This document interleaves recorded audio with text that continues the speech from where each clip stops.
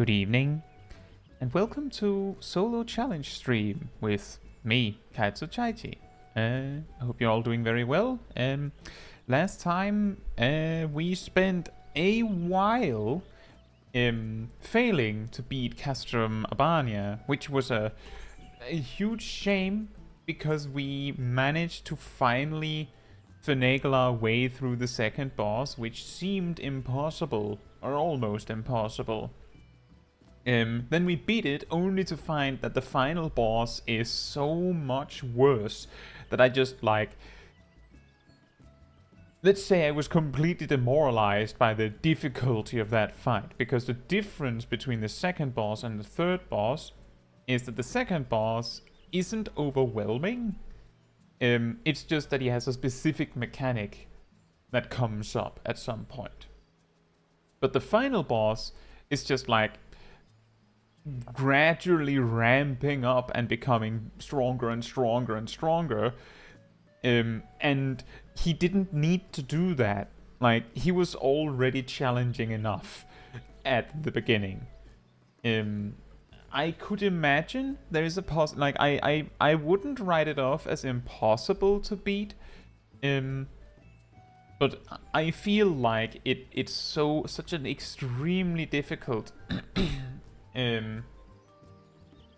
extremely difficult fight to beat solo synced with a normal job that I feel like there has to, if someone does beat it, I'm guessing Wrath Games might someday when he reaches that point, if he reaches that point, there's going to be some cool trick to it, and I don't know what it is. I feel like I'm already challenged enough just by trying to hold on before the fight takes off. We almost had an idea when we timed out last time. We noticed that technically one of the ads, which just makes Inferno, as he is named, power up faster, it doesn't change that much because most of the things that he powers up to get is completely irrelevant. The thing that is a problem is his tank buster. That's it. Everything else irrelevant. It's just his tank buster that is too strong. And thank you for the gifted membership, Amokius, and congratulations, Matthew. Now you have round 2 of membership. But thank you so much, Amokius. And also, maybe time to actually read the chat. Hey Zach, and thank you so much.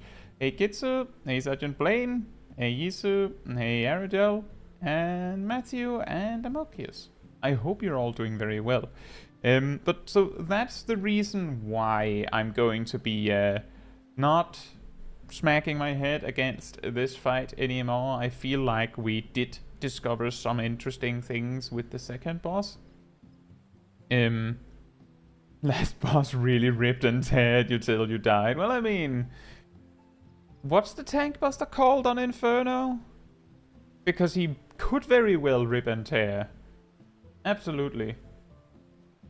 Yeah, thank you so much, Amokius. Thank you for that.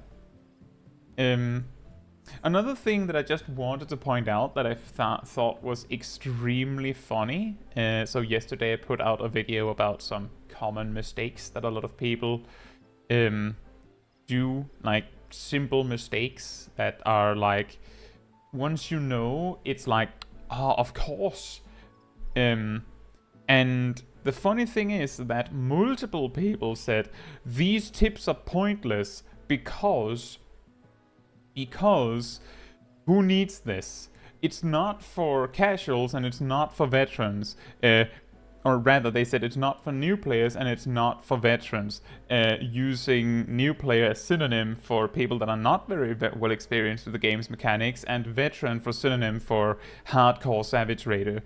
The interesting thing is that those kinds of videos that give those kinds of guidance are for anyone who's interested, and they're worded in the way that they are to try and tease the people that would otherwise miss these kinds of tips entirely to learning them. If I make a video about gap closers, then the person who's using the gap closer incorrectly will go, well, I know what a gap closer is, and not click on it. So instead, I say, here's some mistakes, maybe you'd want to learn more. They click on it, oh, now you learned it. So like, that's the reason for the naming of the video. But I just want to point out that when I started Savage raiding in a team back in Shadowbringers, I had to teach the Dragoon in my raid team not to do the specific thing that I mentioned as an example in the video.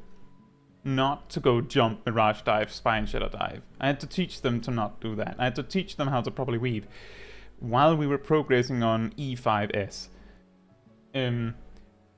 Yesterday morning, when I was recording for a video, I had a summoner in my group who preemptively cast Searing Light as we were about to pull the boss.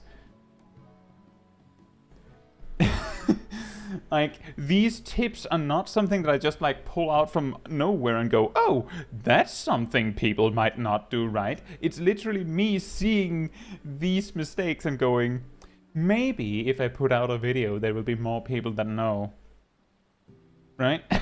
Like, that's it. Like, I don't, like, make up these things. I also thought it was really funny that someone said, no one needs a video like this. All of the tips are on the balance already.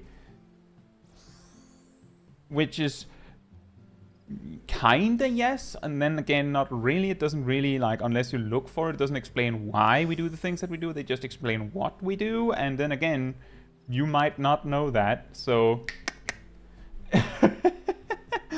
Yeah, so I just wanted to point out that I thought it was really funny. I thought it was really funny that people, like, again, like, it's just about, like, adding an additional opportunity for people to learn these things, right? That was the intent. I don't think I need to defend this video for all of you. I just thought it was something that I thought was funny and I wanted to share it with you all, and I hope you also think it's funny so you can laugh with me. Right?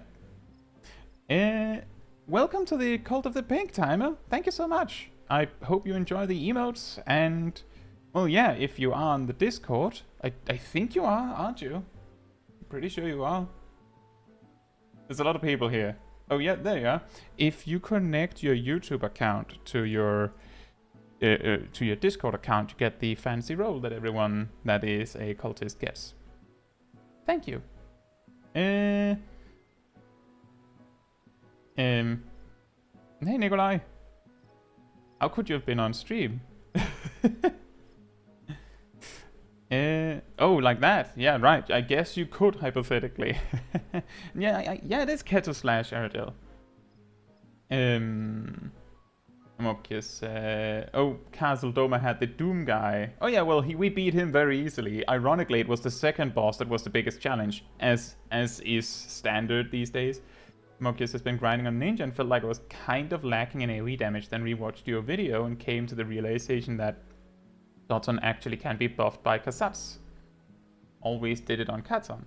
Yeah, exactly. It's an easy thing to miss. It's also dangerous to spend your Doton on, spend your Katon on Doton if you can't trust the tank to stay. But I mean, it does increase your damage until you like get Gokamekyaku, the bigger fireball.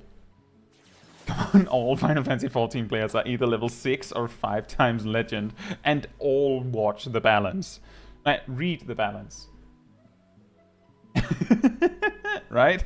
That's how it works. Either you are a completely new player and you don't know how to do anything and you don't care also, or you're a super mega sweaty, mega try-hard nerd who has only 100 passes across the board. Somehow everyone has them simultaneously. Hey Sniled, thank you so much, and I hope you enjoy. Okay, the Magi says, I already knew all of the mistakes in the video, but actually seeing the explanation for why their mistakes was enlightening, especially the Dancer-related parts. I'm glad to hear that. The specific reason why Dancer got a lot of specific examples in that is not because I'm like hating on Dancer specifically, it's just, it's a really, really good example, and it's also an example that I've seen many times And it's somewhat hard to explain in text or in the moment.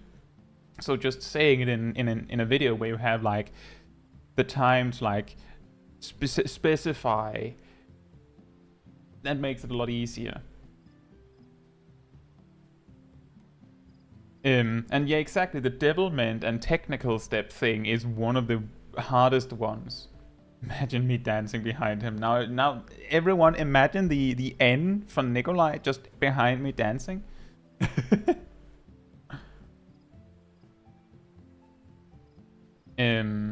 Okay, says I still see a lot of tanks pulling a boss with a gap closer. Don't really understand when we have ranged taunts to do that instead, which also creates extra enmity too. That is also true, but fun fact, a lot of people still think that provoke does not generate any enmity. It just sets you on top. Because there was a time when that was the case. Some time before Shadowbringers, I suppose, because in Shadowbringers it did 2000 enmity, potency of enmity, and nowadays I think it's over 4000, and it does stack with your tank stance, so 40,000 enmity, or 40,000 potency of enmity. It's very, very big. Yeah, the thing is, pulling with a gap closer is like, it depends. Like in a raid encounter, usually just doing a ranged attack or even just running up to the boss and provoking them, the benefit there is that you let everyone else know your intent by starting to run. You save a second and everyone else don't feel like they got snuck up on by you pulling. In a dungeon, you're all already running towards the boss, so hardly anyone will be surprised if you just dash right at the boss. And it's also about minimizing the time you spend running, right? So there's a lot of nuance to this. But there is a big difference between pulling with a gap closer just because you think that's the right thing to do, and pulling with a gap closer because you know why you do it. This is also something that a lot of people brought up in the comments, that, well, the thing with using defensive cooldowns early, that's not always wrong. You see, in this Savage boss fight, or in this ultimate, or in this extreme, you use this defensive cooldown early because then it's ready next time you need it in time, rather than being too late. And similarly, they go, well, if you're tank swapping after the tank buster, there's no point in using it late, and things like that. So there's, as I said, it's not that those mistakes are always mistakes. It's more so that in most situations, they're considered mistakes. So if you don't know why you're doing it, then it's probably a mistake. If you know why you're choosing to do this thing, then it is not a mistake, right?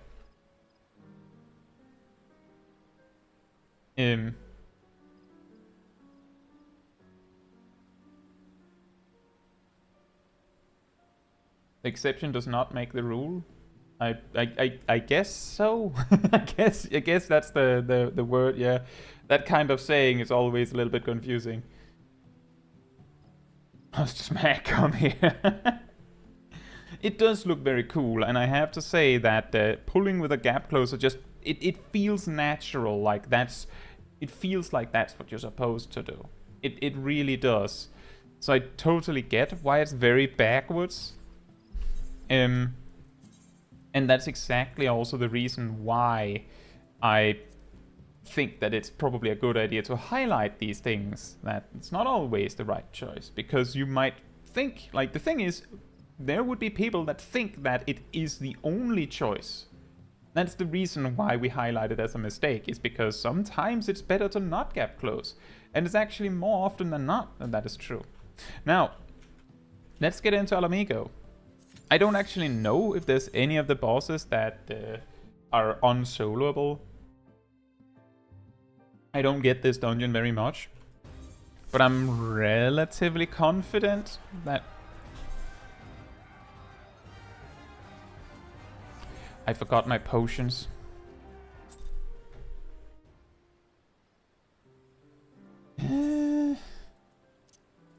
My potions... I don't need all of them, it's just a habit to bring all of them out, so that now I know where they are. I also need to buy more potions, I think. How much HP did I have?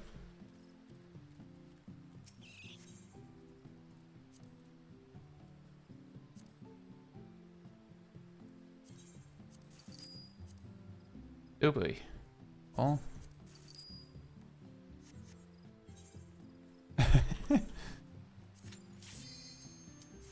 Yeah, it is big pull time. Have you the power to transcend?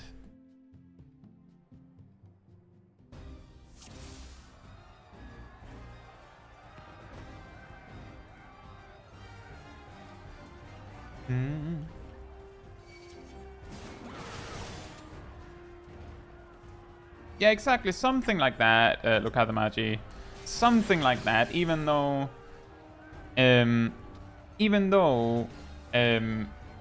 unmeant spending a blood weapon charge wouldn't be like a problem. Like it wouldn't really be an issue. It's just that I think it's more about the fact that Dark Knight really needs to get that Living Shadow out on time.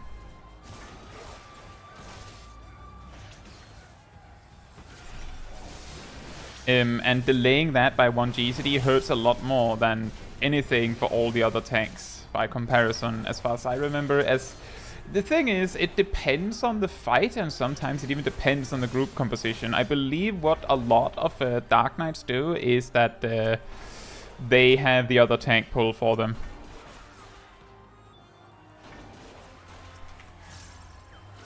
It's way easier to just do that.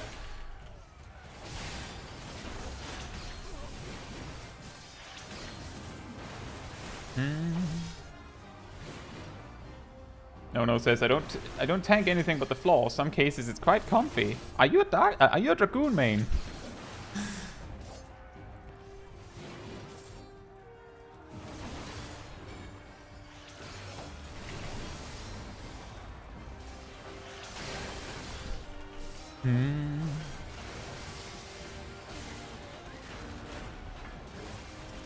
And for anyone wondering, couldn't you just have done this in multiple pulls and it would have been easier and you would maybe even faster?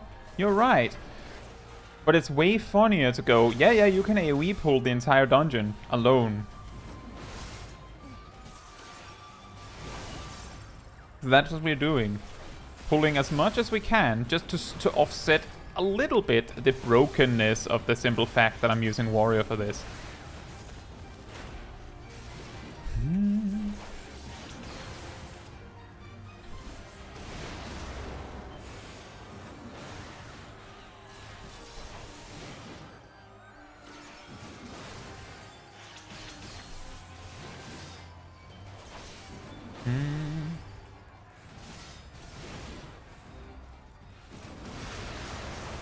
Oh, they have sudden tank busters with no warning. That explains. I was wondering why they did so much damage.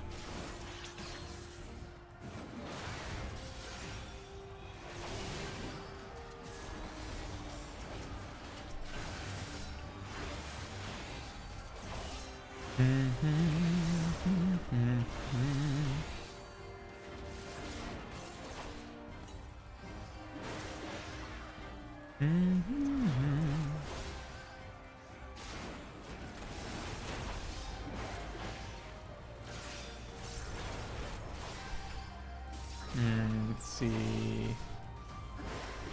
Yeah, the Magi says, accepted on P9S proc since he kept stealing aggro off our usual main tank. Well, the thing is, if you have that problem, that one of your tanks keeps over-aggroing the other tank, that's it's very simple to solve. The off tank has to look at their tank stance and consider whether they need it.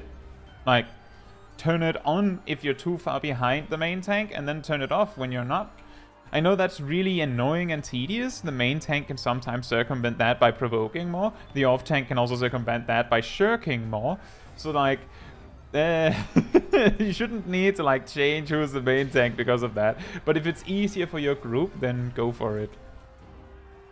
Yesu is a Dark Knight main, if I remember correctly, so I'll take your word for it on that.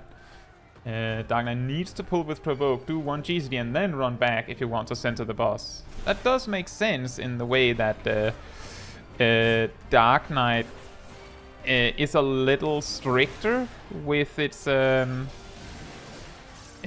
opening burst, you could say. Most, like for the other tanks, even if you have like a 20-second buff window where you do more damage for Paladin and Gunbreaker, for instance, that is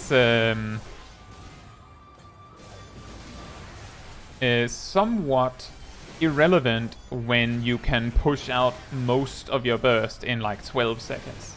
Whereas Dark Knight's Living Shadow does most of its damage like as like a linear damage curve, you could say, almost, if I remember correctly. Like most of the damage it does is just constant.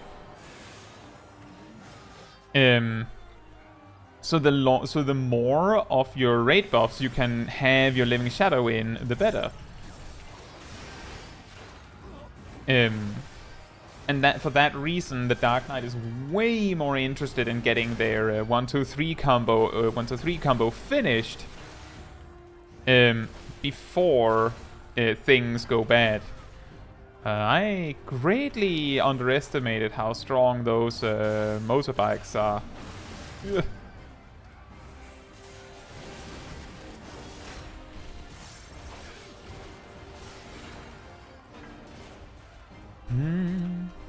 For some reason, the motorbike monsters there always have a tank buster.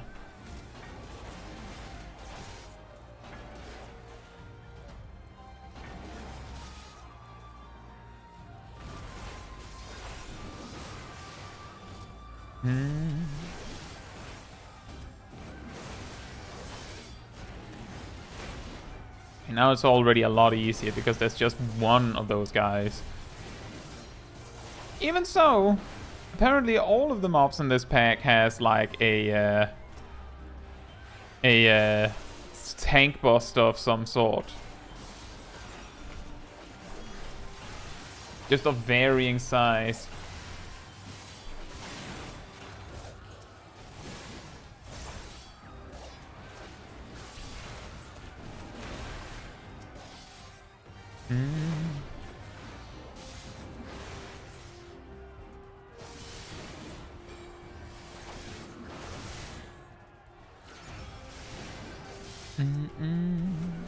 Or is it not all of them? Maybe it's just a Centurion.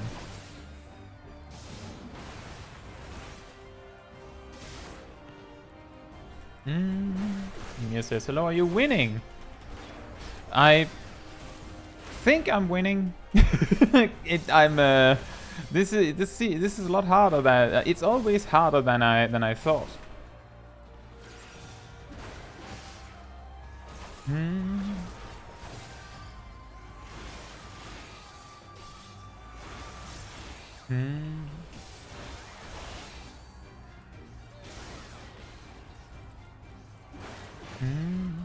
And Zach, you got your warriors level 90. That's great. And the important thing is that you're enjoying it. Sorry, Mia. I think I was like running into that pull, or maybe I was just like a little bit ago, and then I repeatedly thought, now's the chance for me to read some comments, and then the pack was difficult again. Not trying to ignore anyone. It's never intentional.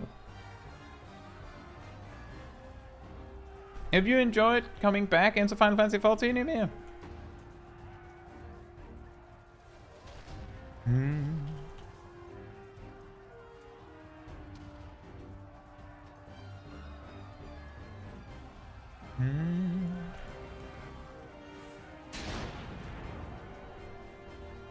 Yeah, Mokius, if it's in casual content, I think the best you can do there is either, like, if the other tank is capable of tanking correctly, right? Like, if they're not making any mistakes, you could just let them tank if they do more enmity.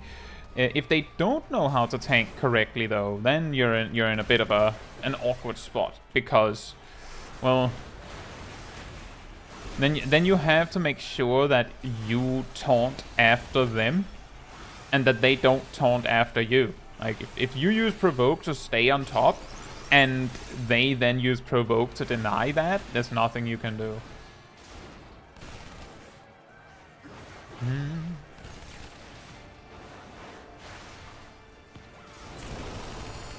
Oh, nice!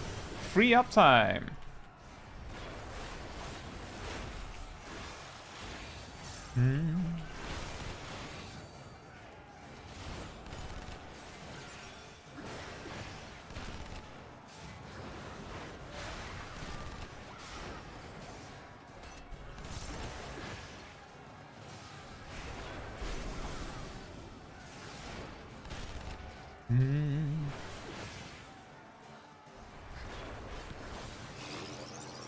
Zach says, do you have a video on crafting and gathering?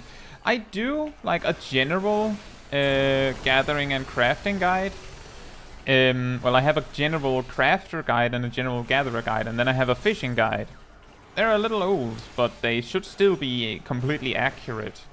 They don't really go into, like, you know, stuff like macros or something like that, and mainly focus on teaching you how things work so that you have a better chance of understanding, like, and making your own macros or your own, like, crafting sequences and stuff like that. I believe the gathering one includes, like, advice on the collectible gathering stuff. I can't really send a link right now on account of me being in the middle of a fight, but I'm pretty sure if you look up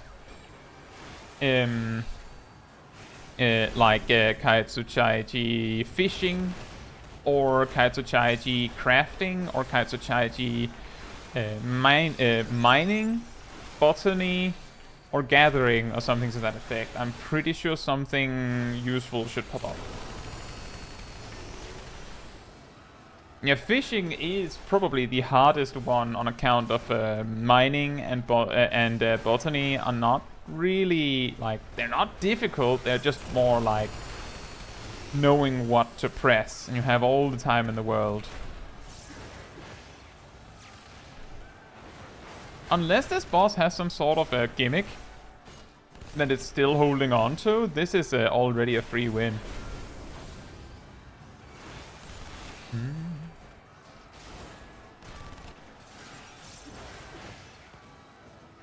The star besides the item is throwing me off. Which star do you mean?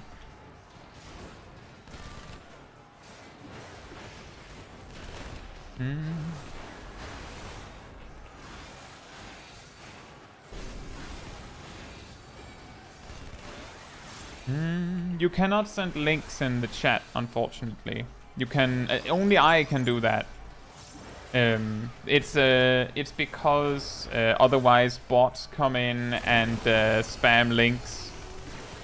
Unfortunately, sorry, Siren. I'm sure that was what you were trying to do. Zach, are you in the Discord? Because in that case, people can absolutely send links there. I'm pretty sure. Are you not in the Discord?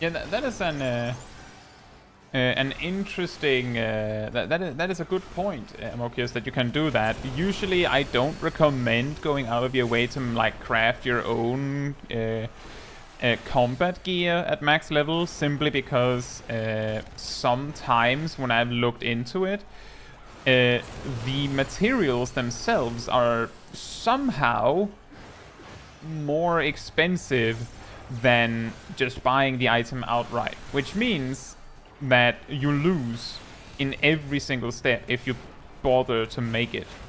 I don't know how that works. I'm guessing it's because, you know, the crafters can buy the materials on whichever server has it cheapest, or they just don't realize.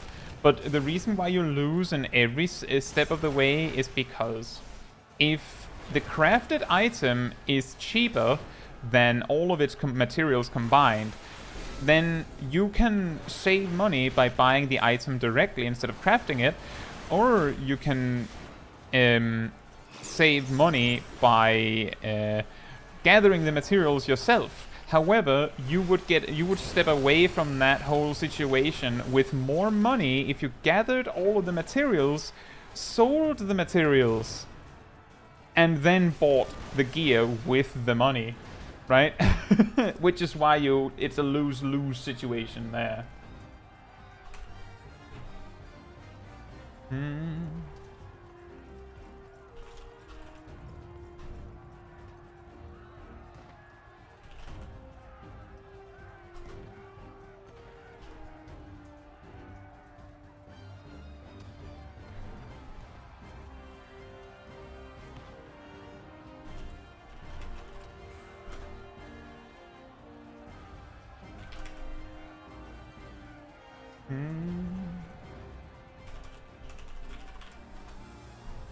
And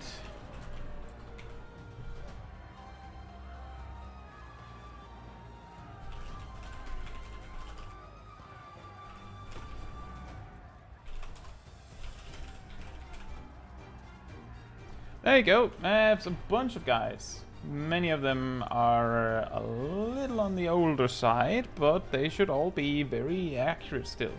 And that is also a good point, Amokius. I'm glad to hear you're enjoying coming back, Emir. It always sucks to get a forced break like that. Now, I don't think I can do this pull, but I'm going to do it. I'm going to attempt it.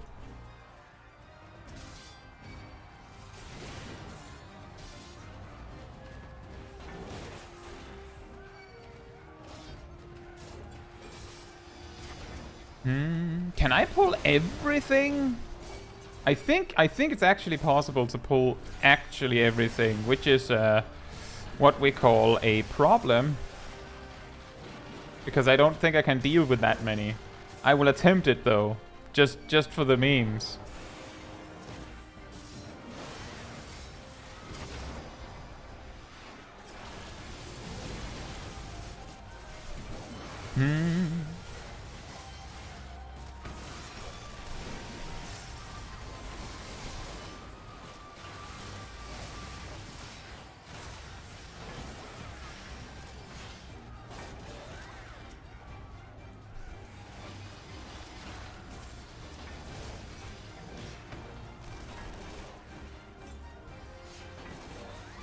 I don't know. I don't even know what would be the highest priority target to focus in this mass of mobs.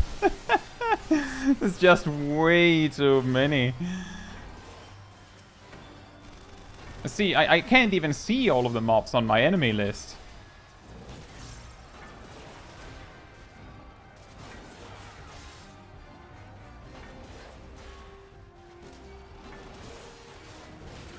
Oh. I almost was going to get back up. Sergeant Blaine says, "What is that green potion?" That is a hyper potion. They drop in Eureka Authors. And they're the best potions right now for healing.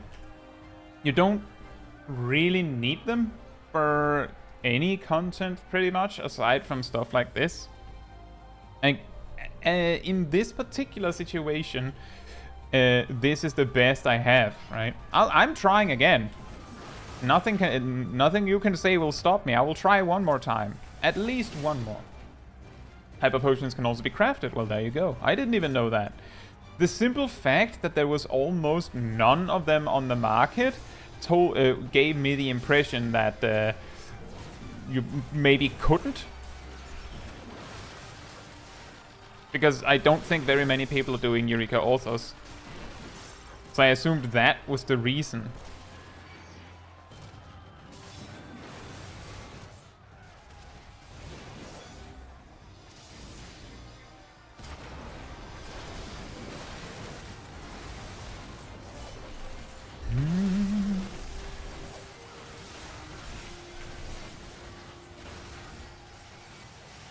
But I healed. Oh, Decimate was slow. I should have considered that. With plenty of time, I'll go again.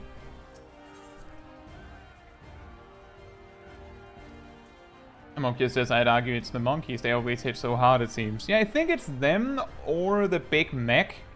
The reason why I'm not entirely sure on that is because the Pogsnacks, the small doggos, in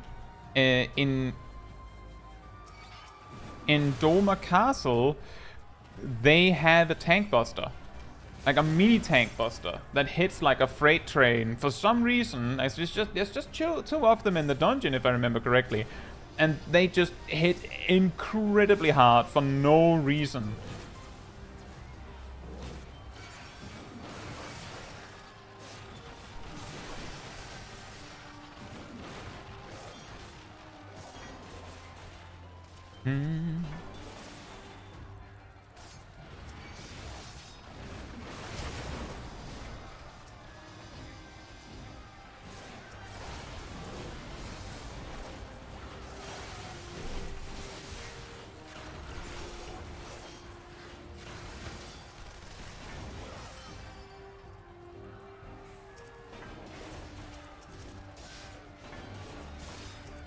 I'm having a very hard time targeting very many things because there's so many Pogsnacks.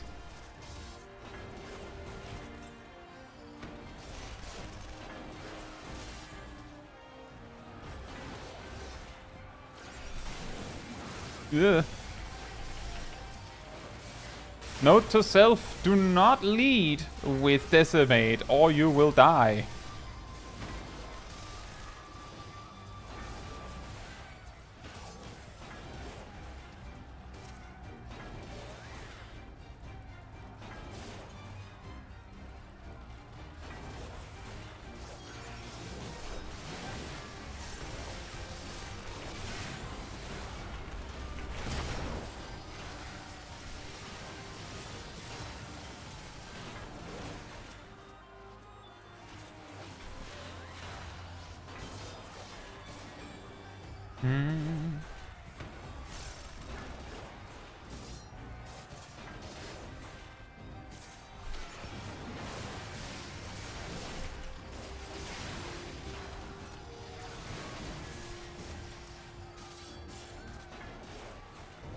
Okay, one mob down.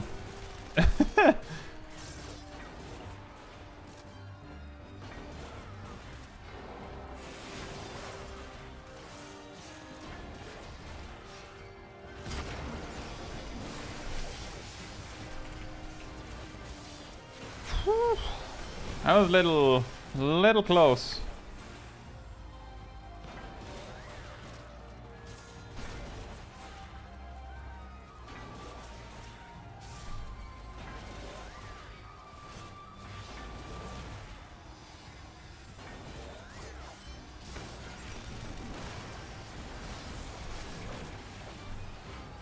I have a feeling most of this pull is just going to stay incredibly hard because the mobs that are still alive are those that hit really hard.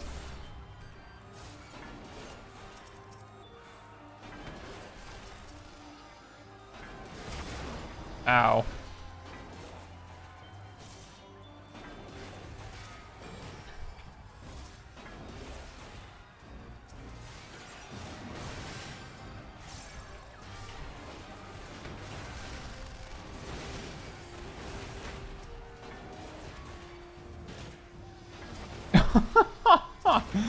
Okay, so the monkey has a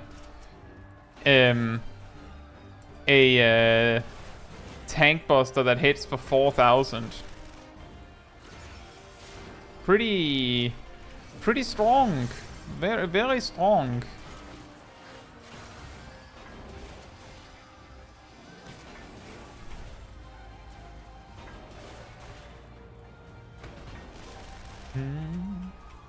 Yeah, the reason why I don't think a lot of people actually use the hyper potions is because the main, like, in lower level content, the potions you have access to are actually way better because they have extremely low cooldowns in comparison, and by comparison to what kind of like potions you have access to, or what kind of spells and cooldowns people have access to, bringing an appropriate potion to like Sastasha, for example, as a tank is equivalent to bringing to just handing your healer like just giving your healer Tetragrammaton on a 20-second cooldown almost. Like 22 seconds on high potion. If you do that on cooldown, it's like your healer's just using Tetragrammaton on you every 20 seconds. And White Mage doesn't even have that spell at that level. So some healers that don't have anything in that level range suddenly become way easier to play if your tank is playing it with these kinds of tools.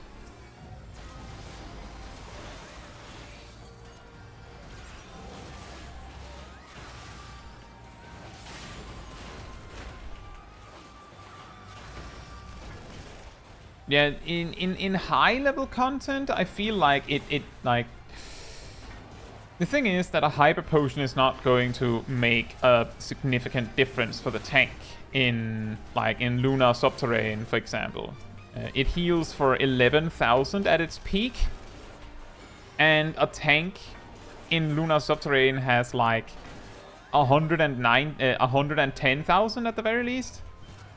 So you heal for 10% of your HP. Like, I mean, sure, it might make the difference, but I think most tanks have better things they could do instead.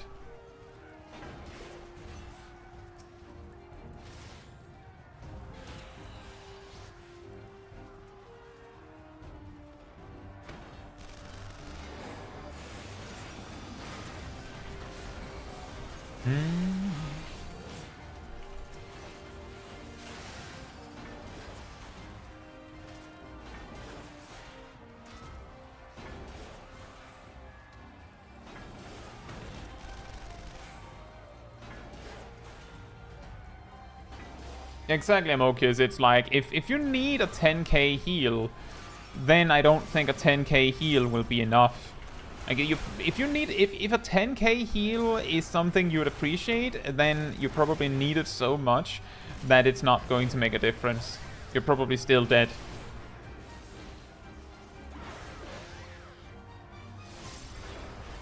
Half an equilibrium. It's not even half an equilibrium. I'm pretty sure. You remember, equilibrium also heals over time at the max level, so it's closer to a quarter of an equilibrium, and that ignores the part where equilibrium can crit.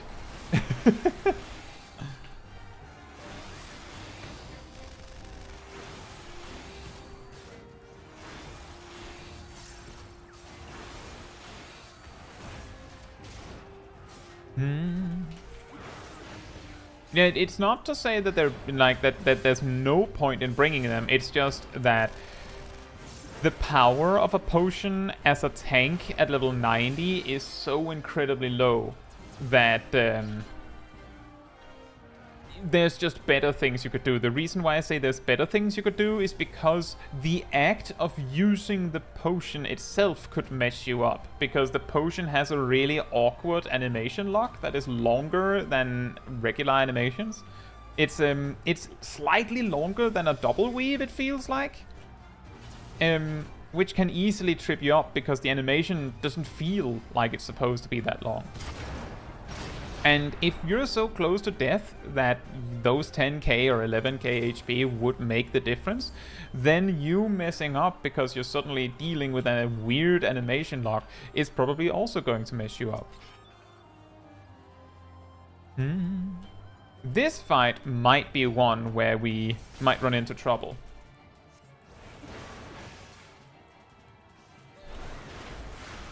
Does Thrill of Battle increase the HP received from potions? Not in the way that you think. Potions heal for a percentage of your HP with an upper limit. I'm 99% sure that that means that they will, like, the fact that Thrill of Battle increases your max HP will make them heal for more. But I'm pretty sure that a Hyper Potion will still only heal for 11,000. Pretty sure. We can test after this dungeon if you like. The reason why we can't test now is because I don't have the trait that makes Thrill of Battle increase healing received yet. But Thrill of Battle would make your potions heal for more if you don't already receive the maximum amount. That's for certain.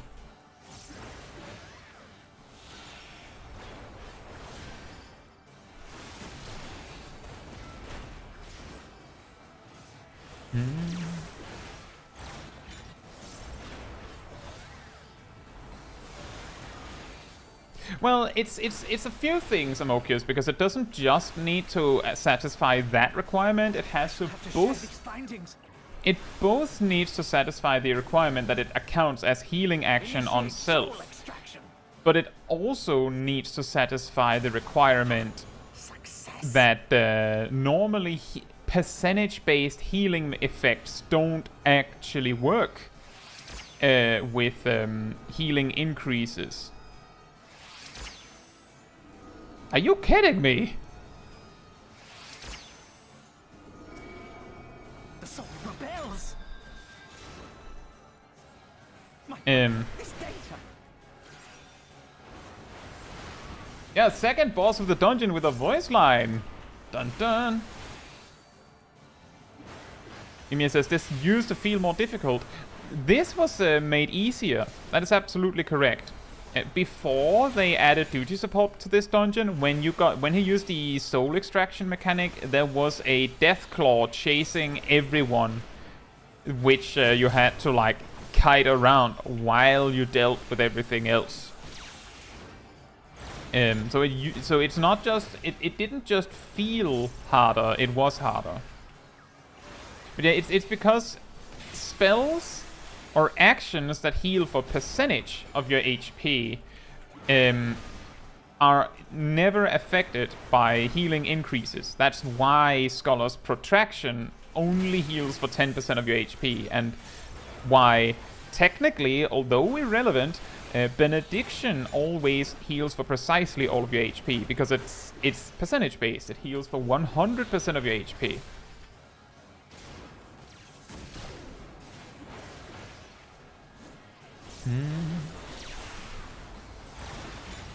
I've been holding on to my cooldowns. I've explained this previously, but when I'm holding on to my defensive cooldowns in a boss fight, it's generally because I'm like, well, I don't need anything so far, so I can get by with less, so that I'm ready in case the boss goes and like pulls out some gimmick out of nowhere that I have nothing against. Like, just, well, if I keep a defensive cooldown, then I might be able to respond. So I try to just use as little as I can.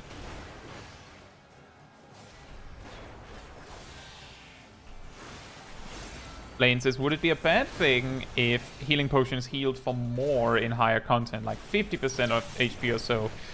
In a vacuum? No, not really. The primary problem with hyper potions right now is that their peak healing capacity is too low. Like, it is fine at 25%. The problem is that it's capped at 11,000. That's the actual problem that we're dealing with.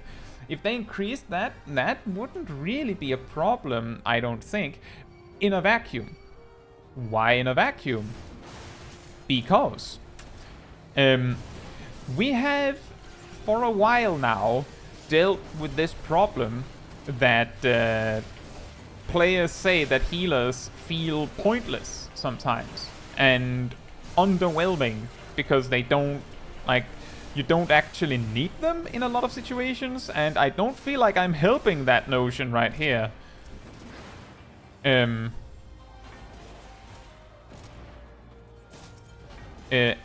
making heals from potions even better than that would just mean that tanks have even more tools to work with, which would then mean that healers have even less they can actually contribute with, because oh, the tanks have got that healing covered as well. So I don't think that that the potions as they are now are overtuned. Let's say that, but I don't think we need stronger potions.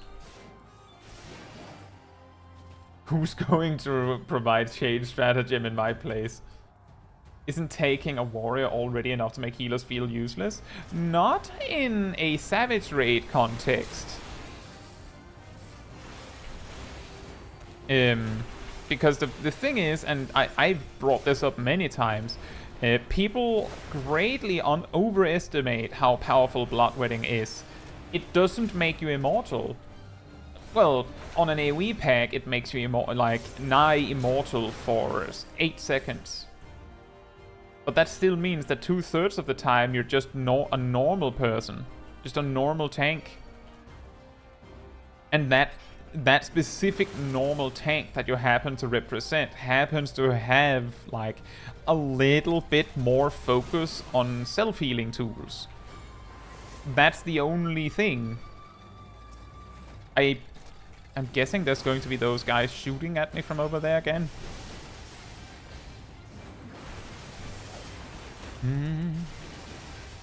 But yeah, that is that's how I feel about it. That I wouldn't mind if potions were better. I feel like it's kind of a shame that they make potions feel like next to pointless at higher level because they heal for so little, at least on the jobs that would actually care about it, right? Like a DPS would care significantly less about a potion than a tank would any day of the week. But the potions are specifically nerfed in such a way where they are extra bad for tanks. Specifically, tanks would have the HP amounts to make a potion feel bad.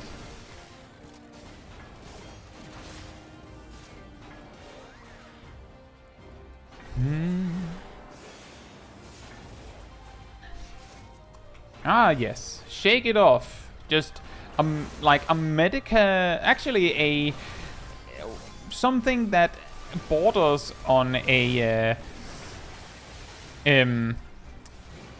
neutral sect boosted aspect at Helios. Yeah, warrior just has that as a cooldown, just randomly, because reasons.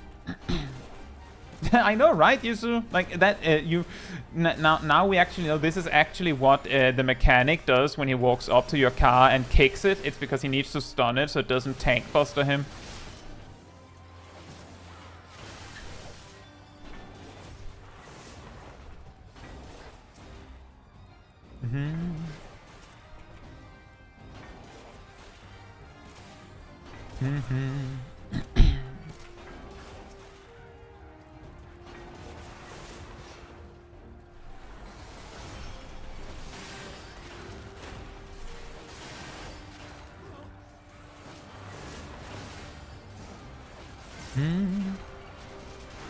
Oh, I can probably bring this guy over to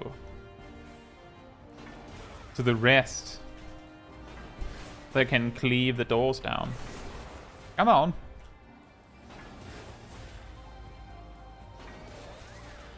Time to fight our bestest friend, the Blade Wielder. I wonder if we can beat him. I do believe he has a DPS check, doesn't he?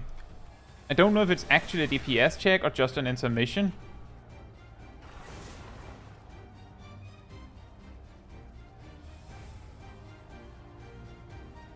Lane says, oh, stronger healer pots would only be used during proc, but once you're going against enrage, you drop healing pots for damage pots.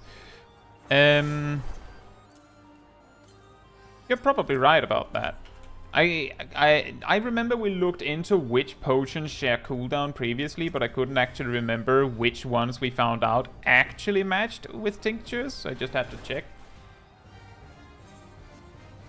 Feeler says, what is that relic? That is the Shadowbringer's relic weapon.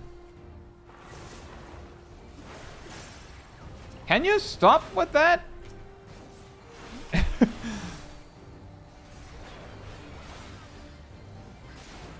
Time to use Circle of Death. Oh, I missed. Better use Circle of Death. Are you aware of how annoying you are? Is that your only move? Is that all you can do?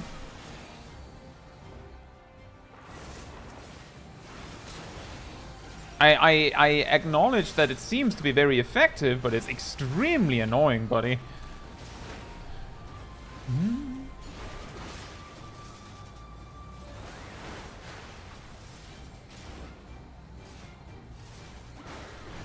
Bruh.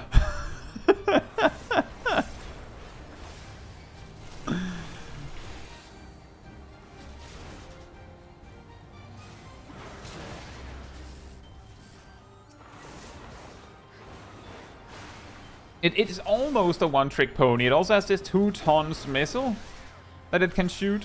This one. And then it can also shoot. But wow!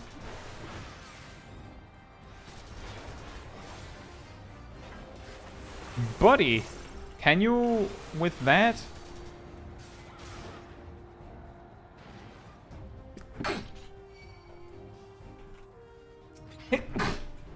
Sorry.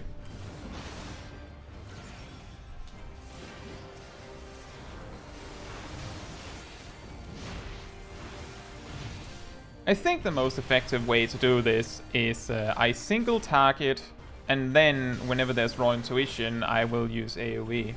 Thank you, Aradel. To heal myself back up. And that also, just as a coincidental side effect, also refreshes my damage buff.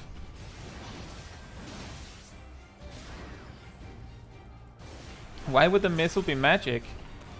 Excellent question. Why is it that Blue Mage's missile attack cuts enemies' health in half? I couldn't possibly explain.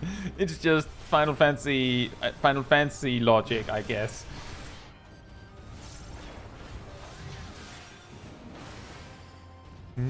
Thank you, Kitsu.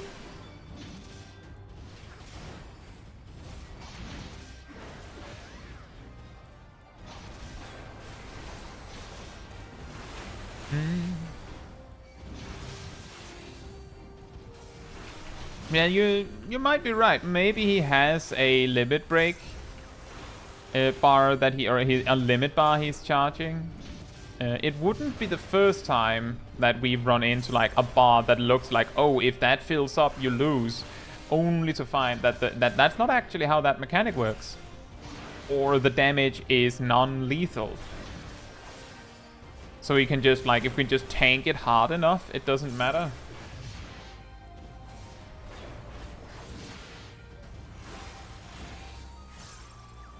But if that's the case, then I still want to see how far we can get.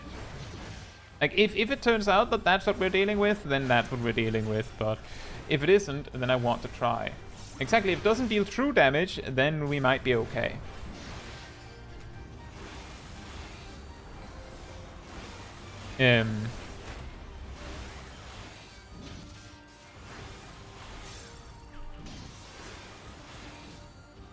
There's a treasure chest over there. I want the loot. Come with me. Walk with me. No, don't run on the spot. Don't do that. That's the opposite of walking with me. It unlocks a secret ending where he yells, "A test of your reflexes!" and hits a dab before your game crashes. What? Final Fantasy XIV, the horror game? He also, as a side effect when he does that, he also like places a file on your desktop that says, "A test of your reflexes," when you try and open it. He also replaces your desktop background with his face in his most insane expression imaginable.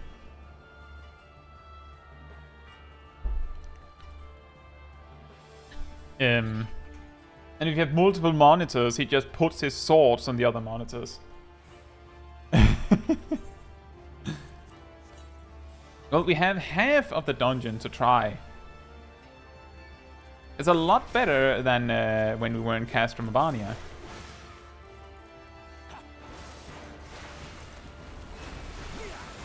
Yeah! Yeah! Yeah! I believe that's... Isn't that a circle AoE? Or is it a knockback? Maybe it's just an AoE.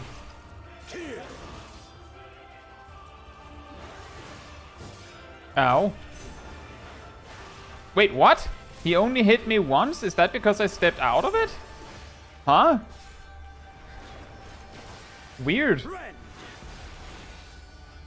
Is that the circle AoE? Yes.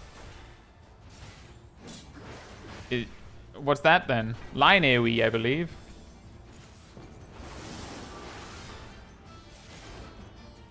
Bro, if you just keep doing that, then I'm winning. Just so you know. It looks like if you just step aside here, it doesn't hit you with the full tank buster. Weird. That's exactly like in Doma Castle, where you can just sidestep the chainsaw. And that was the raid wide, or party wide in this case. And that was the line.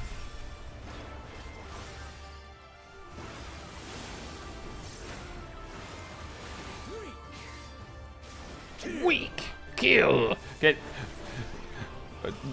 Yes, we have a vocabulary training with Xenos Yay Galvus. Do you know other words, Xenos? Anything else strike your fancy? Ah, yes, rend.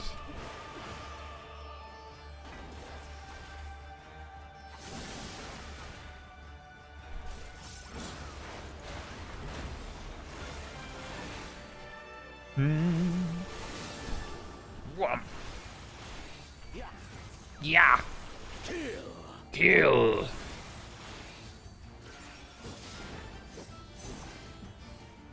I think it's... I didn't know that. It never occurred to me that you could just step behind him for the follow-up swings. I'm pretty sure it's multiple hits. I'm not going to test whether it's 3 hits now, but I'm pretty sure it hits 3 times. Oh, it's a knockback. I've just been immune to knockbacks every time he's used it. Ah, yes, warrior problems, am I right? It is going to last a while, let me put it like that, Xenos.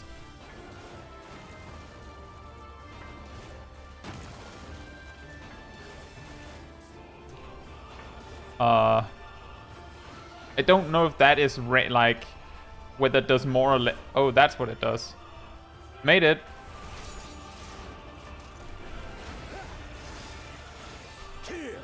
Let this moment last forever. Does a mechanic that takes like, I don't know, like 15 seconds. And yep, that is what a 3-hit combo. And you can apparently dodge it by stepping behind him. What a discovery. Contrativity, that's the one that pushes me back and does damage, right?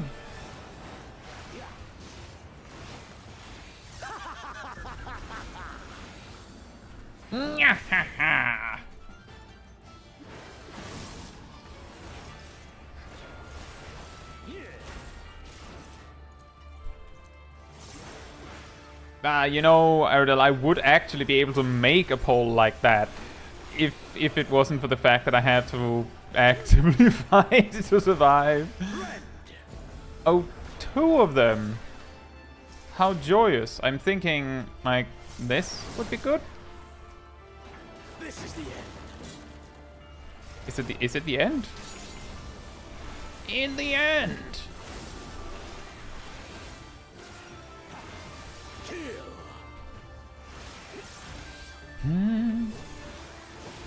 I can make a poll when we kill the when or if we win.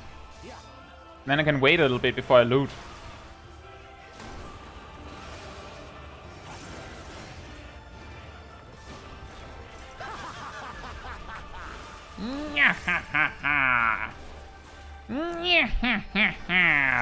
You thought it was Xenos, but it was me, Papyrus. Kill! Rend!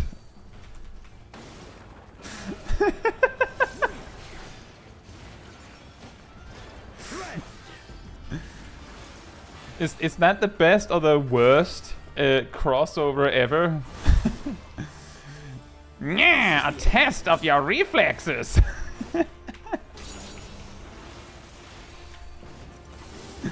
I think there's a mount. I don't have the mount.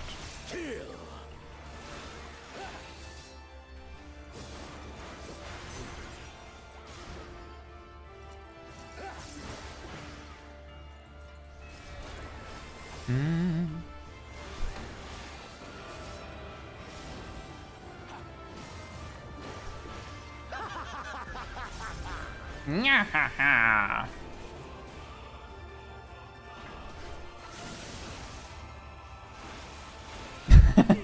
Papyrus literally says, "You can't escape friendship." That's actually true. That is weirdly fitting for Xenos somehow.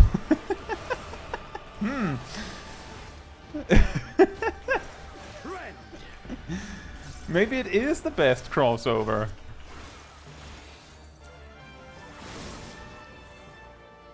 This is the end.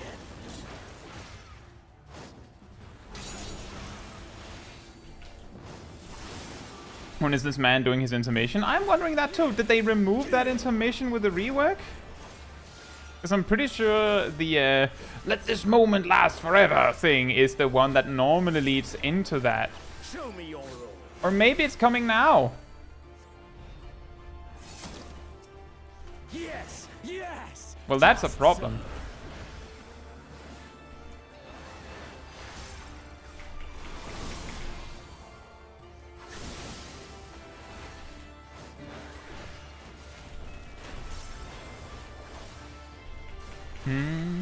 Well, I'm already behind. I need to have this one down before it hits 33. More!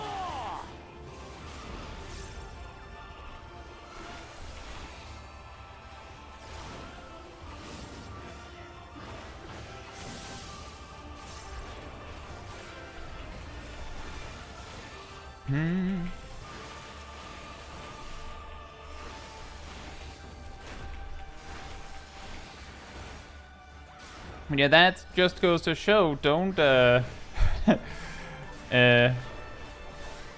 yes. don't Just so. focus too hard on the reward. We don't even know if we're getting it.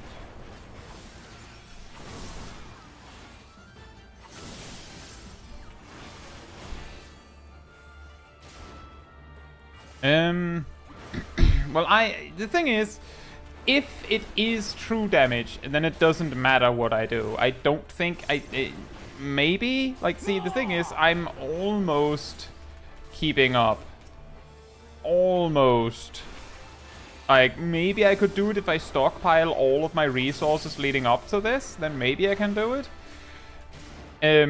But if it's true damage, then I'm dead anyway, even if I use home gang. If it's not true damage, then I would like to know how much damage it is.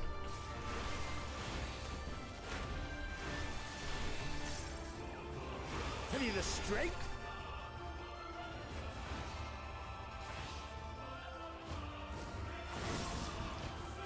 The power to transcend. 31,000. It did look like true damage, which means that I would need to have 31,000 HP to survive it.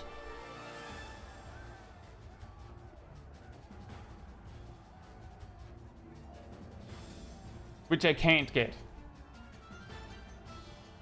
Not possible.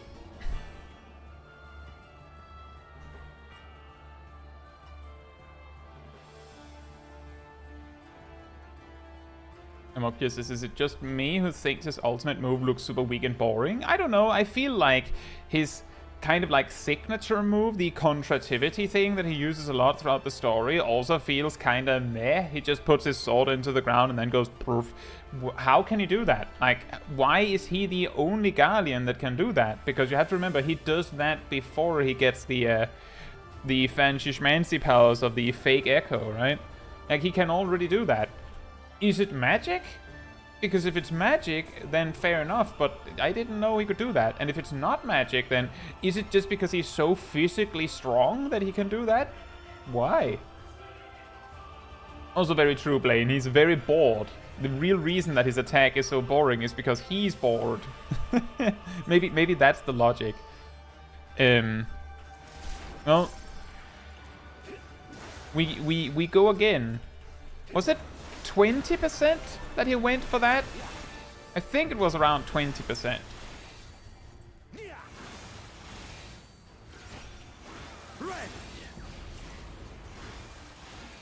Rob says, why does his concentrativity order... Yeah, so exactly, Blaine has it. It's just because they use it to demonstrate power, like power progression. The first time you see it, he just completely decimates you with it. The second time, it seems like he's actually using, like, putting more force into it, because the second time, not only does it, like, decimate you, but it also knocks you back, if I remember correctly. And then when you see it here, well, perhaps he's not putting the full force into it because he's not using it as a finisher. Or it's power progression. But it's still just such a weird attack. I'm guessing the explanation is that it's an attack in his weapon. Like it originates from that sword he's using.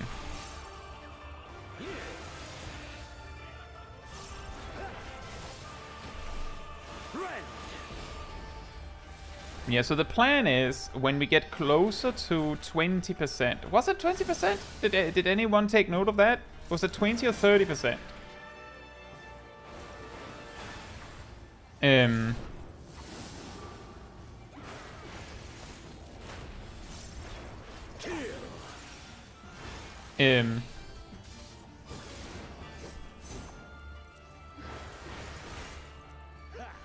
Blaine says, I believe his holster charges the blades with magic. It might also just be a fancy barrel holster. The reason why I'm a little doubtful that it charges his weapons with magic is that the one key thing we know about the Guardians is that they pretty much cannot use magic. Magitech is like ether-charged machinery, I believe. But it could be that his barrel is just like ether-charged to specifically charge them with magic. So I wouldn't like count it out as impossible, at least, that it is exactly as you suggest, that it's actually like he's switching between his swords because they have a really weak battery. So he's like, oh, this one needs to charge a bit, just a moment. Like he has a really, really good charger, but a terrible battery life. Which is just hilarious, by the way. Just the image that that he has these awesome powers, but they're mainly associated with this weak battery life.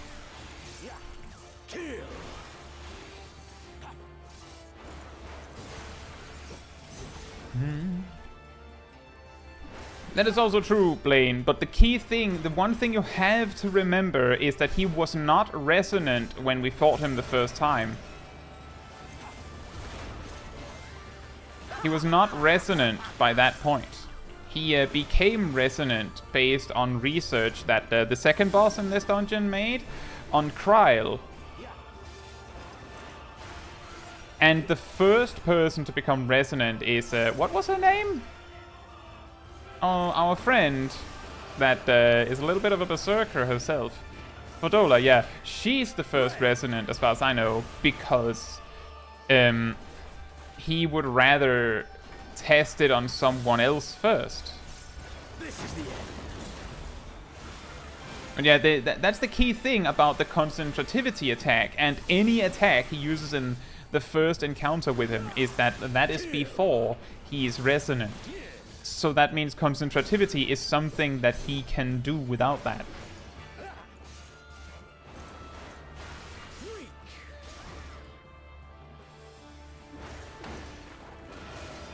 Did he have a third? He had 3 swords all along. That's why his barrel has space for 3 swords. I'm pretty sure. And it just has to be golf club basket.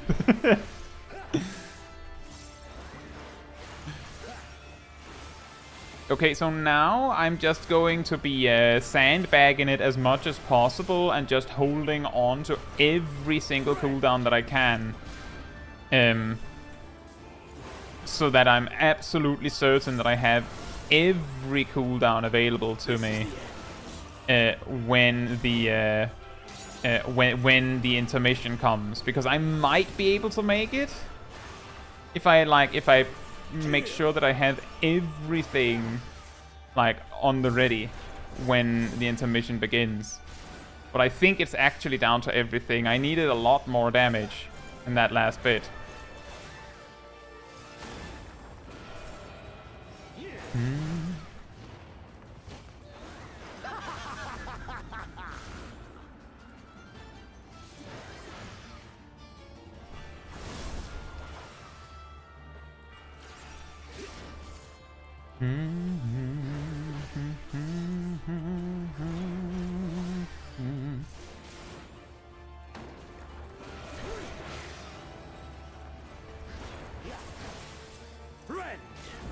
Did you know, Xenos, that you are quite chonky?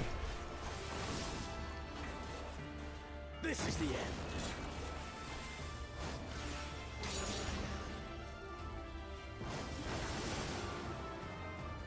Oh, right, Erdal, that is true. That's interesting. Do we know which sword that is? Like, of the swords that he has? Do we know which one it is? Like, you just said what it's called, but as in, which ability is it that does that? Like, which one did he add to his arsenal in that regard? You know what I mean?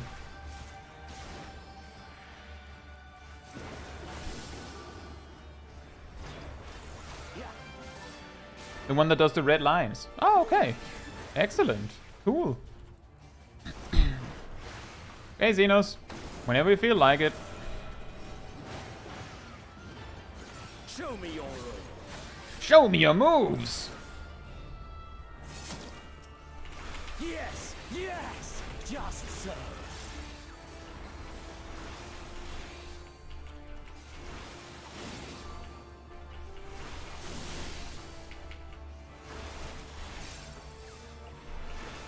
I'm saving an onslaught so that I can dash to the next one if needed. More!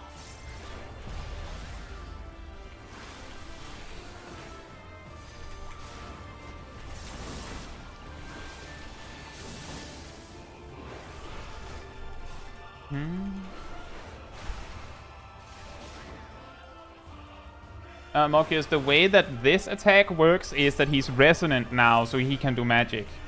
I think that's the explanation, is that like the reason why I'm so focused on he wasn't resonant when he did this particular thing is because the moment that he's resonant, all logic flies out the window. We do not know what it means that he's resonant. Like, we don't know what he can and cannot do, so we'll have to assume that he can do anything.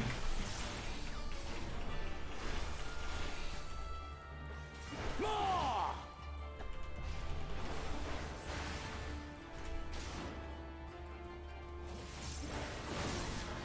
Bruh, that's a damage down. Well, I don't think I could make this anyway. I'm completely out of resources.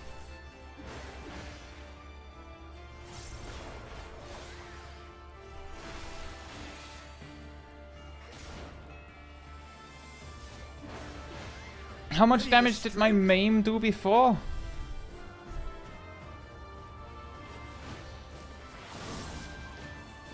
The power to transcend. Yep. Ignores invuln. I'll try again. I'll try one more time. Because I'd like to not have it be, oh, well, you got damage down, that's the reason.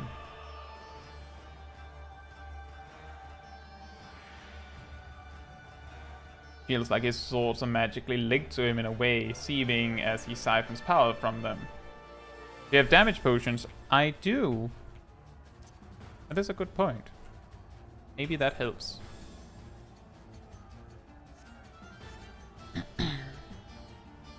The artificial echo is kind of just like the normal echo, isn't it? We don't know. Kind of is the correct answer. The thing that we see Fordola do is... the thing we see Fordola do is basically explaining why the player character can see telegraphs. Because she basically goes Sharingan on you in a cutscene fight. Like, she dodges attacks because she can see them happen just as they're about to happen. And that's basically seeing telegraphs, right? So that's one of the things that having the resonant echo or the artificial echo means that you can do.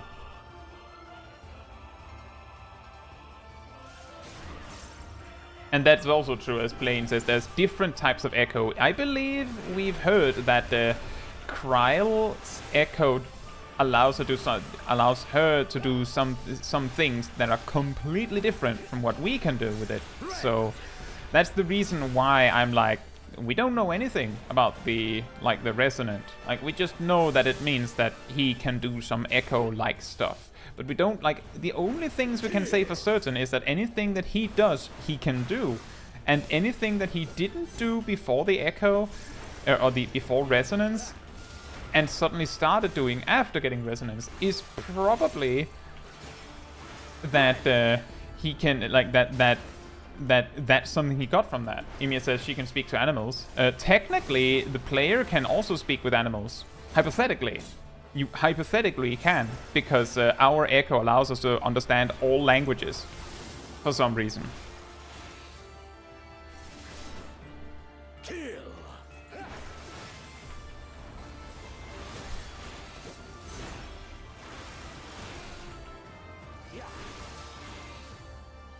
Yeah, the order from Bosha can see the future, that's true.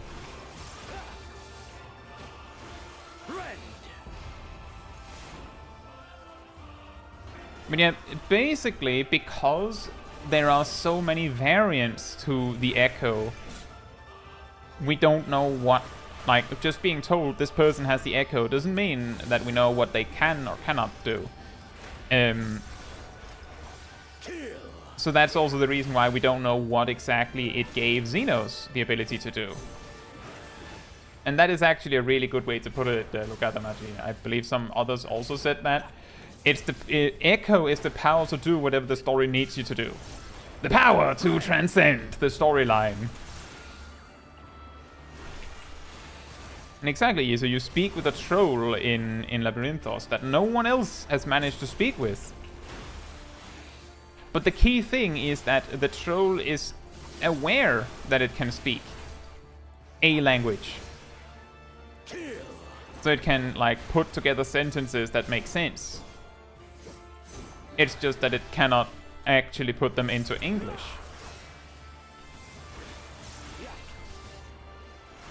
Bone trouser intensifies.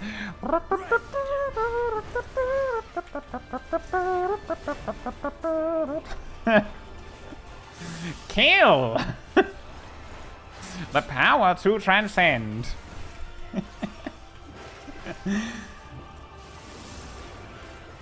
Let this moment last forever. Let this moment last forever. Yeah.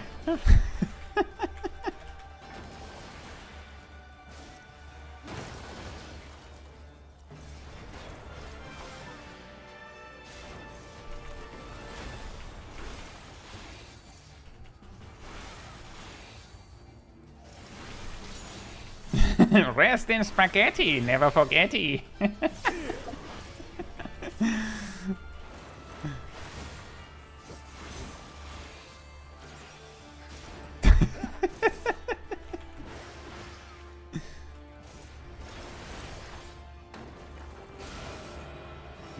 Blaine, that would be the ultimate rock pull, wouldn't it? You go to Dawn Trail, do like a few quests in the MSQ, and then everything resets down to level 1. But like with a star to tell you that it's actually like fancy schmancy level 1, the Dawn Trail version, and then you just level up to 50 again. And now we finally have the answer to what they're going to do with the leveling system.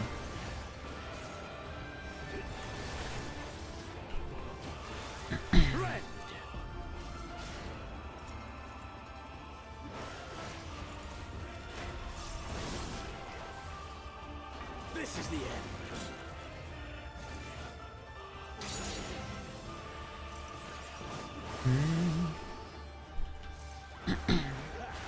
Kill.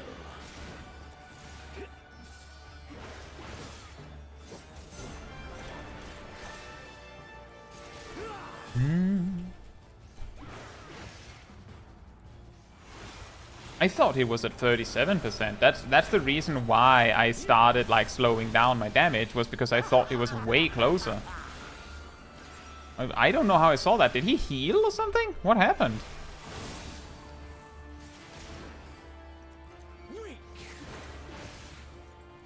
Month. Year.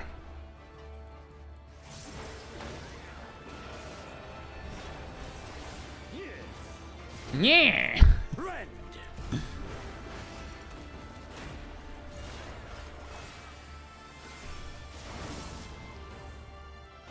This is the end.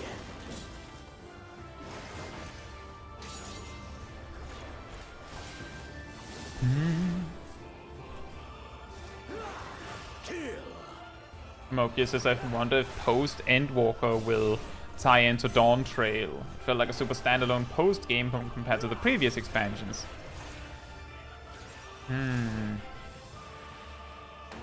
I suppose so.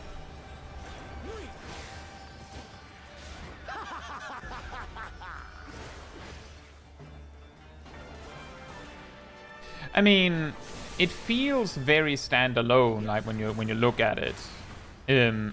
But then again, the whole thing with the Void itself is technically like a storyline that was brought up all the way back in A Realm Reborn. So you could argue, just like so many other things in Endwalker, that it was just like another thing on the checklist where they were like, right, we need to finish up all of our stories so that we can start on something new.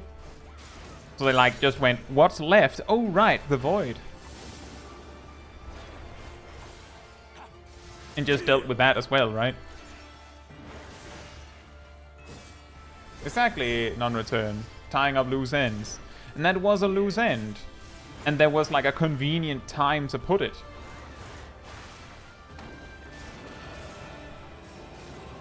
Although I am pretty confident that a lot of players are a little bit disappointed that we didn't get like a full Void storyline, like as an expansion, which I can understand. And that's also true, Matthew. There was also some follow-up on Garlemald, and it was technically a story that finished up some loose ends in Ratzathan when you really think about it. Show me your roll. Show me your moves. Yes, yes, just so.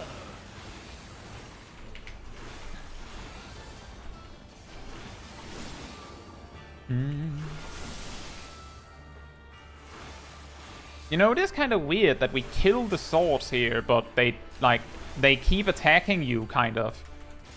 I forgot to use my burst potion. I think there's a second opportunity to use it with inner release.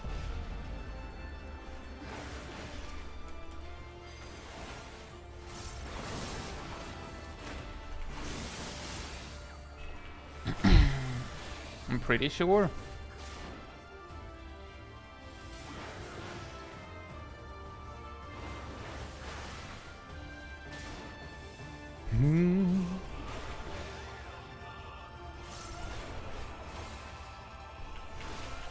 Yes, yes, just so.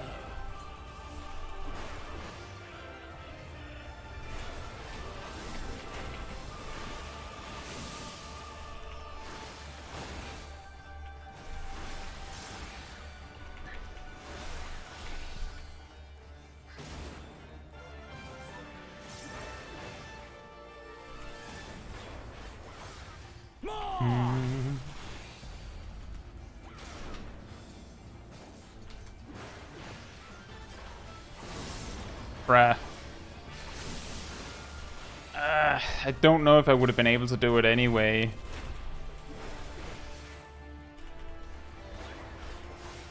I discovered a very sad truth that has escaped me for a while. Have you the strength? Maybe I would have been able to do it. I'm like 1 or 2 attacks away from being able to do it. So maybe if I actually use the tincture and the opener there. The sad truth that I did... 63,000. Oh, so it actually is reduced by defensive cooldowns. It's just that I don't have remotely enough to do anything about it. But the sad reality that I discovered is that Holmgang doesn't actually give you knockback immunity anymore.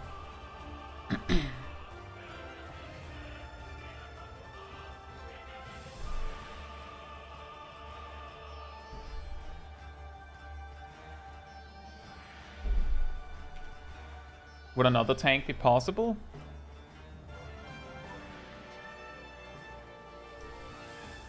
I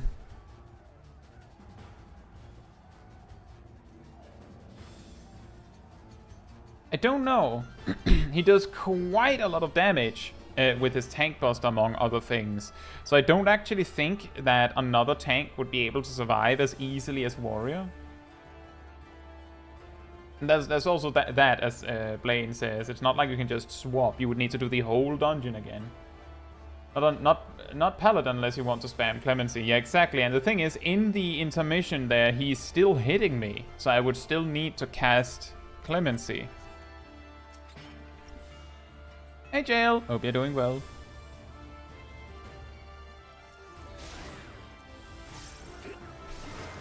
Yeah, this is the last try, so hopefully I will actually remember to use my tincture in the opening bout, instead of using it on in the last bit with the slightly sadder, just inner release.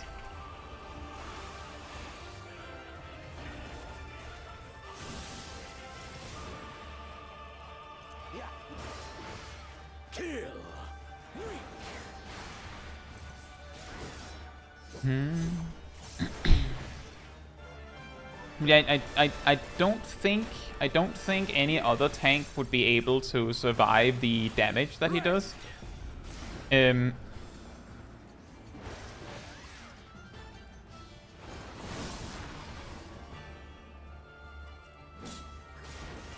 Paladin generates 200 MP every 3 seconds like all other jobs, but can generate 1000 MP every 2 GCDs by spamming just the 1-2 combo instead of a full 1-2-3 combo. Like just spamming Riot Blade essentially. And then you also get an extra 500 from Spirits Within. So you can like supercharge your MP recovery if you really need to. But the thing is, I don't think Paladin is going to do as much damage as Warrior in a burst situation either. Maybe if you're really lucky with crits or something? But I'm pretty sure, like, in terms of damage potential, the ones we would be looking at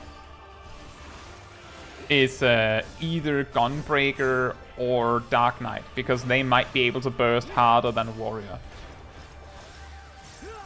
But, I mean, Paladin gets burst at level 70, they just use like 4 Holy Spirits instead of Confiteor on the blades. It's not as powerful, but it's actually not bad. It's just that it isn't so powerful that it becomes like, oh yeah, if you crit with it, then Warrior looks silly next to it.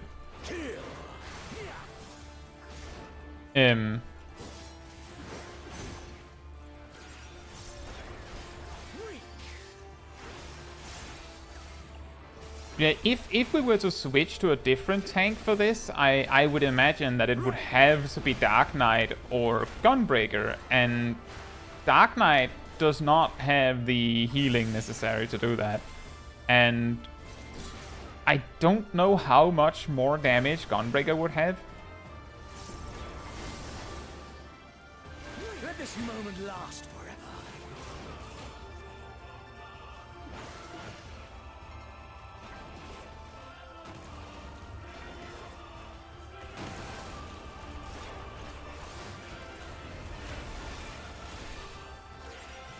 Kill.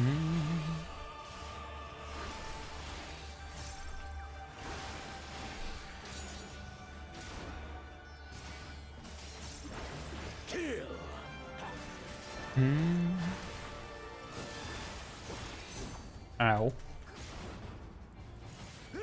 Well, if it turns out that we can't do it, and this is the last attempt, by the way, because time is running out.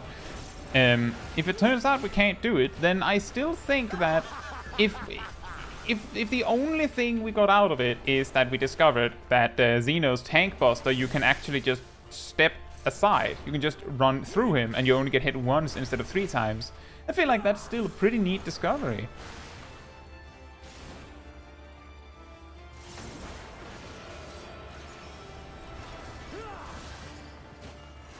We can go with Blue Mage if you want to see it with Blue Mage. You can absolutely do that. This is the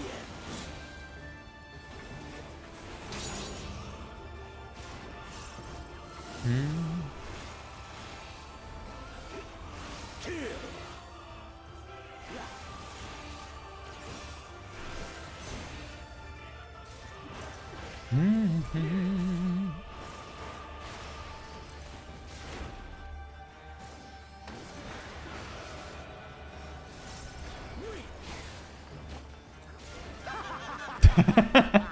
Siren says, Papyrus yelling in my ear has been a wonderful backing track to my AR relic grind, I have to say. Well, I'm glad to hear that. I am too! Rend! Kill!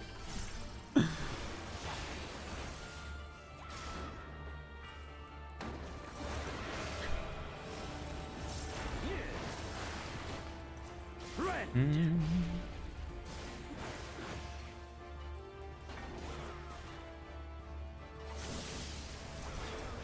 This is the end. You're confusing Papyrus and Skeletor. Not entirely. A lot of people I've actually seen gave Papyrus basically the Skeletor voice. Just slightly more cartoony in a way.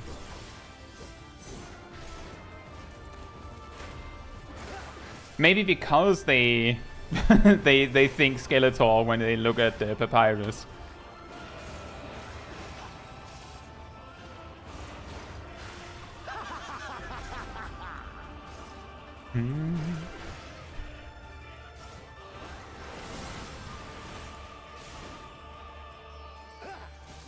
The answer is to use a DPS instead of a tank and somehow not die to the autos and trash pulls. Yeah, basically. Just avoid damage, Lamau. Rend.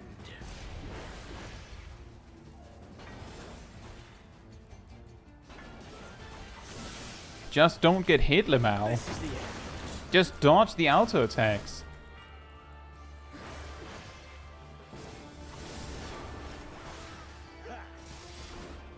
Kill.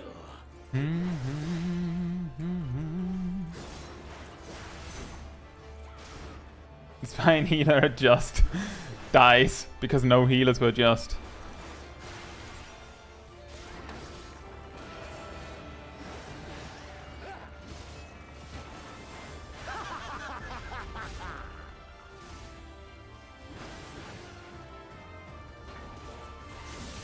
Thank you, Aerodel.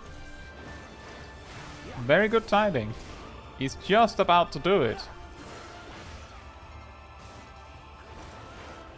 I think he is.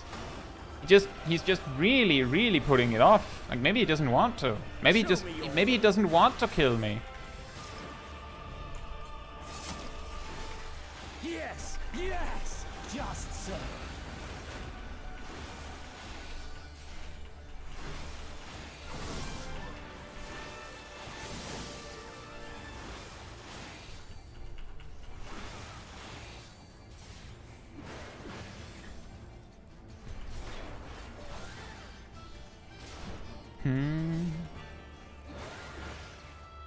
More.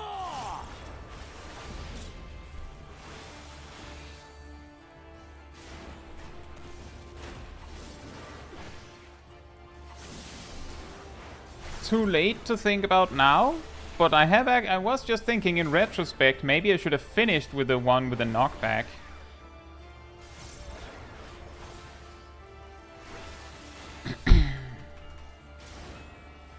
That might have helped. Yes, yes, just so.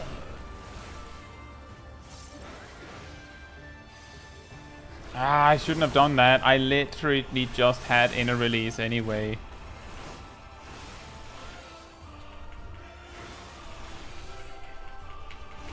Now I don't have a knockback immunity.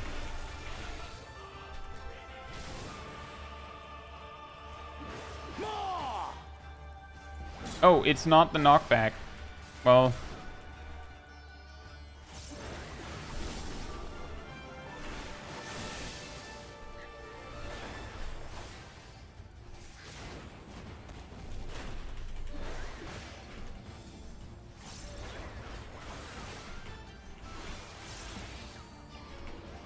Have you the strength? The power to transcend.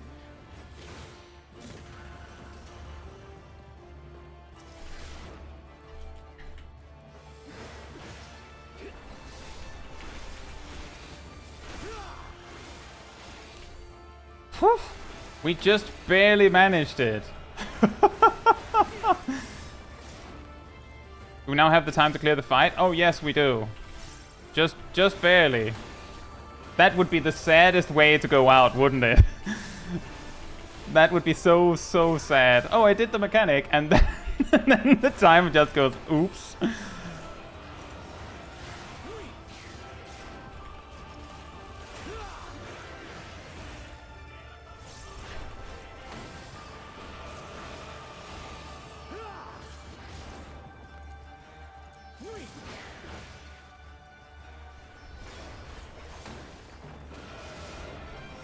He's really spamming that right now.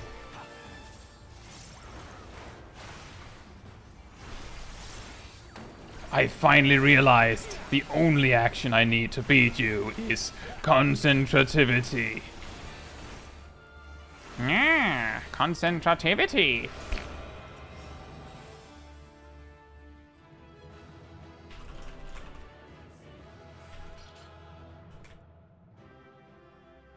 So we have a little, Aradil mentioned before, bets to the mount drop. To the mount drop. I'll give it like a minute. Thank you, Granison. Hello, and thank you everyone else. Apparently you get a refresher of time when you beat the boss.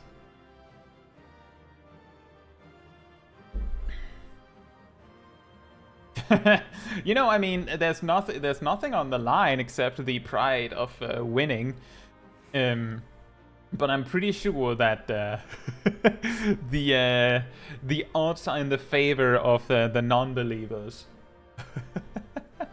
You know, I don't know what I did like, I don't think it was just the tincture that made that difference there. I think I had like lucky crits or something.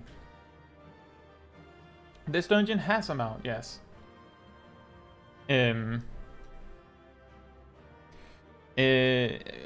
Elfimano, I'm guessing Blaine? Who was it that said they posted it? They posted it on Discord.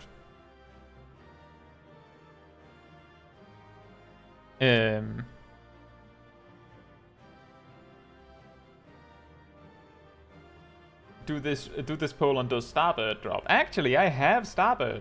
I have that one. Yep, perfect. I wasn't entirely sure if that was you, Blaine. That was why I said, nah. But yeah, Blaine posted it.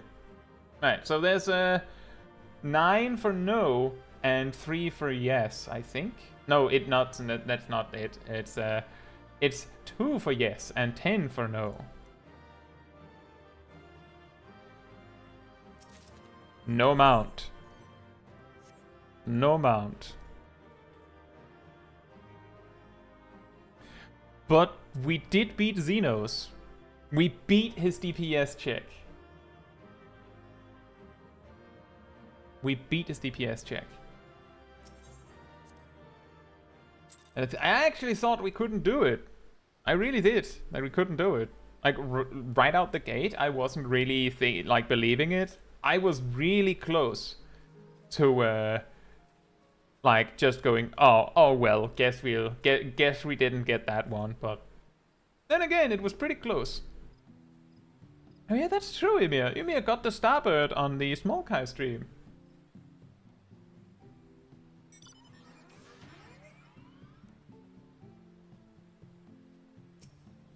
You did, Blaine, and I'm sure it helped. I'm not saying, oh, in retrospect, I didn't need the tincture. I'm just saying that I'm pretty sure that it wasn't just the tincture.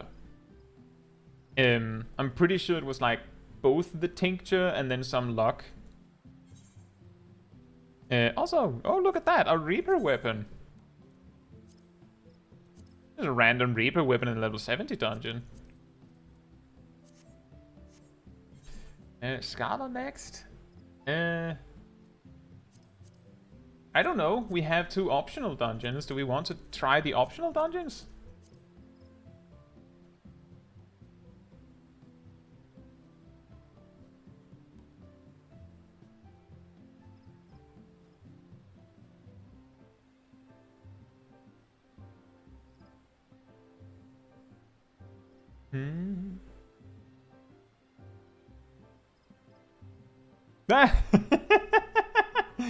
Hey, I'm sure Aradel has really worked for the mount. Don't even worry about it. I mean, it is up to me ultimately, but I'm having fun with this, and it is mainly entertaining. If people are like, I'd actually rather you just get finished with Stormblood, so do Drowned City of Scala because that's the next main quest dungeon, then we can do that.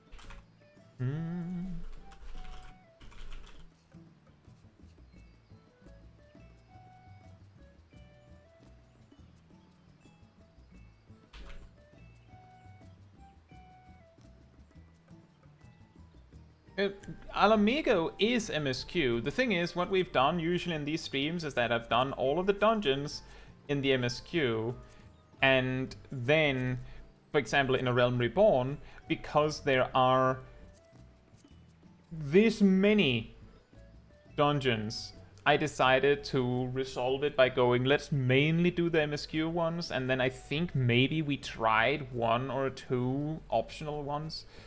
And in Heaven's Ward, we kind of did the same. I believe we did a few.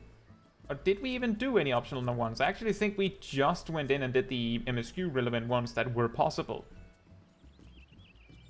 And therefore, I ask, because, like, it's all the same to me. Like, that's the thing. The reason why I don't, like, when I run into a wall, I'm like, maybe we can do it. Maybe we can do it. But it's really, really, really hard. I will lean towards, well, if I don't get it in this one sitting and it's like the final boss, then I'll be like, I don't think it's very entertaining to watch me go through the entire dungeon again for an hour to get like 3 tries. So we just kind of like evaluate, is it even possible? And if it's not, then that's that. Is Royal Menagerie doable solo? Which one is Royal Menagerie?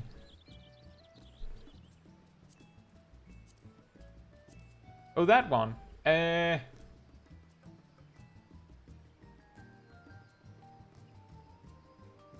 don't know, but I've generally just intentionally avoided the trials because it's a lot of time on a boss only to find that we can't. Blaine says add to a DPS check. That is generally like, that's the thing, is that if a dungeon has a DPS check, then it boils down to, can we do the DPS check? If not, then there's no point.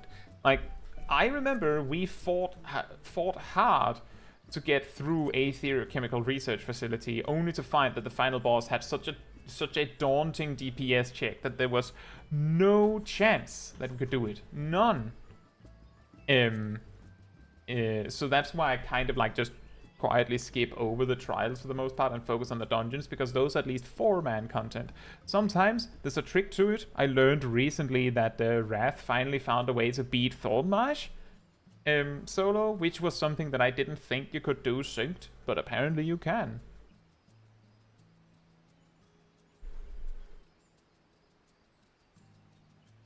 And that's also why I don't usually write it off as impossible unless I genuinely believe that it's impossible. Case in point, this guy is impossible without some very clever use of game mechanics, you could say. Leave soloing the trials of the Madman Wrath. Well, that's the thing, is that I'm just trying to do something we can enjoy together. When is the 100 victories in Blunderbill stream? I don't think that would be very enjoyable. I don't. So I'm pretty happy that I just have one. I'm actually pretty happy that the one win I got was, like, legitimate. Could you imagine if on stream day one that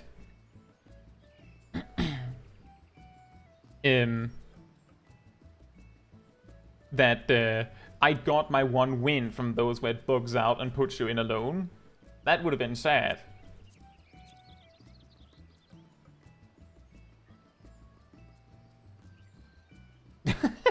Blaine says random tangent, but back to clearing when people are clearing top without back to clearing top without healers. Wrath cleared a trial alone, hence other people are totally not necessary. Very smart. It's not actually a multiplayer game, it's an illusion.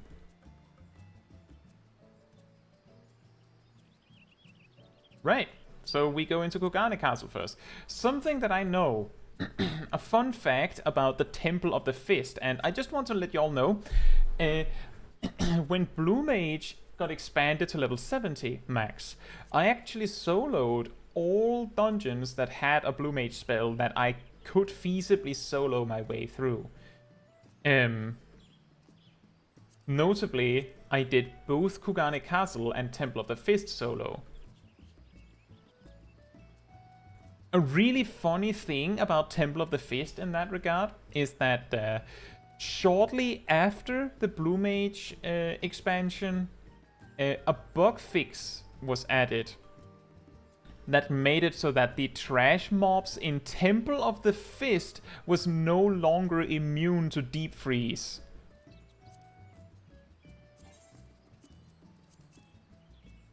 For some reason, who knows why, most of the mobs in Temple of the Fist were just immune to deep freeze. For years, and no one knew, because how would we know that? How would we test that? And then they fixed it afterwards, but that was after I had fought hard to get through it without Ram's voice, because it didn't work. Weirdly, the final boss was harder still.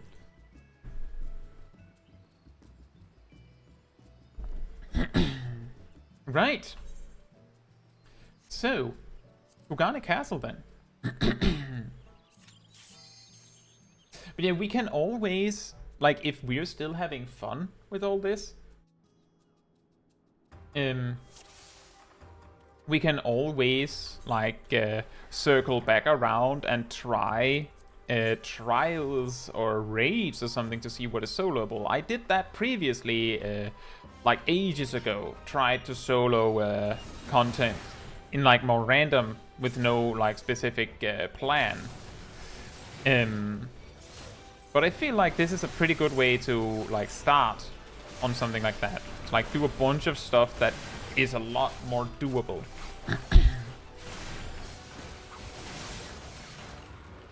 It is interesting because mobs were a lot more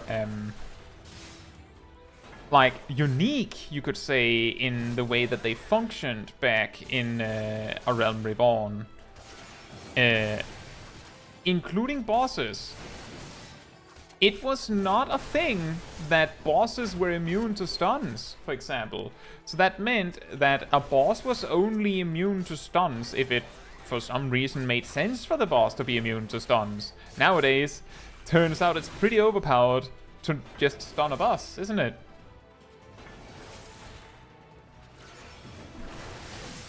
I remember reading in so I read through the consoles wikis page on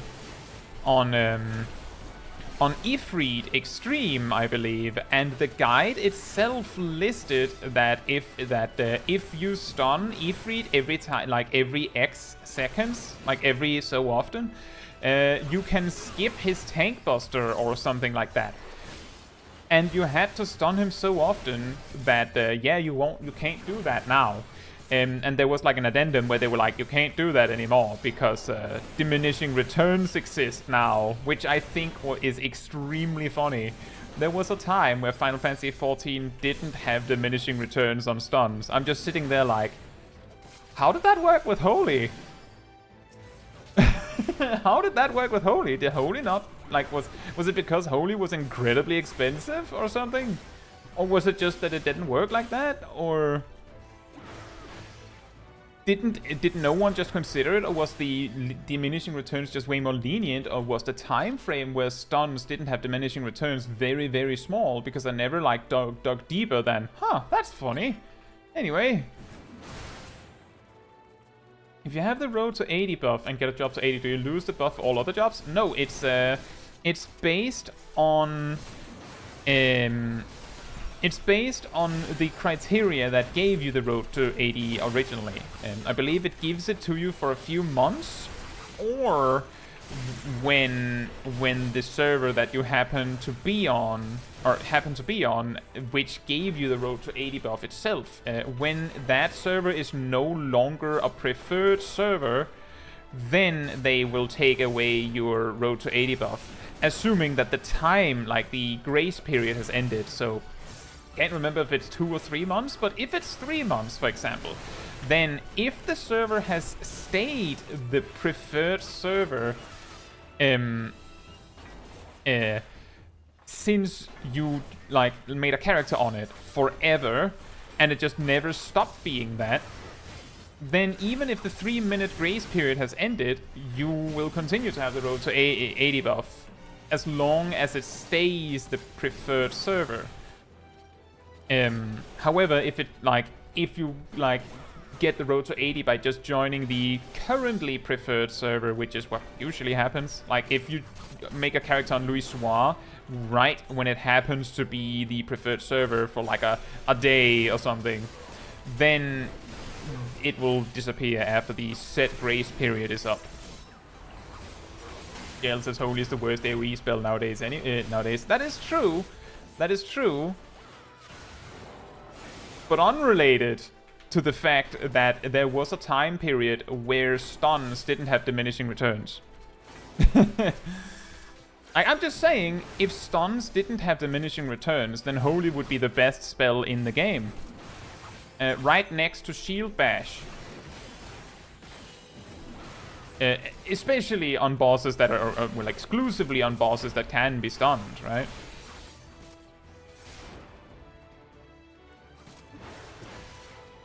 Because who cares about an enrage timer when you just stun lock the boss to death?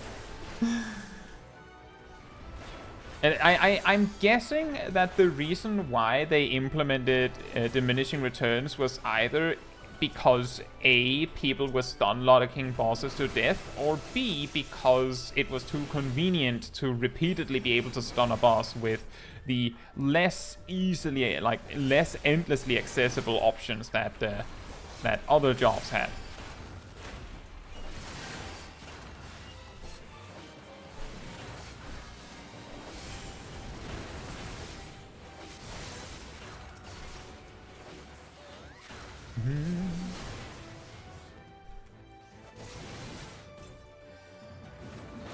But that is very true, that Holy is well, actually, doesn't... I'm pretty sure Gravity does more damage than Holy, doesn't it?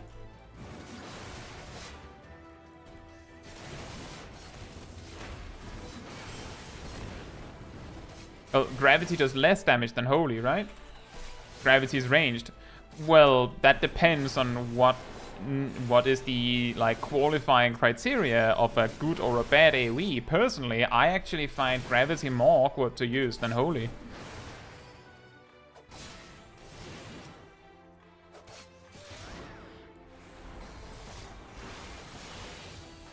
Yeah, right. Yeah, I also decided to ignore the existence of Toxicon, because like if it, like that's not permanently available, and besides, technically on the correct number of targets, which is like, is it 17 or like 30 or more or something, where Toxicon is actually worse than Disgracia because of the damage drop-off? I remember I counted it out at some point in one of my videos, but I don't remember what the exact number was. I just remember that it was like, I put it there because it was funny, not because it was useful.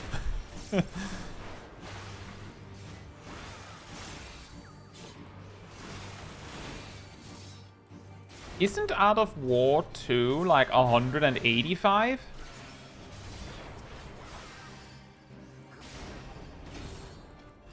What happens when you reach me, buddy?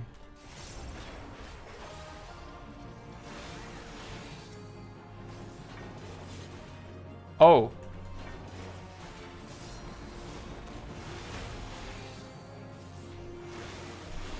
Fan Dance 4 is unrelated to the other Fan Dances for some reason. Fan Dance 4 is granted when you use Flourish, I believe. But it would have been hilarious if it was a 50%, 50%, 50%. I expected more.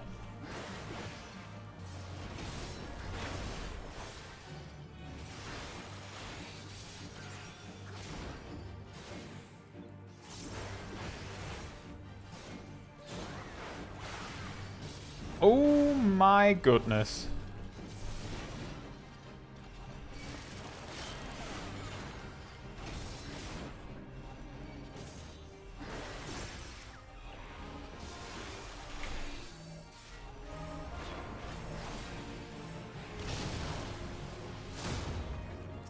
Somehow all that didn't kill me. I was like, okay, this is the, if there ever was a time to use Holmgang, this is it. And then all of that didn't kill me. How?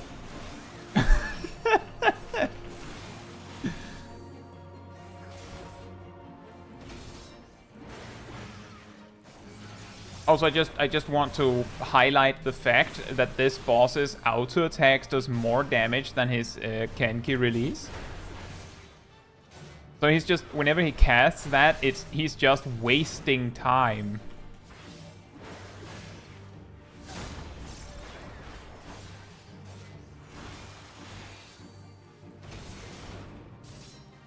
The classic raid wide is a DPS loss.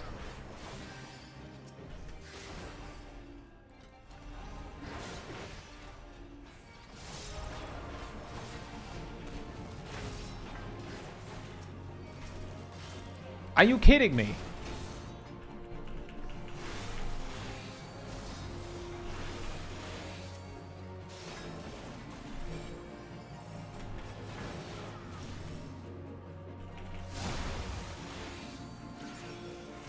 I went through all that trouble to try and like just get rid of one of the bombs, and then suddenly I had to get rid of both of the bombs.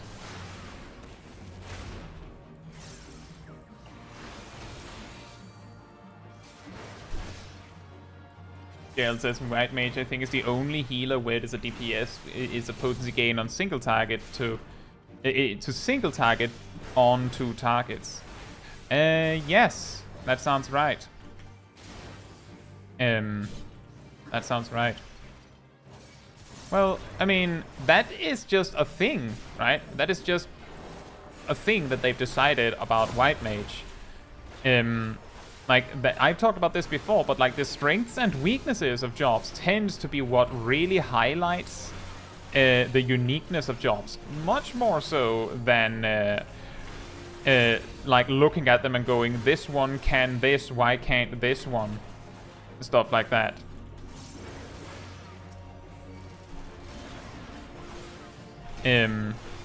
Like, in the same vein, I think it's more very interesting just as an aspect in the game that for some reason Scholar has like a 7-level range where it's actually a DPS gain to use AoE on single target. Kind of specific reasoning, but I still think it's very funny. And is more interesting than if it didn't have this weird gimmick.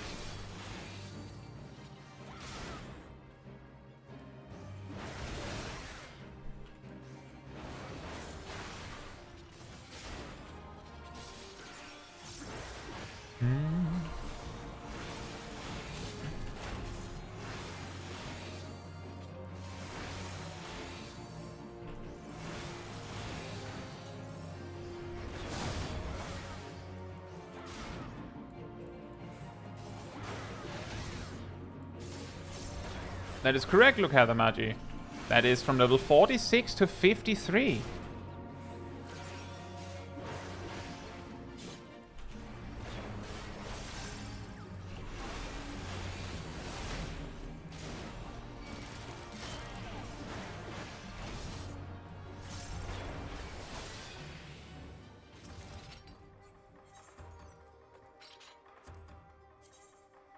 Huh.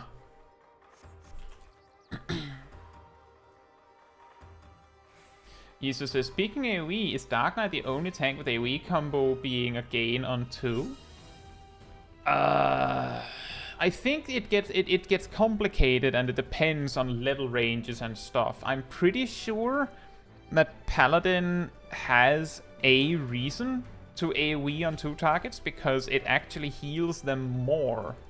Because they can use Holy Circle with the heal more often in this way.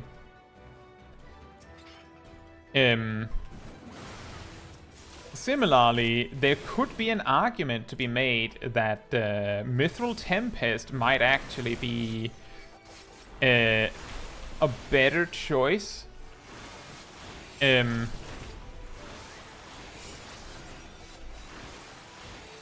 for recovering your to apply your Storm's Eye with.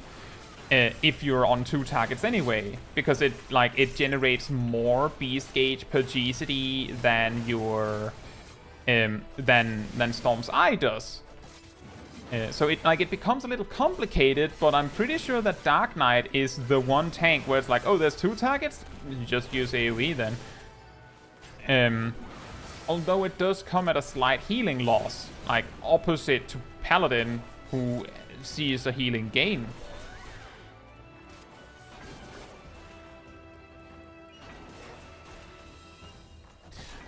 But yeah, the reason why it becomes complicated is because I'm pretty sure that Paladin's average single target potency per GCD is higher on 2 targets. Like, just using single target is more potency, like damage potency, but you do heal more if you use your AoE combo instead.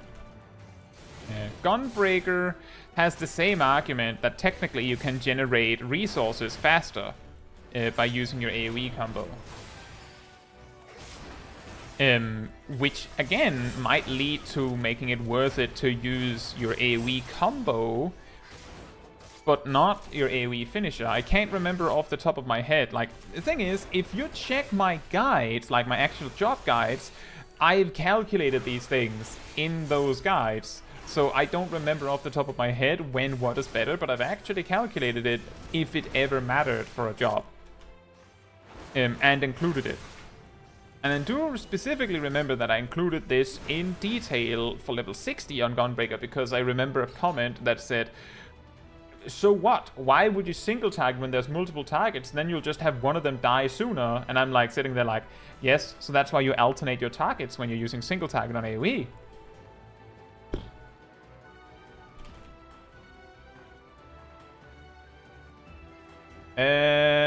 Warrior should not fill cleave on 3 targets, JL. It's 2 targets where you fill cleave. 1 or 2.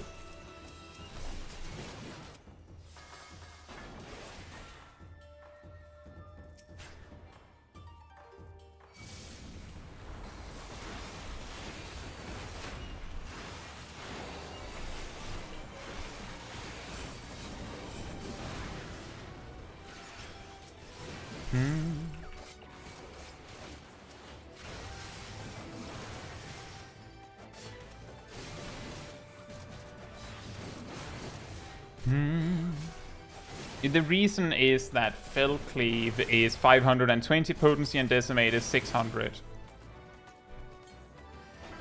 Do you Blood Spill on 2 targets or just continue with AoE? On 2 targets, you use... If I remember correctly, on 2 targets, you use Edge of Shadow and Blood Spiller, but you use the AoE filler combo. So Unleash, Stalwart Soul, Blood Spiller, and Edge of Shadow, not Flood of Shadow.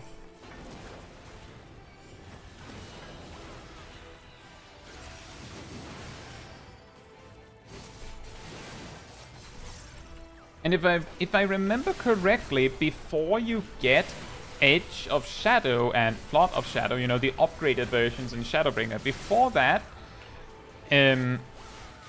on 3 targets, it doesn't matter whether you use Edge or Flood of Darkness, if I remember correctly. I'm pretty sure it's 100 potency like on multiple targets or 300 potency on 1 target. So it's, you know, same, right?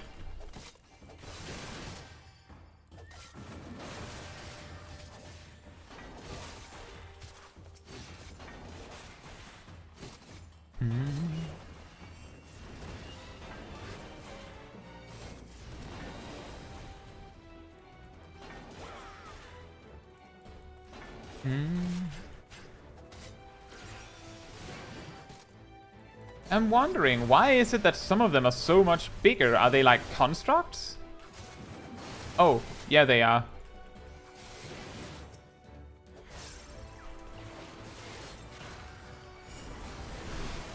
It just seems so random that they have like these giga ninjas and then these smaller ones. But it makes a lot more sense when you realize that, oh, it's because some of them are not actually people.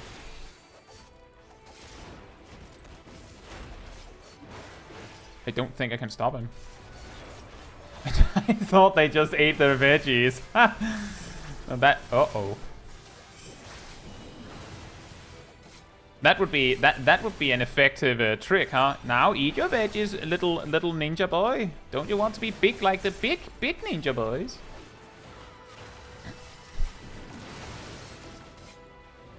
Don't you want to summon a big head with floppy ears, like the summoner ninja boys?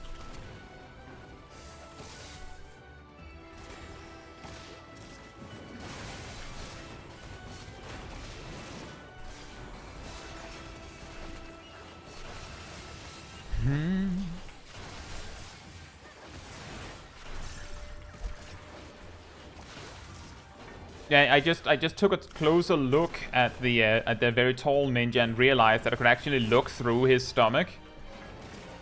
Like it was like it looked like it was like threaded in a way.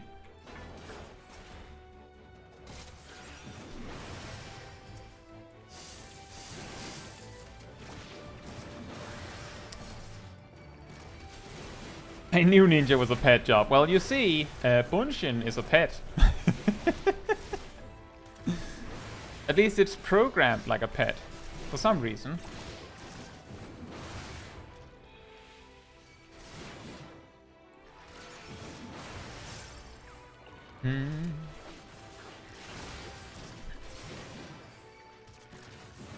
Yeah, speaking of the do you Blood Spiller on 2 targets or just continue AoE?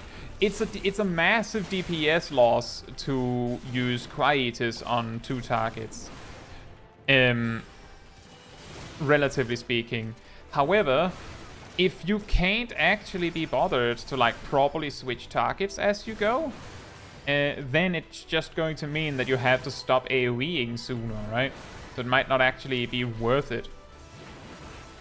So it depends on whether you are willing to put in like the extra effort of switching between the targets to make sure they die together. Can we agree that the weird heads are one of the weirdest and most unsettling enemy designs in the game? Yeah, I do think we can. I am my own pet. And also, yeah, exactly, Ardell. They also summon bunnies. And not, well, actually, you know, a Viera ninja would actually have 2 bunnies they can summon. Have you seen their teeth? I have not. I've decided to not look too closely at the unsettling giant jumping heads.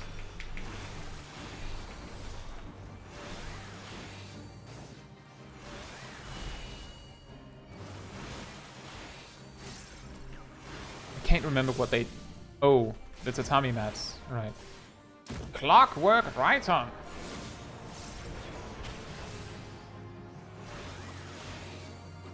So you can see there's like threads through him.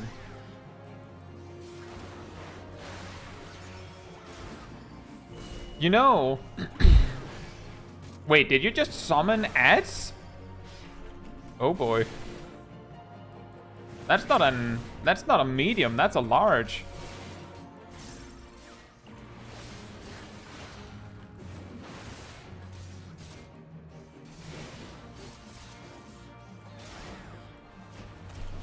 Oh, and your ad self-destruct, just like the first boss. Are you kidding me?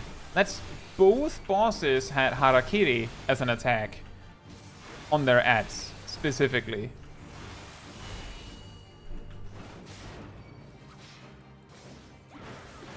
Watch out for Shredder! Shredder, where?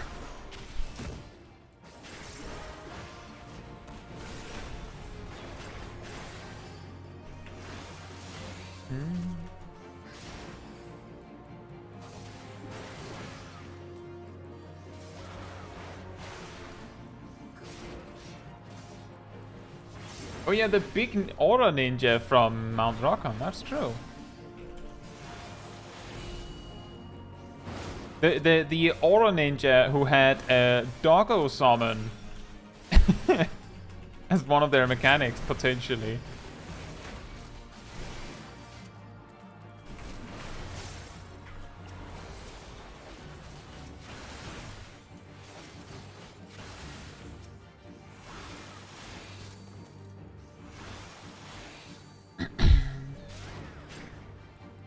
Doton does Doton also have pet potency? Are you sure? I'm pretty sure that it doesn't. But we can call it a pet. Absolutely. I'm really hoping that this boss doesn't just summon ads as like a constant mechanic and that it's like an HP threshold thing, because otherwise this fight is going to take an eternity.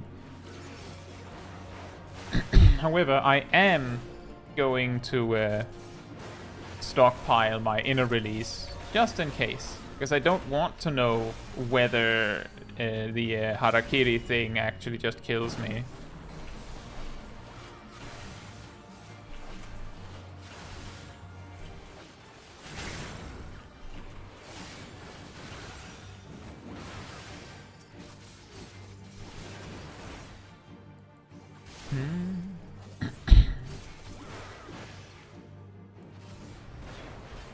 I do remember when looking up and when I found Earthly Star is a pet, I just remember I specifically didn't find Salted Earth or Doton on that list. The key difference between Earthly Star, Doton, and Salted Earth is that I'm pretty sure that they don't, like, themselves do anything, although I can see why they would have been upgraded to pets in Endwalker, because they do now, right? Doton casts Hollow Nozuchi and Salted Earth casts Salt and Darkness, and the list I found, I believe, was last updated in Shadowbringers. So I can absolutely see how I would have missed that.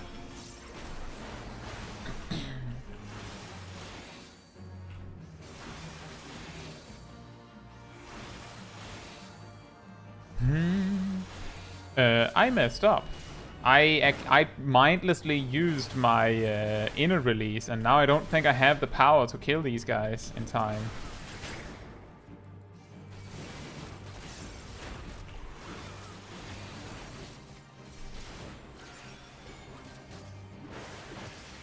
Or maybe I do.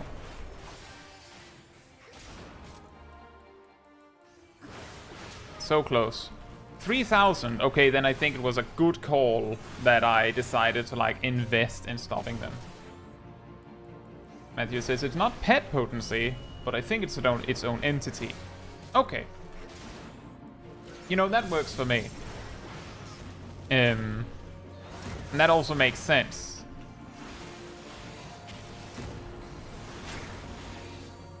Like, from a programming standpoint, it makes sense that they would just program them as an entity.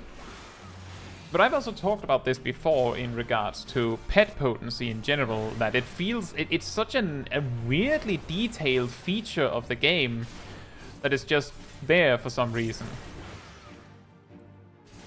That some actions have, like, weirdly unpredictable amounts of potency. Because they scale weirdly.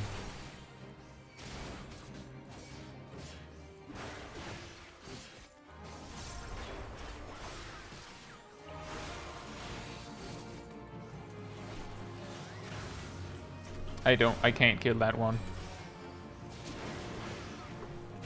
And get 2 of them.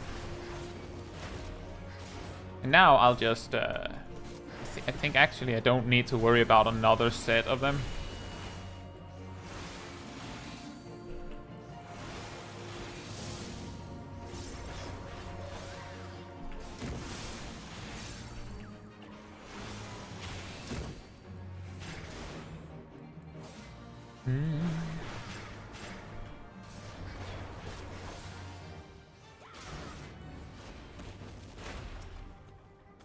I also miss the days when Abyssal Drain was like more like an alternative AoE option that healed you and did like was less like damage intensive than Unleash. I believe the way that it worked was that Unleash was a lot cheaper to maintain.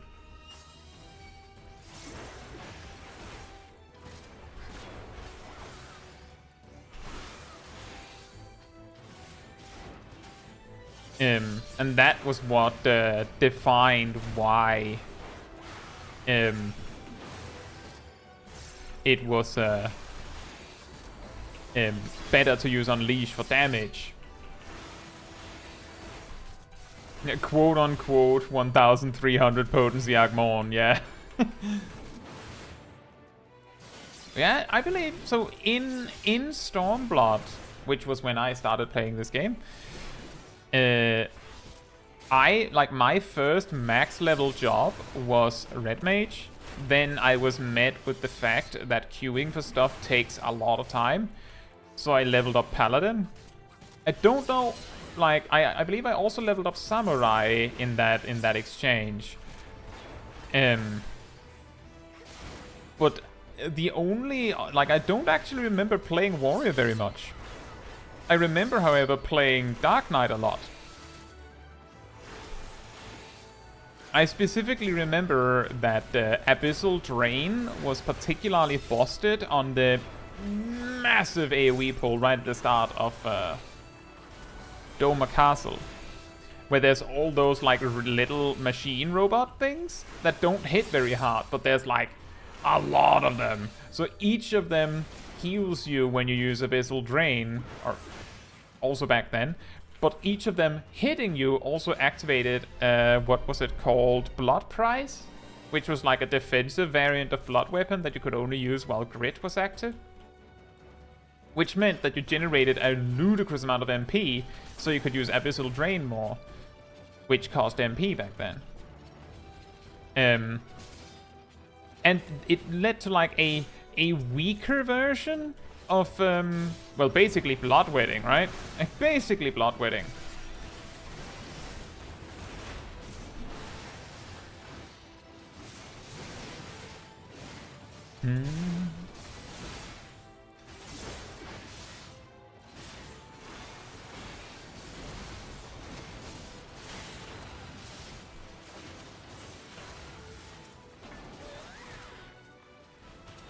I'll just step over here. You enjoy that explodey move or something. There's another one. Oh, wonderful.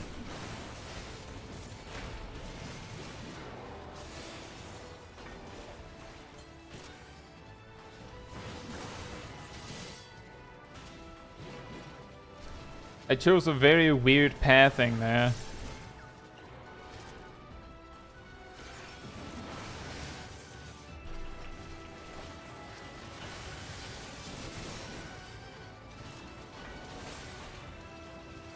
Is it that bad, JL? I don't feel like I have any major problems healing Dark Knights these days. I mostly heal as Sage.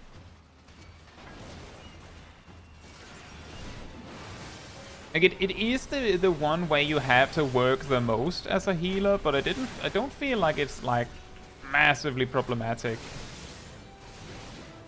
It was a lot worse at the start of Endwalker, I feel. I remember when I was leveling a lot of jobs, which meant also all healers, every time I had a Dark Knight tank, it was going to be a rough time.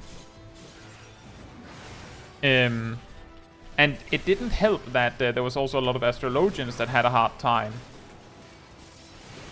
And I think it's partly because the slightly weaker defensive toolkits in the case of Dark Knight and the much more difficult to use healer toolkit in the case of astrologian meant that the lack of knowledge on the dungeons, like the new content, meant that it was a lot harder to plan your cooldowns in a way where you actually like use them effectively, which then caused the weaker jobs to like feel exponentially weaker, because they like normally they would circumvent their problems by being really good.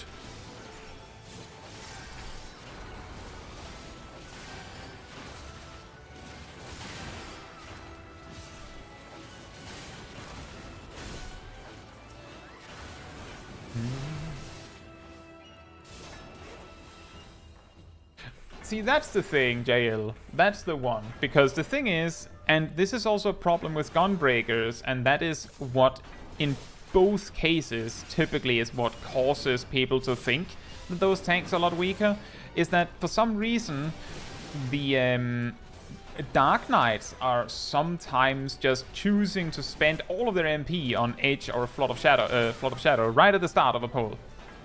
Just ram! And then they sit there with like a shocked Pikachu face, like, huh? When they realize that now you can't use TBN. Or maybe they don't, because they don't even realize that they should be. And a similar thing can happen with Gunbreakers, where they, for some reason, just choose to not use Heart of Corundum very much. Like, they read the tooltip and go, oh, I'm supposed to use it when I'm below half HP.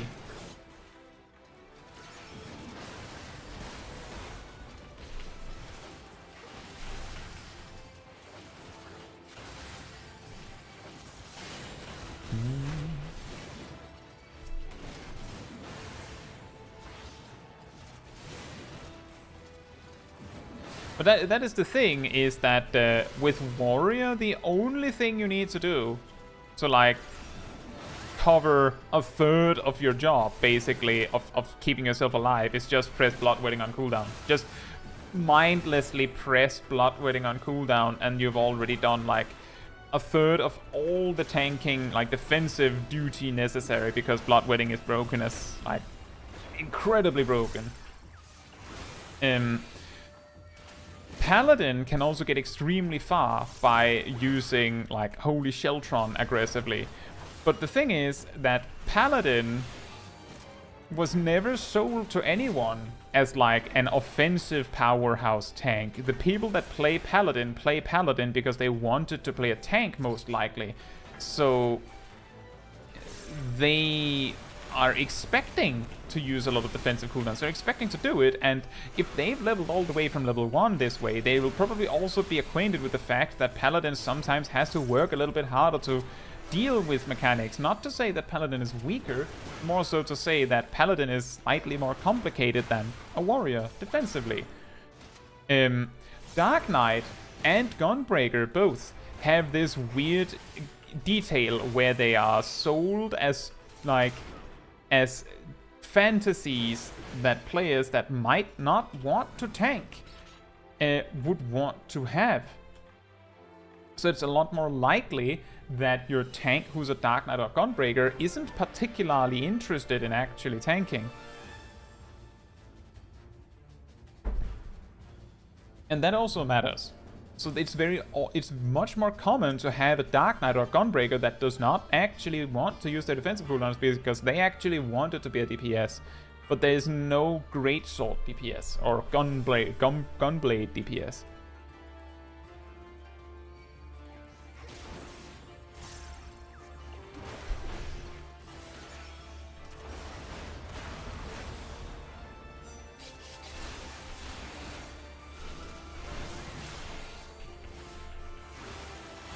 I don't remember if this guy has a DPS check. I remember he has this gimmick with the money.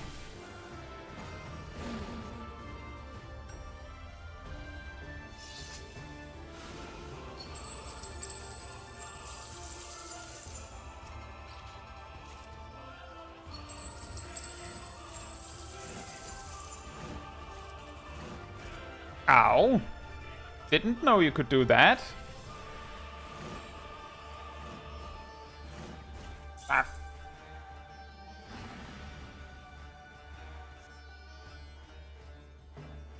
I hope that doesn't stay, because I can only grab 2 of them at a time.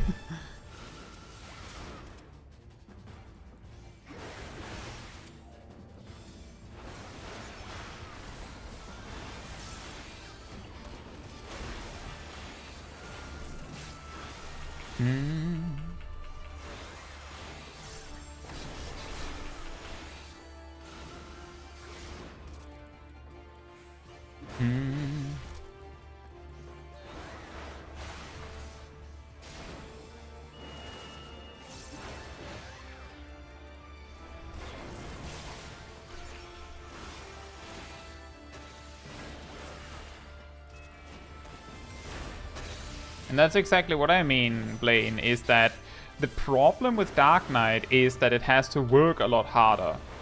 And a lot of players are just not interested in working harder.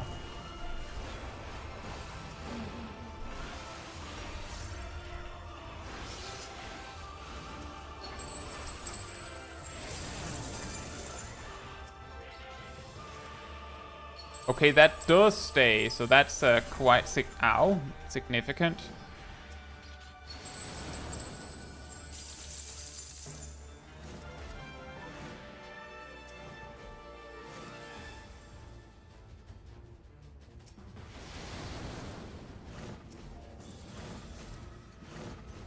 Got it first.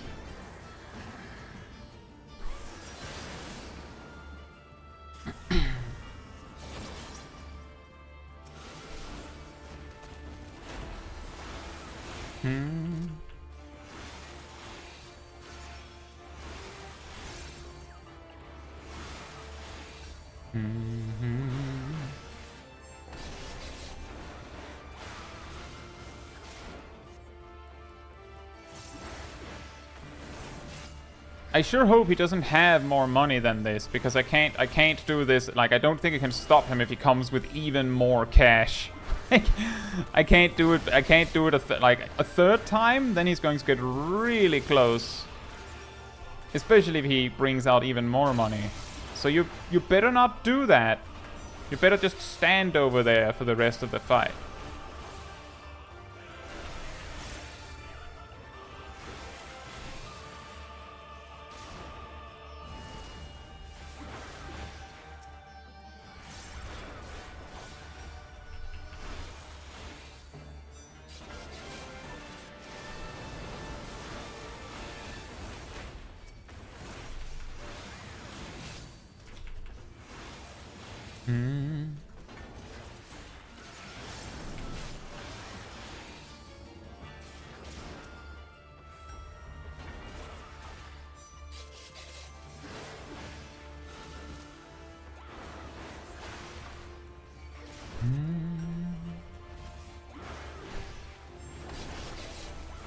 Yeah, I was wondering that too, JL. Who do you mean, Blaine? Ah, JL. Right.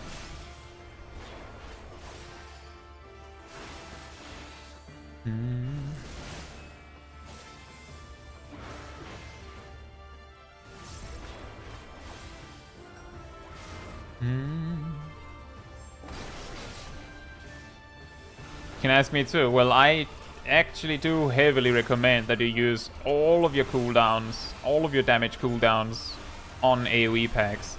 There's pretty much no good reason otherwise, aside from, like, if the pack is just about to die when you start it, then there's no point.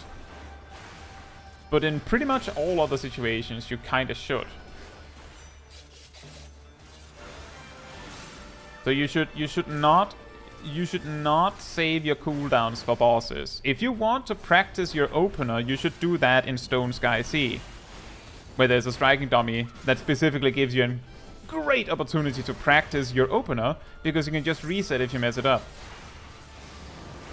So I highly advise against doing that, JL. You should use your burst on AoE pulls. Like, if you're not using your burst on AoE pulls, then, like, that is actually the same kinds of reasons why some tanks might have more trouble than others.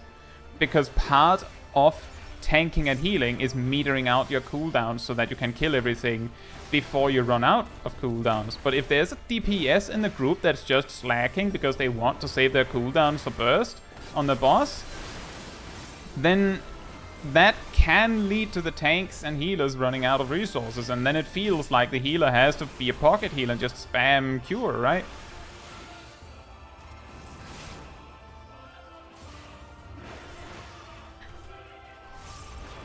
There's also the part that you probably would get more practice out of dealing with the fact that your cooldowns are weird in a dungeon. Because that can happen in a real fight, that your cooldowns get offset. And what do you do about that? That is something you would learn by sometimes dungeons messing up your cooldowns like that. JL says never ran into a problem with it so far. Well, you're the DPS when you're doing that, right? So you wouldn't actually know whether the healer's sitting there being annoyed that things are taking really long and they're getting, like, down to their last cooldown or something. Unless you're, of course, spending all of your time looking at their cooldowns instead. And as Grandison says, in your average group, it takes around 2 minutes from the beginning of the attack on the first AoE pull in a dungeon until you reach the first boss. And then if you use your 2-minute cooldowns on the first boss, then you get... well, then you get your 2-minute cooldowns there again, and on average, many bosses, mid bosses notably, take around 2 minutes, give or take. But yeah, I highly advise against sitting on all of your cooldowns.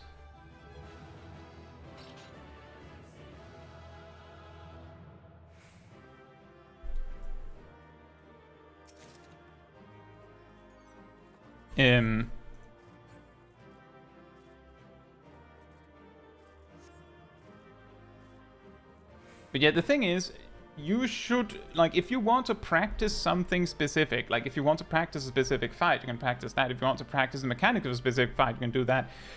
But if you want to practice your opener, there are better ways to do that than slacking in a dungeon so that your opener's ready on every boss fight. Yeah, that's true. It's not actually Jojimbo, it's Greg. Because Jojimbo works at the Gold Saucer, right?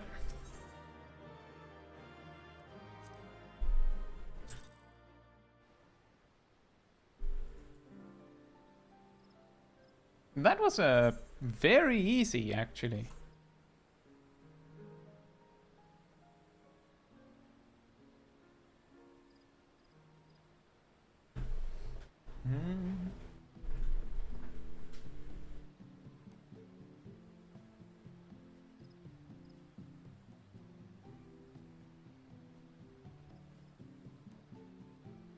Well, JL, what it means is when the tank starts pulling, you just, like, either you just do an AoE attack Like, you just do an AoE attack while you're running with the pack. If you even do that, you might not do that.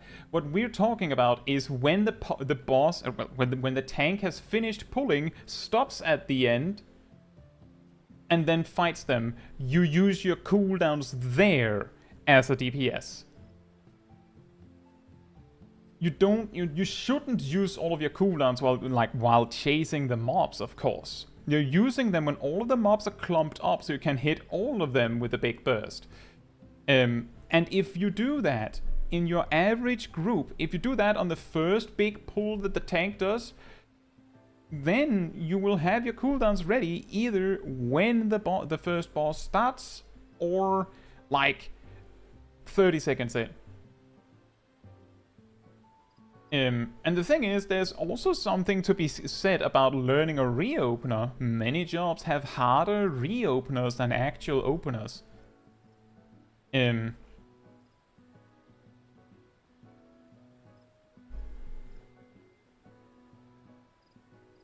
yeah, you're not necessarily supposed to use all of your cooldowns while the tank is pulling. That is actually a fun fact, a video I'm working on about pulling in a dungeon. If you use all of your if there is, like, you're in a dungeon, there's a 3-pack and a 3-pack, so 2 packs of 3 mobs. If you, like, face plant on all of your cooldowns when the tank pulls the first pack, then sure, maybe the first pack is like 50% health by the time they reach the second pack, like if you don't get interrupted by weird latency jank, as we've talked about previously. If you actually get to do everything you can and just go brrr, congratulations, the first pack is at half HP, but the second half of the pack is at full HP, and technically the AoE pull isn't over until the final mob is dead. So now you have to, like, somehow heavily focus your damage on the second pack to, like, catch them up to the first pack, because you spent you blew your all of your juice on the first pack before they got stacked. But if you just waited, then yeah, the first pack might be like 80% HP, maybe 90, maybe even 70. But now you have all of your cooldowns, and you can, again, concentrate your damage a little bit on the new pack by, you know, targeting them when some of your AoE attacks has, like, you know, a priority of damage on the primary target and things like that.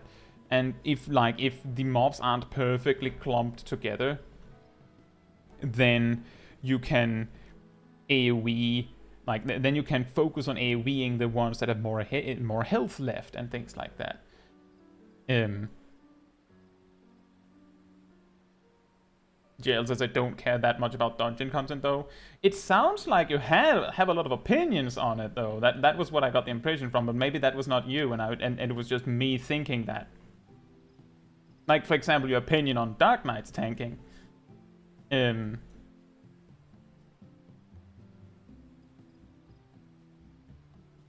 But fair enough. People have different preferences. I like doing content effectively.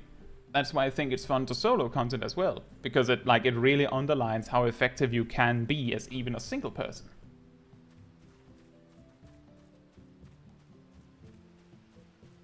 Gail says, I have a lot of opinions on a lot of things. Doesn't mean people should listen to me. Fair enough. That is a fair... You win that one. That is very reasonable.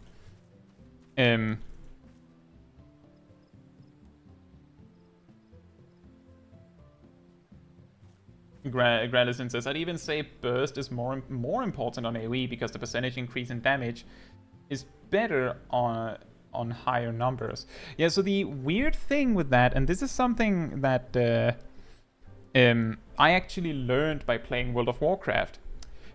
Can't possibly have a Kaitsuchaiji stream without him saying, in World of Warcraft, can you? Mythic Plus dungeons are like basically speedrun dungeons with like...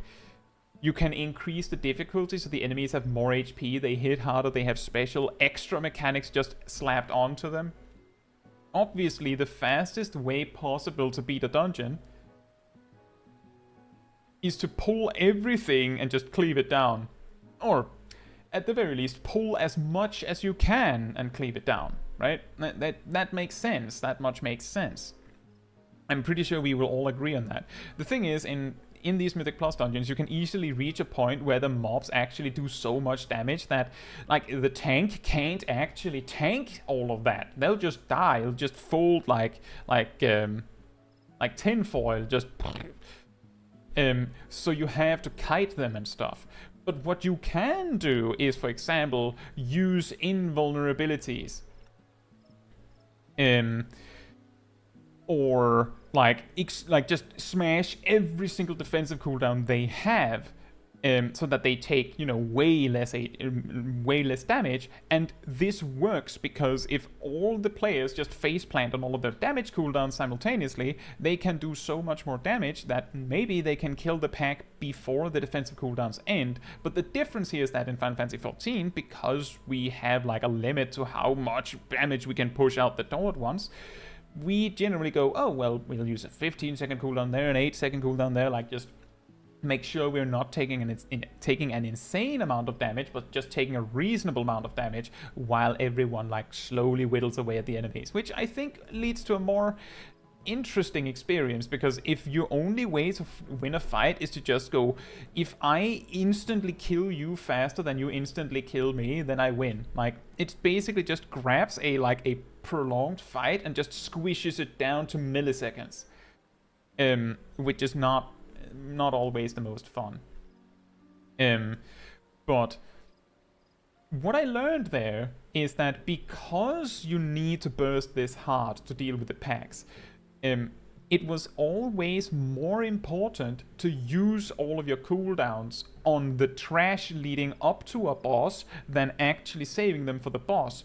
Because the boss doesn't, typically in a dungeon, doesn't have an enrage time of some sort. So as long as you can deal with the boss for however long it takes, you'll get there. And you'll get one, maybe two cases of all your cooldowns. Maybe even more than all of your, like, multiple uses of all your cooldowns. Whereas on the big trash pulls, you get one set of cooldowns and that's it. So generally, you gained more DPS over the course of a fight. By prioritizing the AoE pulls over the single target pulls. But the typical argument for stockpiling your resources for a boss fight in Final Fantasy XIV, for example, is, well, if you can do way more damage on AoE packs because there's more of them, then the fact that the boss is like one really big guy, like, just imagine it as an AoE pull, but there's just a one mega monster in the pack. By using all of your cooldowns on that, you can reduce that fight's length potentially significantly more than you can reduce the length of the AoE packs.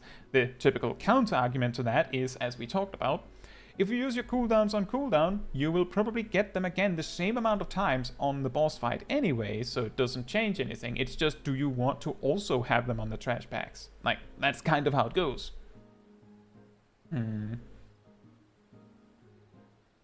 Blaine says, I wonder, can you kill a whole wall-to-wall pull during a single paladin invuln using all the bursts you have? Are we in Final Fantasy XIV, I'm pretty sure you can do that in Snowcloak.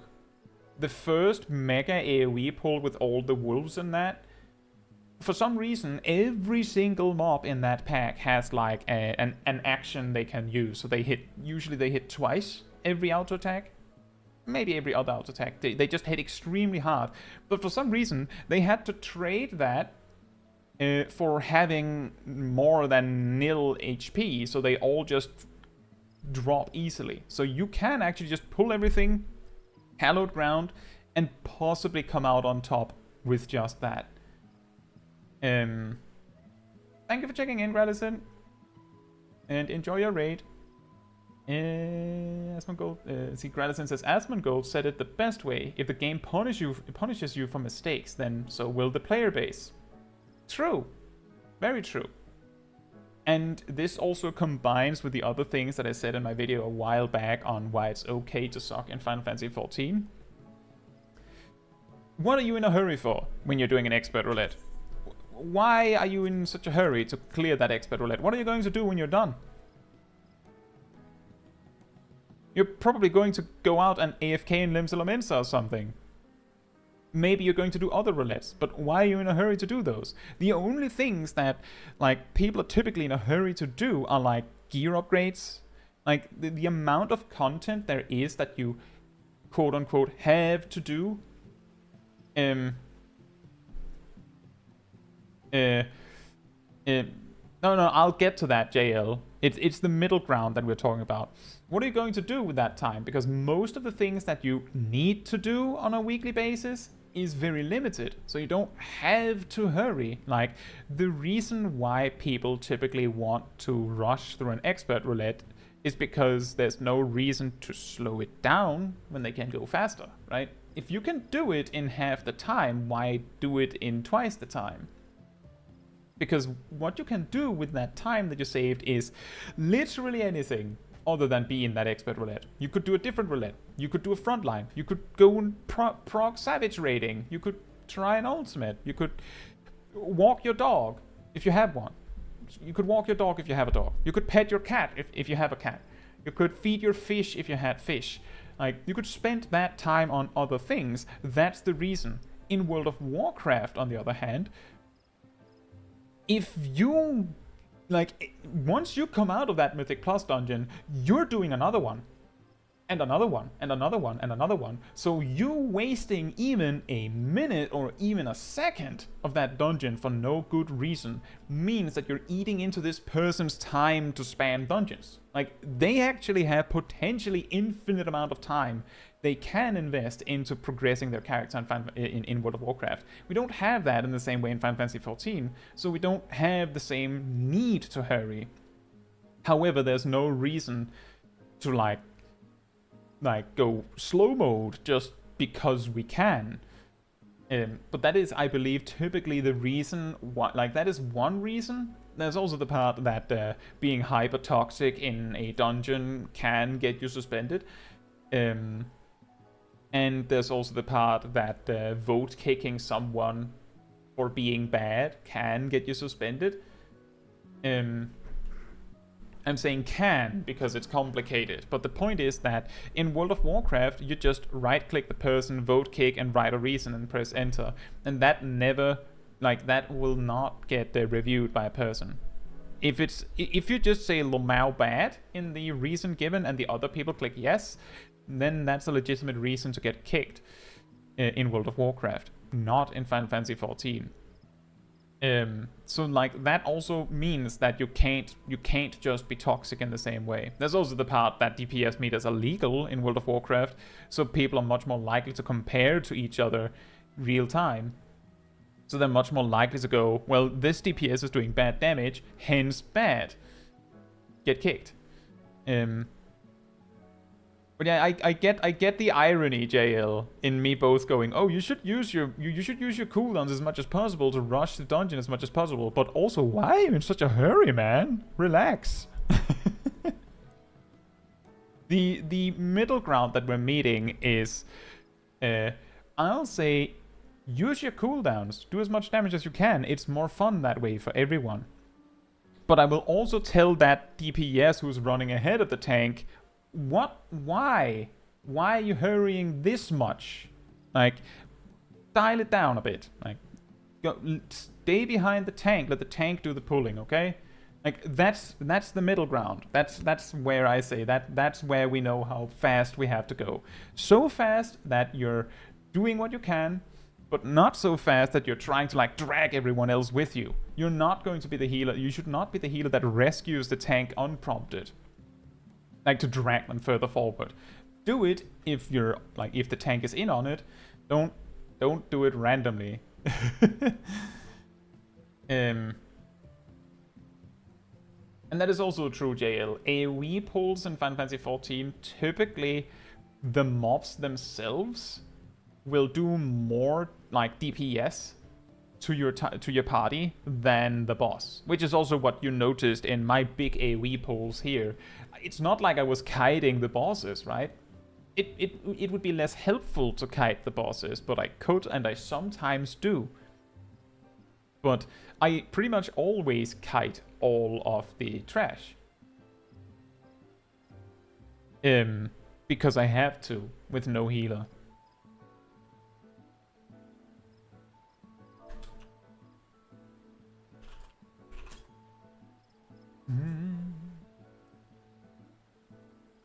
just says, also, Ariel says, one day we'll have a WoW stream and Kai will talk about Final Fantasy 14 all the way.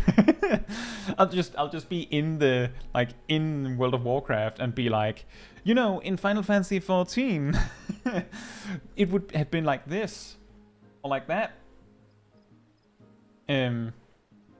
You know, apparently there's this thing called Season of Discovery coming at the end of the month for World of Warcraft, where it's like a new mode where warlocks can tank, apparently. And you know, I do love me some warlock, so maybe I'll try it. Don't know if I'd actually stream it, but I might. I'm very, very, very close to consider trying it.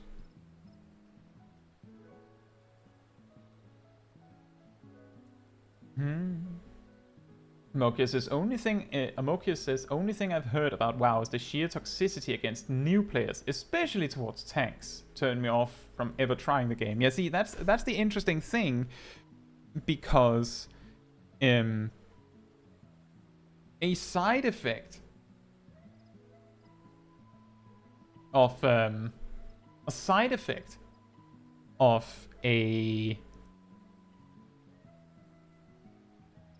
having a DPS meter and caring about being as good as possible in every single pull, which tends to be the case in WoW, given what I said before, that doesn't lend itself well to new players. I know. Shocker. Absolute madness. But that's true. In Final Fantasy XIV, you might be concerned tanking for the first time because you don't know where to go. For the most part, people will just direct you, right? They'll just go that way, do that.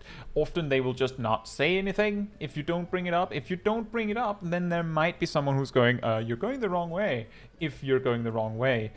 But aside from that, not say anymore. Just, well, fine. They can figure it out. It's probably their first time in the dungeon.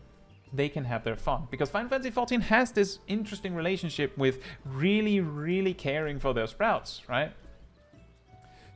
World of Warcraft, I'm pretty sure, I think they've added some sort of like new player tag or something in retail, but I can guarantee you that either it doesn't matter or they might have hidden it or something to that effect, because I don't think it changed very much. I occasionally read posts from new World of Warcraft players that are confused why they got kicked from a dungeon, when it was probably because damage bad, or they walked one step in the wrong direction. So it's not surprising. It's not surprising. I also recently had a stream where I did talk about my friend who got kicked for not healing enough when the tank just blindly rushed into a too big AoE pool. Could you imagine that? You're in Stone Vigil, level 30 something, and, well, is it level 30 something or 40 something? Anyway, Stone Vigil, the tank pulls everything into the boss room, immediately dies, and you get vote kicked because you didn't heal enough. Also, you're a white mage. Gail says, I think only GMs can see the Murloc icon over people's heads. Oh. Random. But yeah, that is the equivalent to that. That someone pulls something that is so absurdly big that most healers shouldn't even be capable of doing it. And instead of saying, sorry, I think I overdid it a little bit, the tank vote kicked the healer immediately. And you're very right about that, Jail. There's a very good chance that they would just bully the sprouts. Tentacle says, what's wrong with White Mage? In Stone Vigil, at level 43, White Mage's toolkit is Cure 3, Regen, Presence of Mind, Cure 2, Cure 1, Arrow, Medica, and Stone 2. They basically have no like healing to use outside of casting a regen on the tank as they sprint off into the distance because they want to get that boss, and then maybe they can use swift cast to cure 2 once. Other than that, they can't help the tank while the tank is pulling all that. The tank has to stop for the white mage to do something. Slightly better, in a slightly better position, we have Astrologian, who has Essential Dignity, and technically Aspected Benefic has an upfront healing effect, so you could spam that in lieu of having nothing else. But it's not super great either. Then you have Sage, who can... They don't have Driokoli yet, so they can, you know, they can spam Eucrasia and Eucrasian Diagnosis and just spam shields on the tank if that's what is needed. And then they can also use Phlegma a few times to cleave the mobs and heal for a little bit with Cardia. But the point is that Sage can spam shields on the tank, which is a lot more helpful. And then you of course have Scholar, who just by existing has their pet just heal the tank every so often. And then they can use Adloculium. I think it's like between Sage and Scholar which one is stronger in Stone Vigil. But it's not White Mage, which is why I used White Mage. Nothing wrong with White Mage, fine job. It's just that the balance when you're at lower level is a little weird. So White Mage is just incredibly weak in low level because they don't have a lot. This is actually a good and a bad thing. The bad thing is that it means that it's worse than all of the other healers in some ways in low level. The good thing is that because you don't have all of these other tools, it means that you get a lot better at using the basic toolkit of a healer. If that makes sense. I've brought this up before, but the main core reason why when people say I want to get into healing, what healer should I play, the main reason why I don't say play Sage, play Scholar, play Astrologian is not because they're better or easier or whatever, it's because White Mage is extremely basic. If you go into Sastasha with a Sage, they still have to put Cardia on you.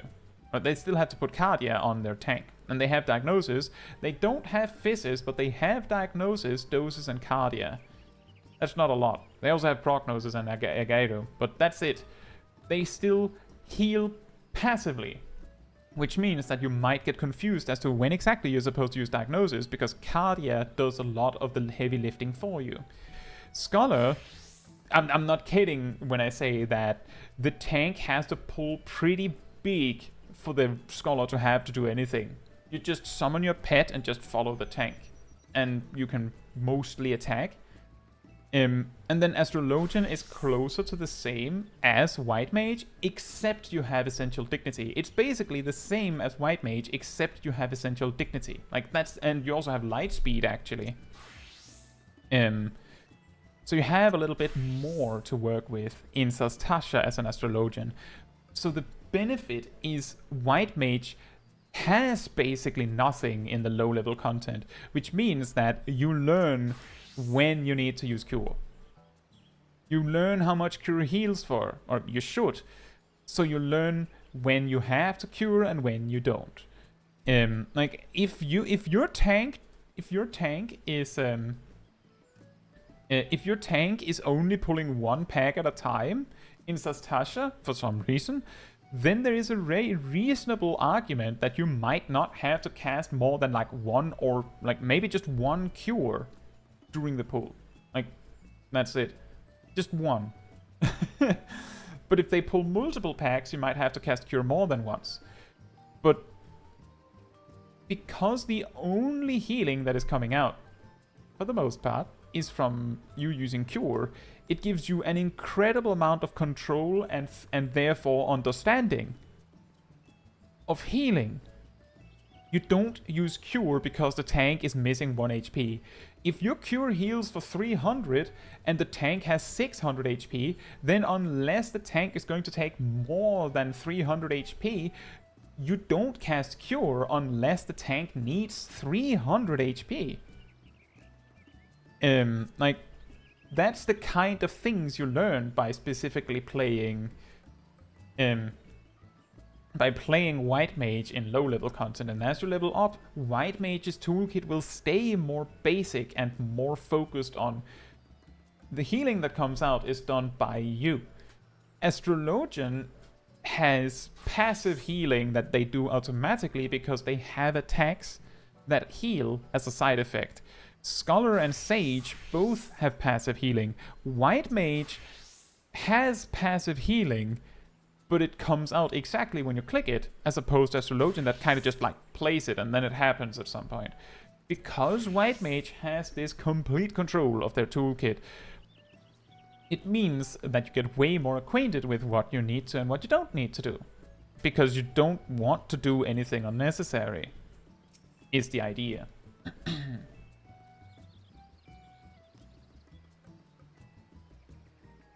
And I also would say that is probably right, Blaine. If World of Warcraft had the equivalent of Sprouts and they could see the Sprout icon, there's a really good chance that they would just try to vote kick them immediately or leave.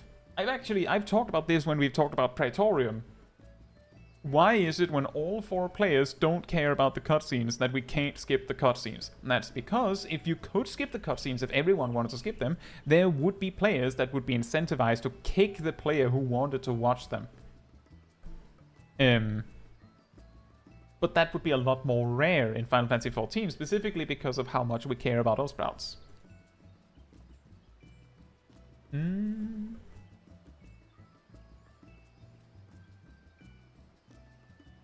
Cyrus says the balance on low level is a lot of gaps, but people assume they're invincible even when the skill doesn't exist yet. That is true.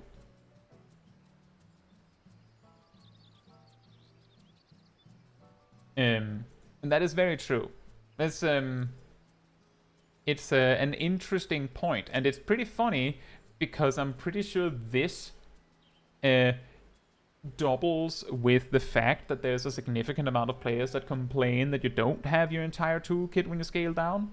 Like, I've never actually considered this before. I've usually viewed it from a DPS standpoint, because it feels like it's DPS players that complain because their rotation gets really dull when they lose like 90% of their buttons. But how would you make it balanced that a level 90 White Mage, sure, hops into Sastasha and gets to keep all of this? How do you make that balance? Like, how do you make that work without just breaking the game in half? Because like with DPS, you can usually could fix it by going, oh well, if you're level 90 and you go into Sastasha, you get like, if you're a samurai, you get like a 60% damage nerf to counteract the fact that you have all these buttons. So you actually have to play your rotation correctly to have a chance to stand next to an actual hypothetical level 15 samurai.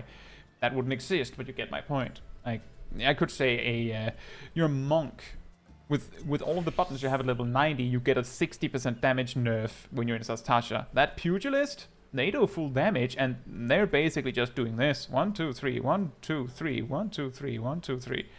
And they're doing as much damage as you. On a single target, no less, while you're AoEing to keep up. I don't think people would do that. I think people would go... Like, they would think it would be exotic and interesting at first, and then they'd realize that it was just easier to play actual low-level job. Like, just... If it was like a toggle, they'd just immediately turn the option off. And that is also true Amokius. It's a thing with pure healers and White Mage especially, that instead of having to worry about like maintaining the HP of the tank all the time, which is what the barrier healers do ironically, the pure healers just have so much burst, especially White Mage, that they can just fully heal the tank. Fully heal the tank. Quite leisurely. And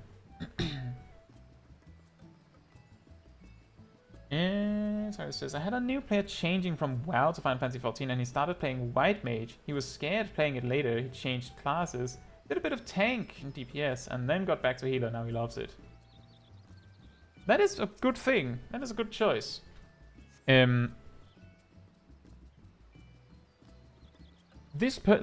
don't know exactly the story, of course, but think about it. If someone comes into Final Fantasy XIV, the healers play differently from all other MMOs. because you're supposed to be attacking a lot. So even if you have a lot of MMO knowledge, that feels like it kind of just flies out the window because you don't even know how a healer works anymore. You thought you knew, but you don't. But even if you don't, like if you have no experience, the thing is, if you play only healer, like you're a one-trick healer-only player, you don't play anything else other than healer, you will never know how other healers heal a dungeon. Ever. You will never know. You can do trials and raids and stuff where there's 2 healers or more, but the thing is, you might not even realize how much of the work the other healer's doing for you, or how little work they're doing for you. It might be easier to realize how a healer plays while not playing a healer, like seeing it from a different perspective. The same applies for tanking and DPSing. If you play only healer, you will never know how other people play healer. Not well. If you only play tank, like, hypothetically, if you have only played tanks in Final Fantasy XIV, then the only experience you will have with large AoE pulls is the ones you did yourself, or the ones your DPS or healer pulled for you. And if you don't know, then you're much more likely to go, I don't think it's possible to pull this much. I've never done it before, right? Meanwhile, if you just once queue in as a DPS, you'll see that tank that just goes and just grabs everything. And you're sitting there like in awe, like, how did they do that? I don't think the healer cast anything. I think they might be AFK. How did the warrior do all that? But you have to let someone else take the reins and be your main to do that. So that is a very, very interesting point. And it's like, it's doubly so. It's double effective because not only do you now learn how other people play your main, you also get to play their perspective. If you only play healer, you will not realize that the tank is you might not ever realize that the tank is actually capable of healing themselves a lot. Like a lot. So you think that it's your job alone.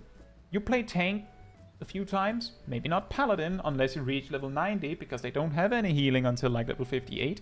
If you play a tank a little bit, you'll start to realize that it's not just the healer's job to keep the tank alive. It's everyone's job. A little bit.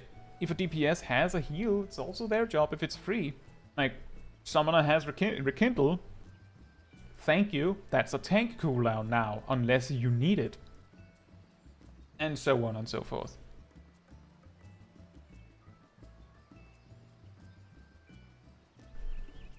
Amokya says, I just love the inherent satisfaction of shield healers. Nothing more fulfilling than seeing a critical shield or good mitigation make a tank take laughable damage. Yeah. That is pretty good. That is pretty good.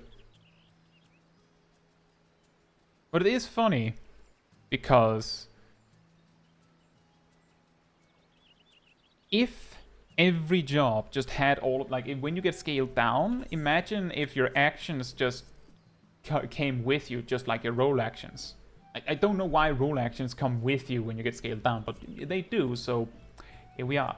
But if you had all of your buttons in Sastasha, I can't even begin to I can't even explain how incredibly broken it would be. And the problem is that on the one hand, if everyone was level 90 and queued into Sastasha, then they could balance it by saying, well, we just make the mobs level 90 then, or something, right? And just scale them up incredibly to have way more HP and stuff like that. They could like make dungeons scale up to level 90. That would be, that would be pretty cool, hypothetically.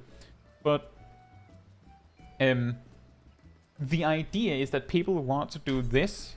They want to be able to just click this one, join, and then just use the rotation that they normally use. And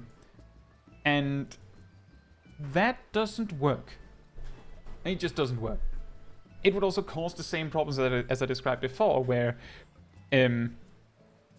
you get Praetorium, but there's one person who has not seen the cutscene yet. You can skip the cutscene if everyone says yes to skip the cutscene. So people are annoyed that there's a person who has the audacity to want to see the cutscenes. Because then it forces everyone to watch. It would be the same, or a similar thing, because you queue into Sastasha, or you land in Sastasha, and the white mage, it's actually a conjurer. So they don't have Tetragrammaton, they don't have Holy, and they don't have Liturgy of the Bane, and they don't have a Flatus Misery, they don't have all of these things. So they just have Cure 1. Which means that the tank has to play slower. Oh, we could have been done in half the time if the healer wasn't low level. And that's just one example. You take a DPS and say, like, it doesn't even matter with the, oh, you do less damage. It's the principle of the matter that suddenly there's a difference between us being synced down and not. Like, a much more significant one. Brain says, isn't synced content mostly there so new players just don't see half the dungeon dead before their intro cutscene is over? I think synced content is there both to give life to older or low-level content so that it stays relevant, which is significant in a game that is so focused on a main quest. And then it also doubles as content you can play, right? Honestly, I've talked about this before. I like low-level Black Mage, which is probably very shocking to a lot of people. I like low-level Black Mage with no Fire 4. I think it's an interesting alternative rotation, and I have considered the way that Black Mage plays in low level, where you get your Thundercloud procs and you get your Fire Starter procs. It's like if they hadn't given us Fire 4 for Black Mage, this could have been what Black Mage was about. Like, you cast spells, which then leads to like a sequence of procs you have to react to. And then when you don't get procs, that's when you use your filler spells, and then like you circle back to more procs. Like, they could have made something like a completely different Black Mage they could have done from that. However, I can see why they decided to not go with that, because I feel like it would be kind of strange if Black Mage was literally just running around the battlefield, just spamming spells instantly because they got a lot of procs, and then suddenly they just stop. And then fire 1, fire 1, fire 1, fire 1. Oh, now there's a proc. It would be very, very awkward. And it would be very random. And we know how much Final Fantasy XIV hates randomness, unless it's a critical direct hit. So it wouldn't fit as well. But that wouldn't be very significant or exist very well if we just like keep our buttons when you sync down. And yeah, exactly, Blaine. That was also what I was thinking. It would cause people to get annoyed that there's someone who's slacking by not their own, like, not by their intent, just because they're lower level. Emir says, I've become an amazing tank according to other people from getting the worst tanks while playing healer. Well, that's the thing, is that by playing healer, you also recognize and learn what things you would like your tank to do. Doing that, you learn what to do as a tank. You learn, oh, I should do this because that's better for the healer, and things like that. That's good. Cyrus says, the scaling idea actually comes from Final Fantasy XI. The Chains of Promethea has level sync, which made you... later they adjusted gear bonuses, but the level was still synced. Later it got removed since catch-up. Interesting. New idea for a new dungeon. No Jobstone Extreme. I think it would be interesting if they added, like, you know how there's an Unreal dungeon, which is like they just grab an Unreal trial. Sorry, they grab a trial from the past and just skate, like, they polish it up a little bit, make it nice and fresh, adjust the numbers, and make it a level 90 fight instead. Can we have that for dungeons? And can we have that for dungeons, and then, you know, just increase the difficulty a little bit, like how we have with like as more dungeon content to challenge yourself with, like with Criterion and stuff like that. I think that would be cool, and that would also mean they didn't have to make too much new stuff. Just make Sastasha, but give the mobs like telegraphed attacks and way more health and more damage and stuff like that. And just make straight up Sastasha. No need to make any new mobs. I think it would be hilarious to see your group just wipe because the second boss, like the healer thought the tank had it all covered. Then the second boss puts accuracy down on the tank and the warrior just misses their swings during bloodwetting just repeatedly. Just miss, miss, miss, miss. Oh no, healing. Excellent. I'm dead. I think that would be fun. Like, yeah, exactly. Instead of minimum item level as a... Well, not necessarily. Just make a high-level version that is difficult and optional. Exactly, mobs and bosses get adjusted. I think that would be interesting. But minimum item level could also work. The reason why I say, like, freshen them up, tighten them up a little bit, make them a little bit harder, is because Scholar can solo Sastasha at minimum item level. Sucked. I'm just saying, just increasing the numbers would probably not be enough. That's all I'm saying. That's why I want it to be a little bit more than just adjust the numbers, because minimum item level is not enough for Sastasha to be interesting, in my opinion.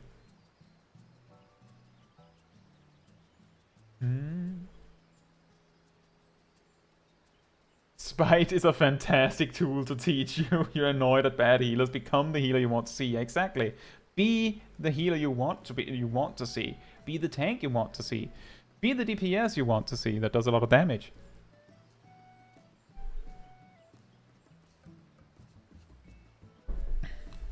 Scholar is ridiculous, especially in low-level content. Like, Scholar is possibly the most busted healer until like level 60, and I think the main reason why I see level 60 as a drop-off point is because this isn't a very good button, in my opinion.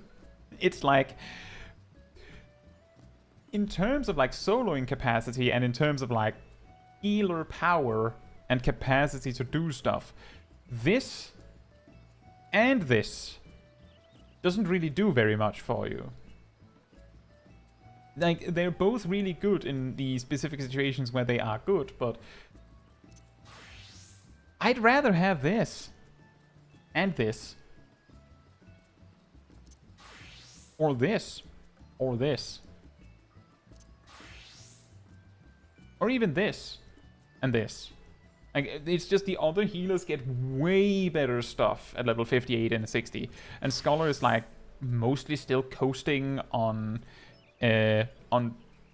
pet OP Lamau.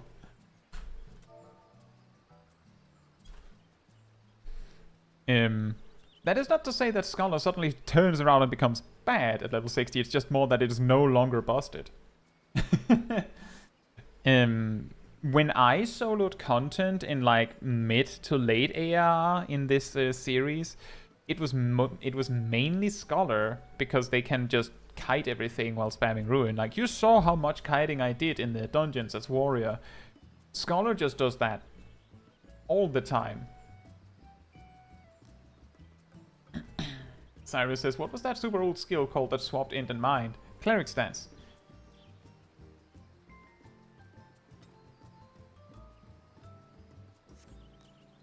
It was called Cleric Stance.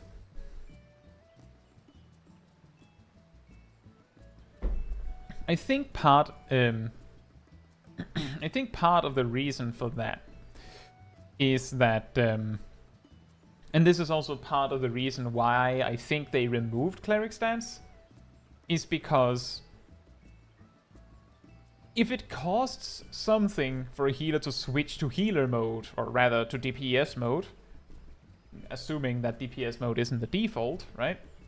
then it incentivizes your groups to have one main healer, and then the other one just kind of coasts, right? Just kind of slacks and just damage.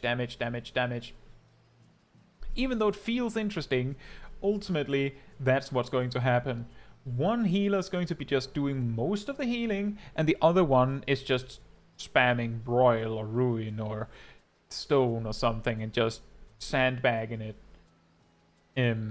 Similar to how people look back on the tank stances as really interesting and adding a lot of choice in the game.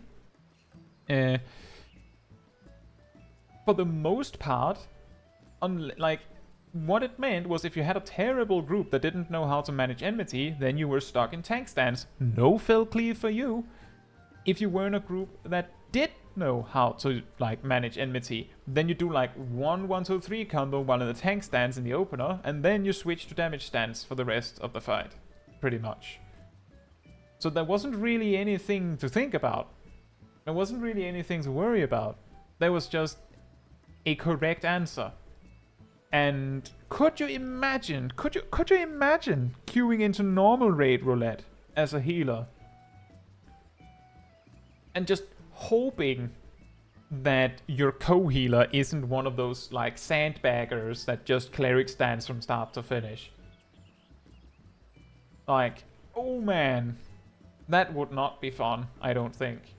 Could you imagine queuing into normal raid and both of your healers are the type that just like, well, I don't want to be main healer, so I'm going to put on cleric stance. And then they just start attacking, similar to how sometimes you see in like a normal raid or something, or on trial, that both tanks are sitting there with no tank stance on, waiting for the other tank to pull. And the healers are sitting there like, you see the Scholar do the Adlocurium deployment tactics, and just kind of sitting there twiddling their thumbs. The DPS are starting to get anxious, like, we pull or what's going on? And then when someone pulls, one of the tanks goes, alright then, and turns on their tank stance and go for it. That's basically how cleric stance would be if it was there today, right? Yeah, exactly, Cyrus. I don't want to be the one with the tank stance on. You do it.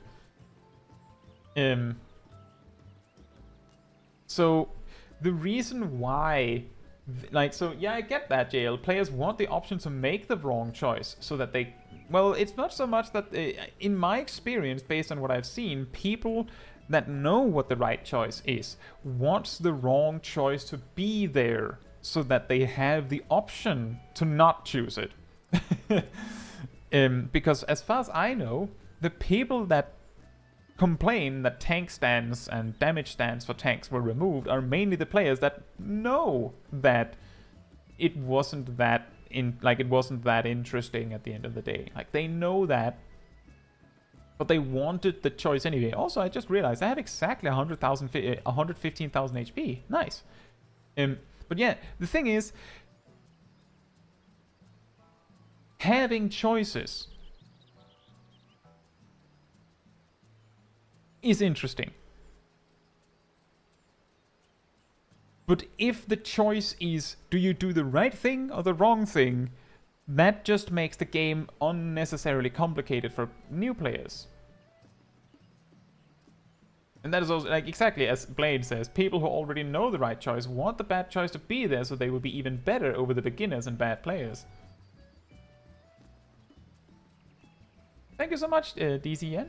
Thank you. I really appreciate that. So thank you for all your videos and guides. Watched a lot of them back when I was still playing. Your videos deserve more views. Very calm and chill. Thank you so much. I'm sorry to hear that you stopped playing, though. But thank you.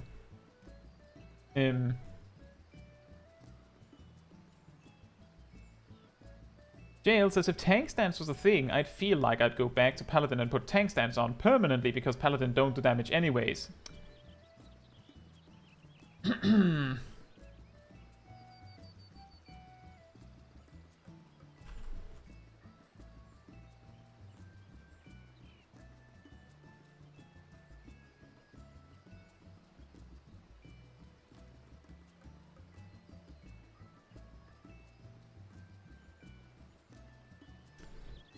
So when you said that, do you mean Dark Knight or Paladin? Which one did you mean?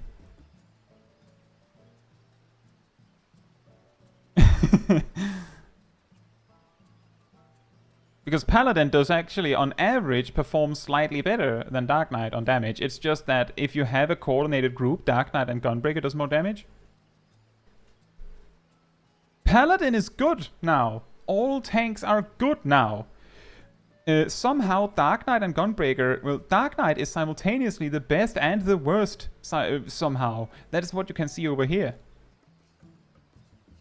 Dark Knight peaks higher than all of the other tanks because when you have a coordinated group that does raid buffs, right? Dark Knight wins. But when you don't, then Dark Knight loses. But Paladin doesn't do no damage. All tanks do nearly the same damage overall over the course of a fight. It's just that Dark Knight and Gunbreaker do slightly more burst.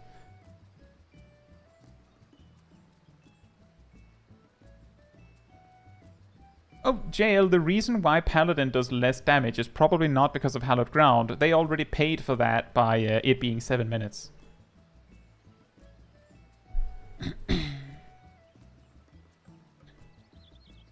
Cyrus says, not gonna lie, when people did pass on Heaven's Ward, I was doing with tank stance. I did almost as much as DPS. That is quite wild. Yeah,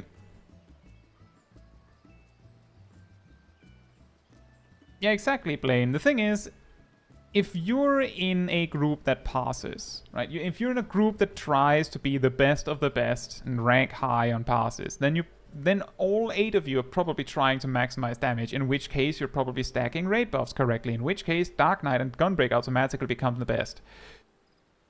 If you're not doing that, then it doesn't really matter what tank you're bringing, because all 4 tanks are, let's see, the highest median is Warrior at 60.81. The lowest median is Dark Knight at 59.21. I think, I don't check it that much, but I'm pretty sure that we're going to see a very interesting jump if I do this.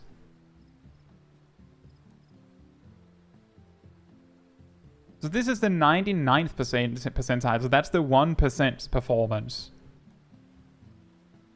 The best Paladin performance in the current Savage raid tier scores 67.15. The best Dark Knight performance is 68.07.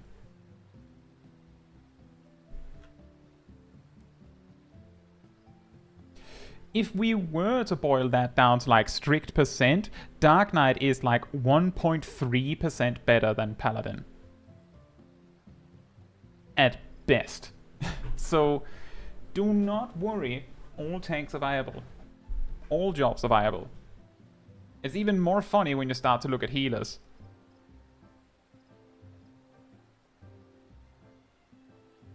Because you see this? All percentiles, Astrologian, Scholar, White Mage, Sage, max percentile, and it almost just flips. And the reason for that is because Astrologian and Scholar has raid buffs. Sage and White Mage don't. So they perform better when your group is uncoordinated. Like, this is basically the difference between a coordinated group and a not coordinated group. This is the coordinated group. This is the average group. So if you're like party finder hero, then you would probably be better served playing White Mage or Sage, but all 4 are viable. Right, so that was a weekly FF logs on Kaitsuchaichi channel. Can't do a week without having a look at FF logs because reasons. But all jobs are viable. If you want to see something funny, compare Astrologian ADPS with RDPS. Yeah, that's the thing.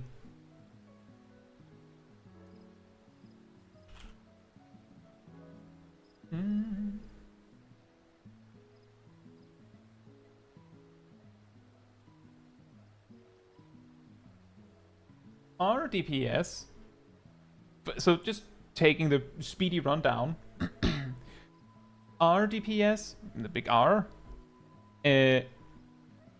gives credit to the caster of a buff.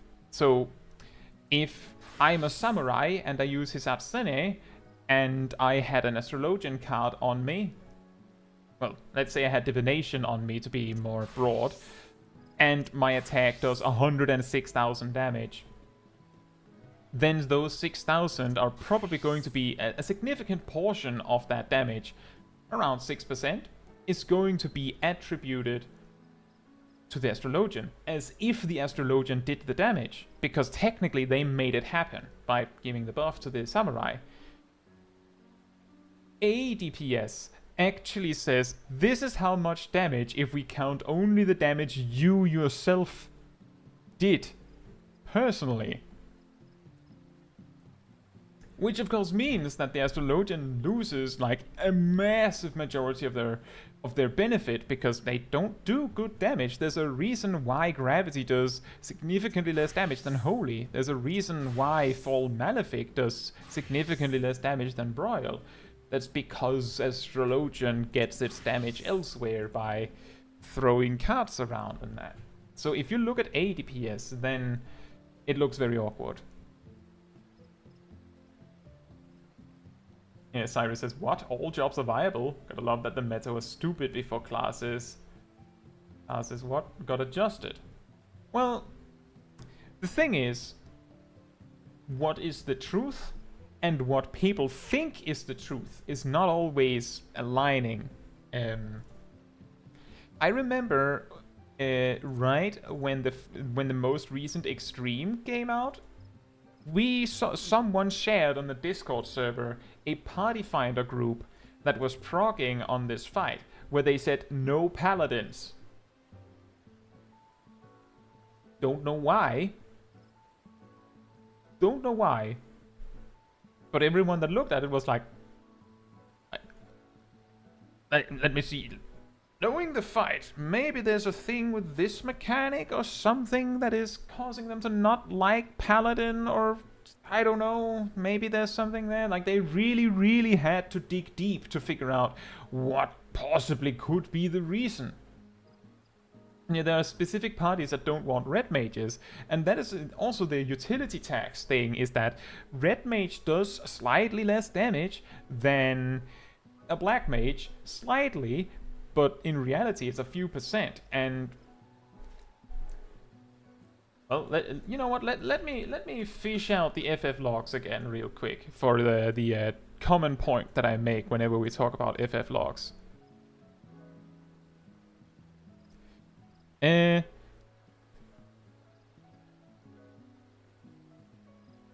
Just a moment.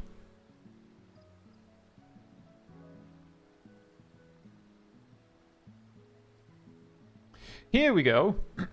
You think that we look at this when we're comparing jobs. You think that people look at this and realize the distance from here to here is like 10%. Mainly, as far as I know, people don't look at this or this.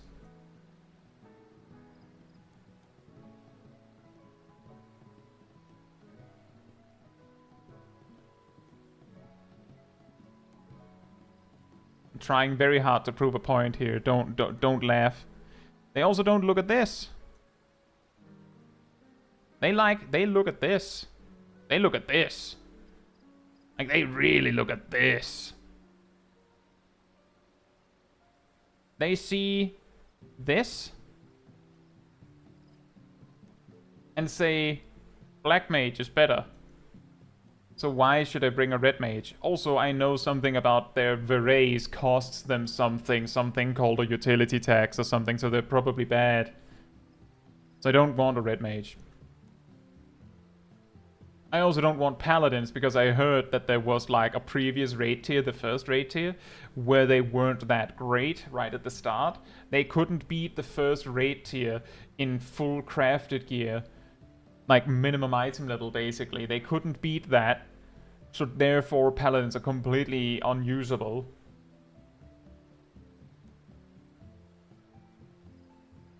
Exactly, Blaine. That's exactly what I meant. Right down here, you can see that it actually goes from 70 to 105, apparently. And not from 0 to 100. If we actually take all jobs, you can actually see that by including 20 to 110, they get quite small, right? Very, very small. You can hardly tell the difference at the end of the day. But people like to choose the better choice. If you've ever thought in like the aspect of like job application, why would a company who could choose anyone, why would they hire the red mage if the black mage can do the thing they're looking for better? That's damage, by the way. Why would they hire the red mage just because they can do these other things that they don't care about? Therefore, they will only want a black mage. Only a black mage is good enough. Why would they bring a red mage or even a summoner when a black mage is better?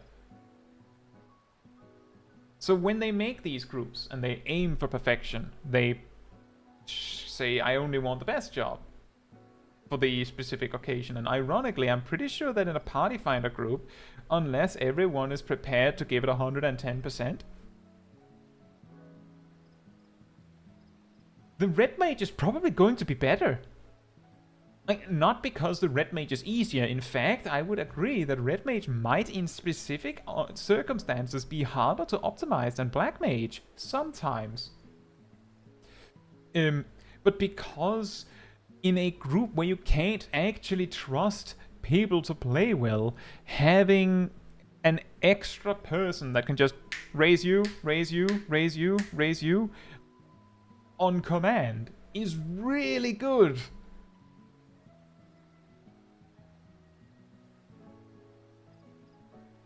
And yeah, exactly, Jail. Precisely.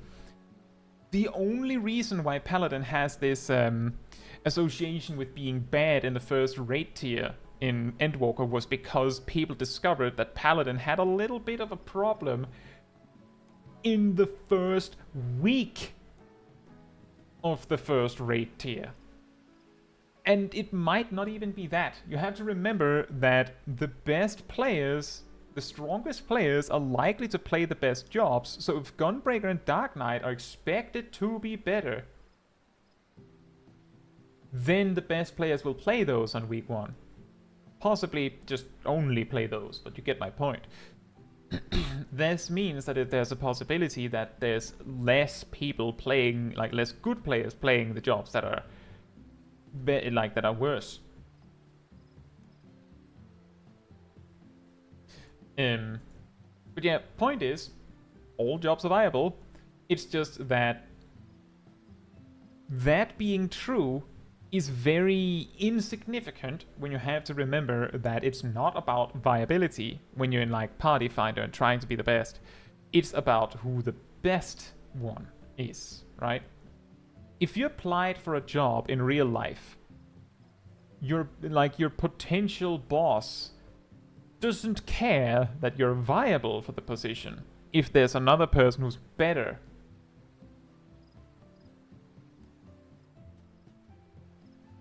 JL says all jobs are equal.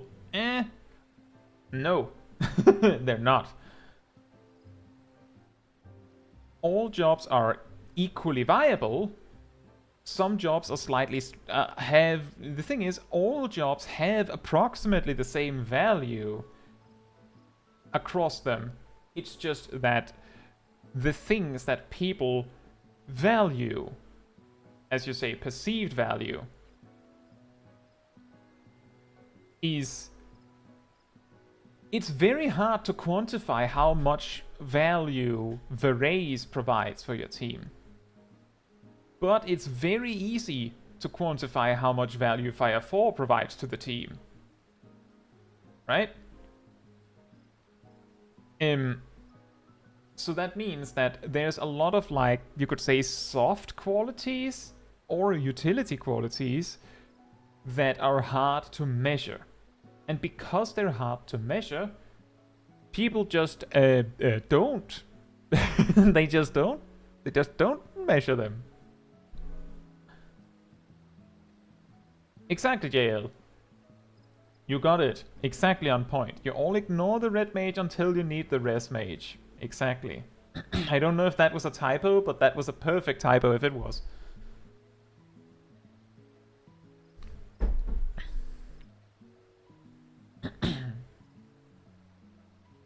But that is exactly the problem, is that it's very hard to quantify these soft values or utility values, so people just don't. Besides, the value of Red Mage is basically, as Cyrus said, skill issue, right? Just don't die. What do you mean we need a Red Mage to res us? We just don't play bad, and then we don't need it. And then we can use a Black Mage instead. Well, why would we use a Red Mage when we use a Black Mage? Does more damage, stronger. Why should we use a Warrior when we could use a Gunbreaker when it does 0.1% more damage? Why should we use anything with a better utility tool when there is something that does more damage?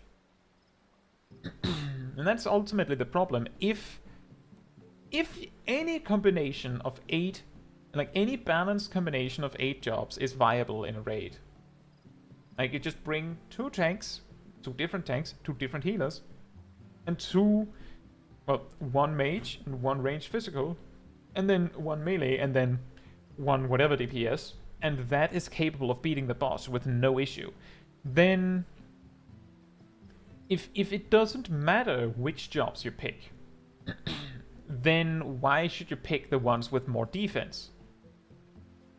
Leading back to my video on the damage dealing bottleneck, right? Why should you pick the one with more defense when killing the boss sooner means that people will die less or have less chance of dying? Exactly, Cyrus. Utility is needed once you know what you need, but that means try out things. And the problem there is, what do you need? What do you need on P9S? What do you need on the most recent extreme? Because I'm pretty sure you don't need a raise if people just don't die.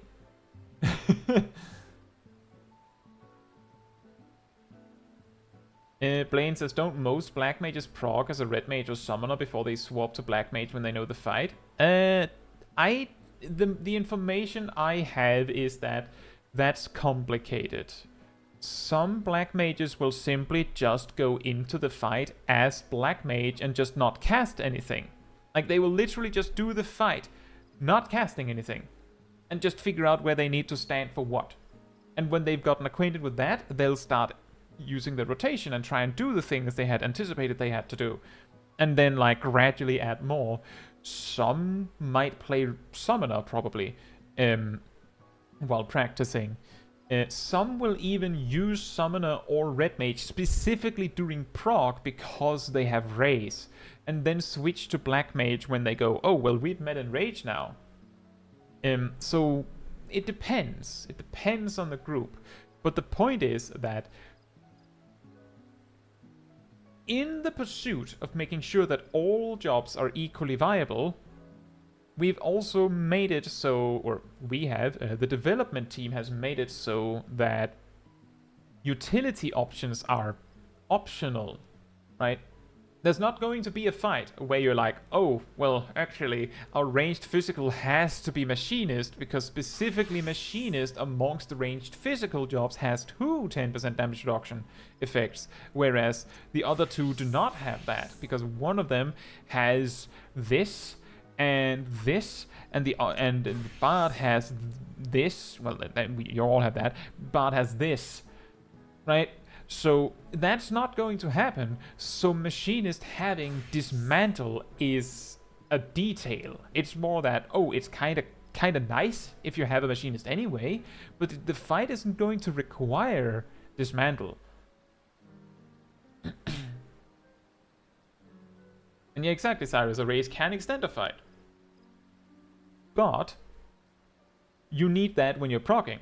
The moment that you don't need the raise anymore, it becomes instantly irrelevant. which people most of the time ignore. Also true. Jails as I actually yell at the red mages who've erased the target I swift rest as a healer. It's my job to get first. That is true. Amokia says, I just tell people to pick what looks cool to them. That's honestly the best advice on what job to pick in Final Fantasy XIV, and that is true. The best way we could balance this is if all jobs had approximately the same amount of utility and approximately the same amount of like damage output to like balance that out. The problem is, don't all the tanks have approximately the same amount of utility? Like, I'm pretty sure all of the tanks have pretty much the same amount of utility. Like, quantity-wise. But they have different kinds of utility, so why is it that Dark Knight and Gunbreaker are better than Paladin and Warrior? That's because of their flavor. Like, the way that their cooldowns are used are different, which happens to slightly adjust and push and pull where the graph of their damage output spikes and how high it spikes. Dark Knight has the biggest burst of all the tanks by design, like, because it has all these things. And the only way to make Paladin do the same damage as Dark Knight, exactly, is if Paladin had Dark Knight's toolkit, or had buttons that did damage in the same way as Dark Knight, meaning that Paladin would have to either have the same amount of damage concentrated in fewer buttons to make it different, or have the same amount of buttons. You could just make Paladin into Dark Knight, but what's the point in doing that?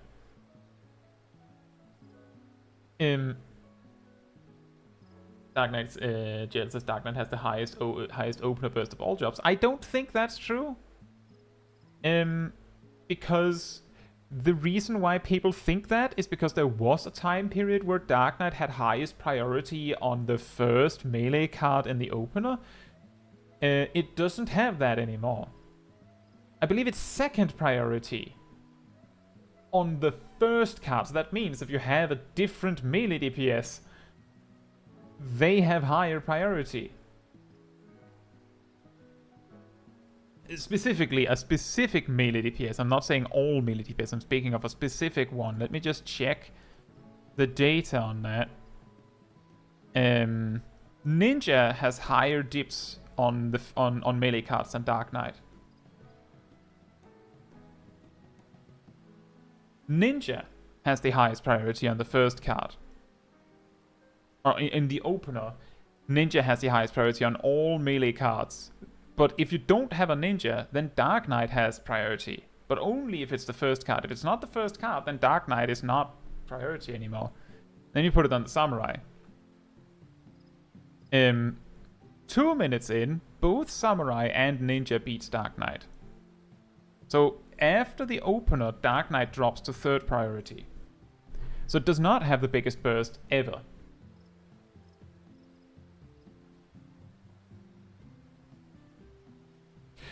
Astrologian has, like, if you want to do it perfectly, Astrologian has considerations for the opener 1, 2, 3. Well, they have considerations both for the opener, the 1 minute, the 2 minute, the 3 minute, although it's just one card, right? And I believe also 5 minute. I'm pretty sure 4 and 2 are basically the same. And they also have to consider 6 minutes. Part of the reason for that being that, for example, Ninja 6 minutes in would have Bunshin overlap with their 2 minute burst. Just as an example. So playing Astrologian perfectly gets really complicated. Thank you for coming, Emir. Hope you have a nice evening.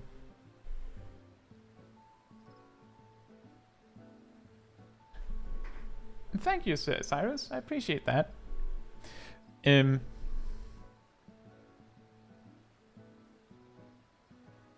Blaine says, with randoms, card priority goes out the window when you have no clue if they even know what an opener is. And that is why White Mage and Sage tends to win out on the average FF logs.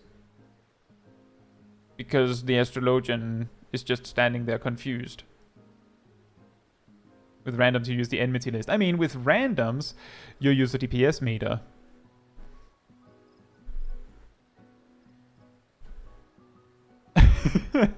And you can't do that. You can't do that in the first pull.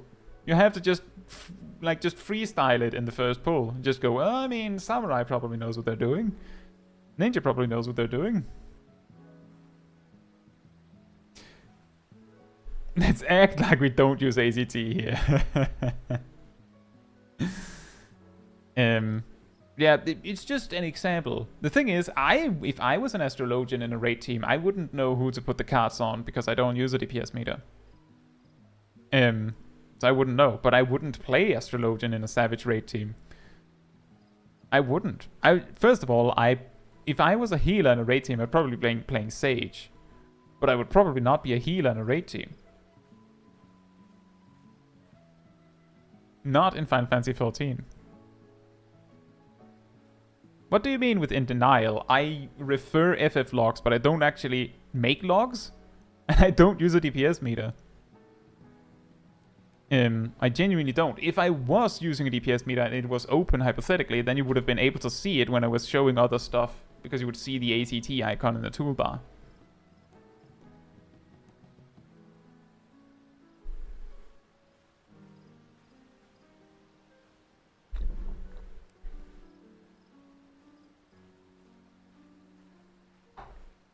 And that is true, JL. The NBT list is better than nothing. But it is very difficult because the thing is, even if you had a DPS meter, right? Even if you had a DPS meter, just throwing the melee card on the melee DPS that does the most damage so far, because that's technically what the DPS meter will show you, is not going to be accurate.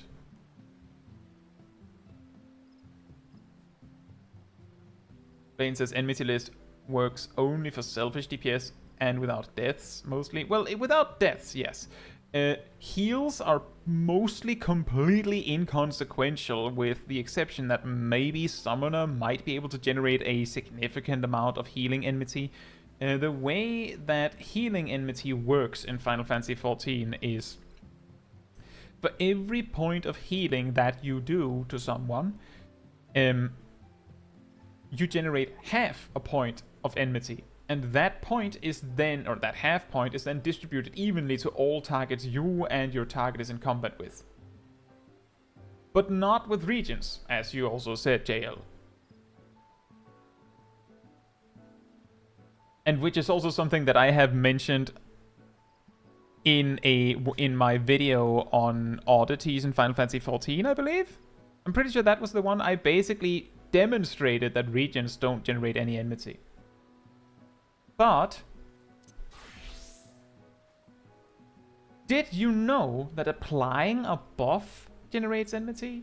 Like nearly nothing, but it does apply enmity to apply a buff. That's why you enter combat when you apply a buff to someone else. So Everlasting Flight applies 8 times enmity. 8 times nearly no enmity. Rekindle is a 400 cure potency, so it would be equivalent to a 200 potency attack in terms of enmity if there's only one target to receive the enmity. Does applying something like Arcane Circle generate enmity? Yes, it does.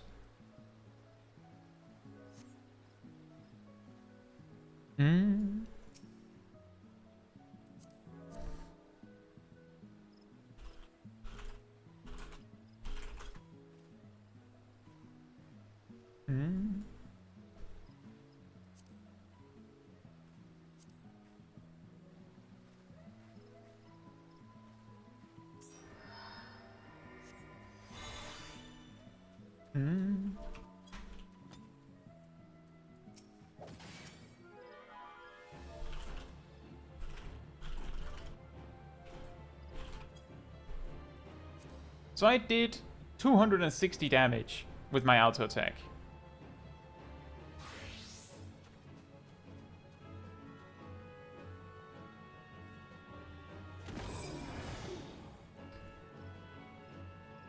difficult to determine, but you see that Aradel, who is not attacked and only used Arcane Circle, has like 80% of the enmity that I have.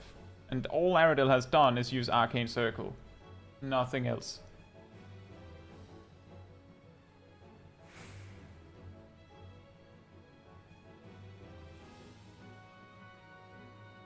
And exactly, that's only on 2 people. So it might be more if there was a 3rd person. Did Carbuncle get buffed?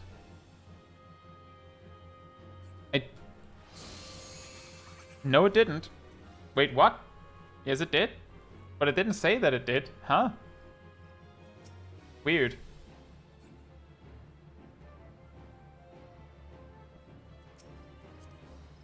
But yeah, the point is that technically, thank you for the help, Aradel. The point is that applying a buff generates a minuscule amount of enmity, like an absolutely tiny amount of enmity these days. This is more important at lower levels. But regen does not. But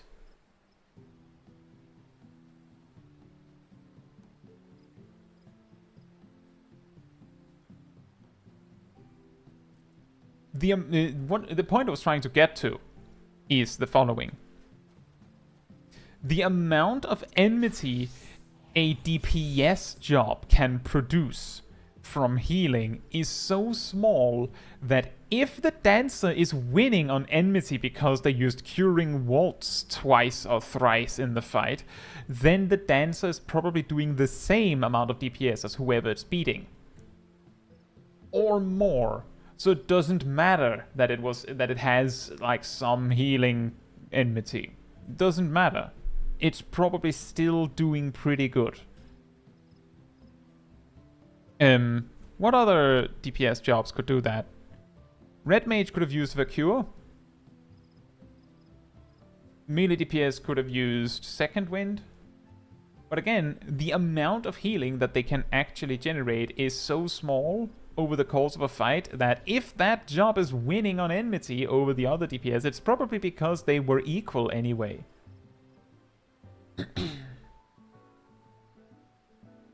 Blaine says enmity is only for the damage from your damage, right?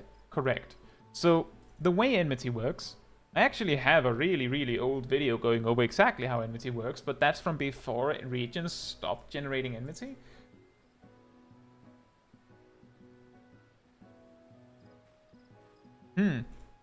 That is an interesting test. Aradel, could you like smack this? Just smack this just once for me? Or actually, could you cast a spell? Like just an attack spell.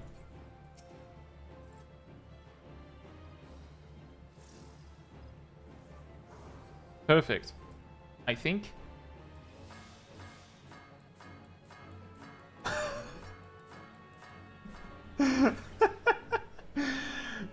Indeed. If you grab your loop, really zoom in heavy here. Actually, let me see, maybe I can do something here. Never mind. Can't really figure that out live, sorry. If you look extremely closely at the enmity bar, it actually moves every few Mudra casts.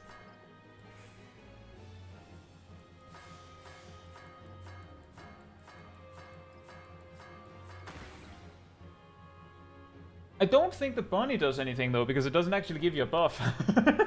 I don't think that one counts.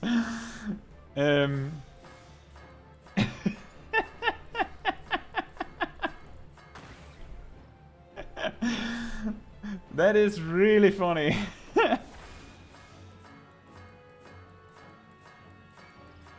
Aha! I've gotten enmity. I have aggro now somehow.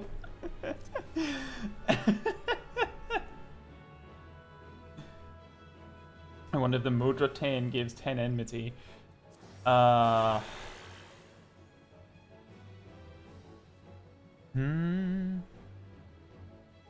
I would guess that if I remember correctly, all buff applications give the same generic amount of buff application enmity. Something to that effect. That's why it is so minuscule, is because back in A Realm Reborn it was significant. It does not matter now.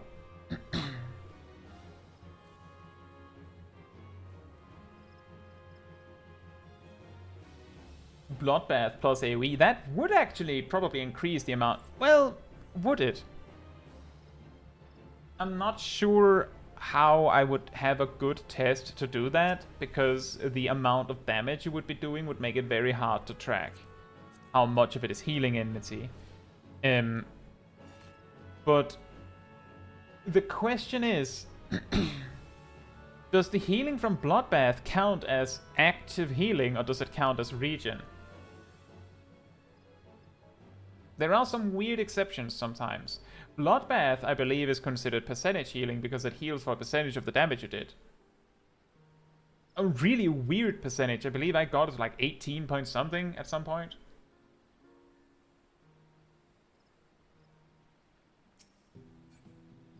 It would probably count the same as Bloodwetting. I'm pretty sure that Bloodwetting doesn't generate enmity. Well, the healing from Bloodwetting I'm pretty sure doesn't generate. And Bloodwetting is actually a very unique case, because I discovered that the increased healing HP recovery from Thrill of Battle doesn't work with the healing from Bloodwetting. At least it didn't last time I checked.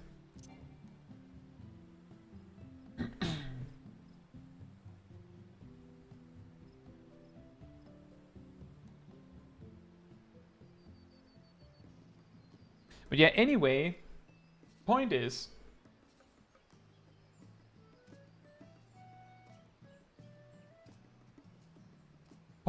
that well, the thing is, Cyrus, that Bloodwetting seems to be a unique case, and technically is a regen. So the heal over time effect of Equilibrium does not generate enmity because it's a regen. What classifies as a regen? A buff that heals you? Because Bloodwetting is a buff that heals you.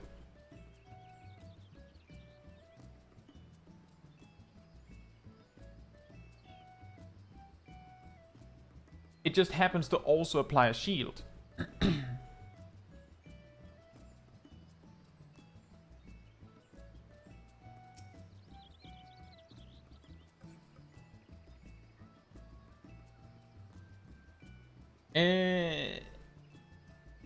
Not exactly, it's JL.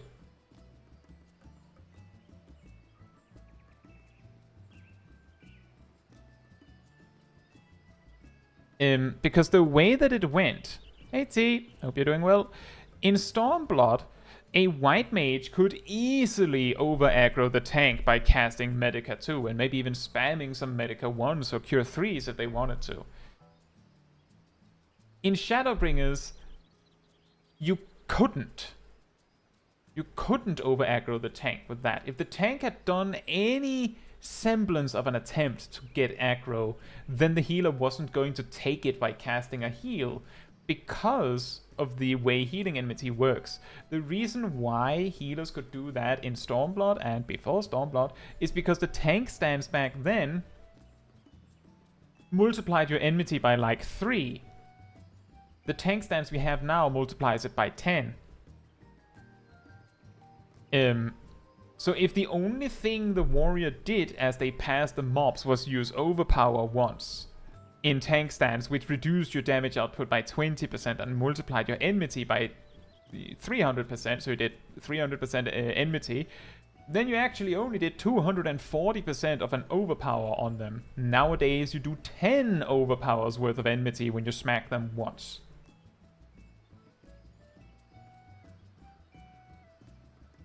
That is very true, JL. That was also a thing, and especially a thing before Shadowbringers, because for some reason people went, well, if I use overpower once and you do anything, then I'll lose aggro anyway. So why bother?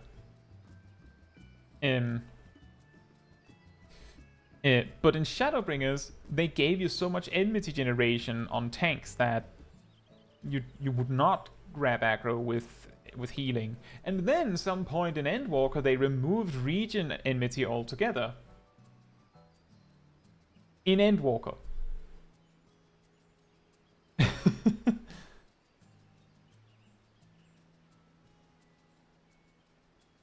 Amnokia says, just how offensive are mudra hand gestures if they legitimately make enemies aggro onto you.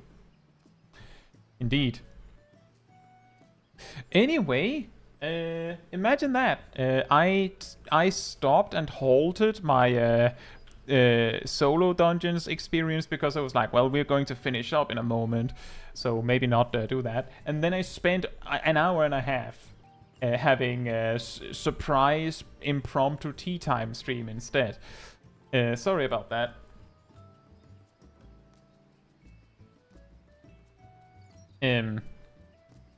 But I still hope you enjoyed that we managed to beat both Ala Mhigo and Kugane Castle. We'll have to continue with Temple of the Fist next time. But if you did enjoy it, remember that the channel has a Discord community server that you can join, where you can find many of the wonderful people that you see on this channel, in the chat, I think, including Aradil. And you will also find the weekly schedule where you can see what else I've planned throughout the week. And you will also find an announcement channel where I post a link whenever I plan a new stream, post a new video, plan a new video, whatever it is. It usually shows up there first. And you can also grab the reminder role in the role assignment room. If you do that, then you will get a notification whenever I make these posts. You will also get like a 15-minute reminder before a stream or a time-sensitive thing such as a video premiere. So if you want to make sure you're there at the start, you can do that. And if you did enjoy this stream, then it would help me a lot if you leave a like on it with, you know, the thumbs up in the YouTube thing. It tells YouTube that this was a very enjoyable stream and you would like other people to see it, so that other people can see that you can in fact solo Xenos. And it would help me very much. So thank you so much in advance. You can also set the bell to all, that is also true. I have just, the reason why I mentioned this is specifically because I've heard some people that have set it to all, that they get like the, oh, there's a stream reminder the morning after. Which is not very helpful. But it still helps me. Like, if you ring the bell, that also helps me, because that tells YouTube in a way that people want my content. Right, and they need it so much they want notifications for it. I don't know how much it helps, like in the algorithmic scale, but I mean, everything helps. I appreciate anything that you do in that regard. Right. So tomorrow there's going to be a video premiere on a video about why perfect balance in Final Fantasy XIV, not the action, is impossible. Which actually circles back to a lot of the things we've talked about here in this impromptu tea time. So I think some of you might find it, at least some of you would find it extremely interesting. And it will be a video premiere tomorrow. So please look forward to it. Right, I think that's everything I have. We also have Small Kai stream on Saturday. And we have a Criterion stream on Sunday morning. Or afternoon. Right. Good night, good morning, afternoon or evening, depending on where you are in the world. And I hope to see you all very soon. Bye-bye.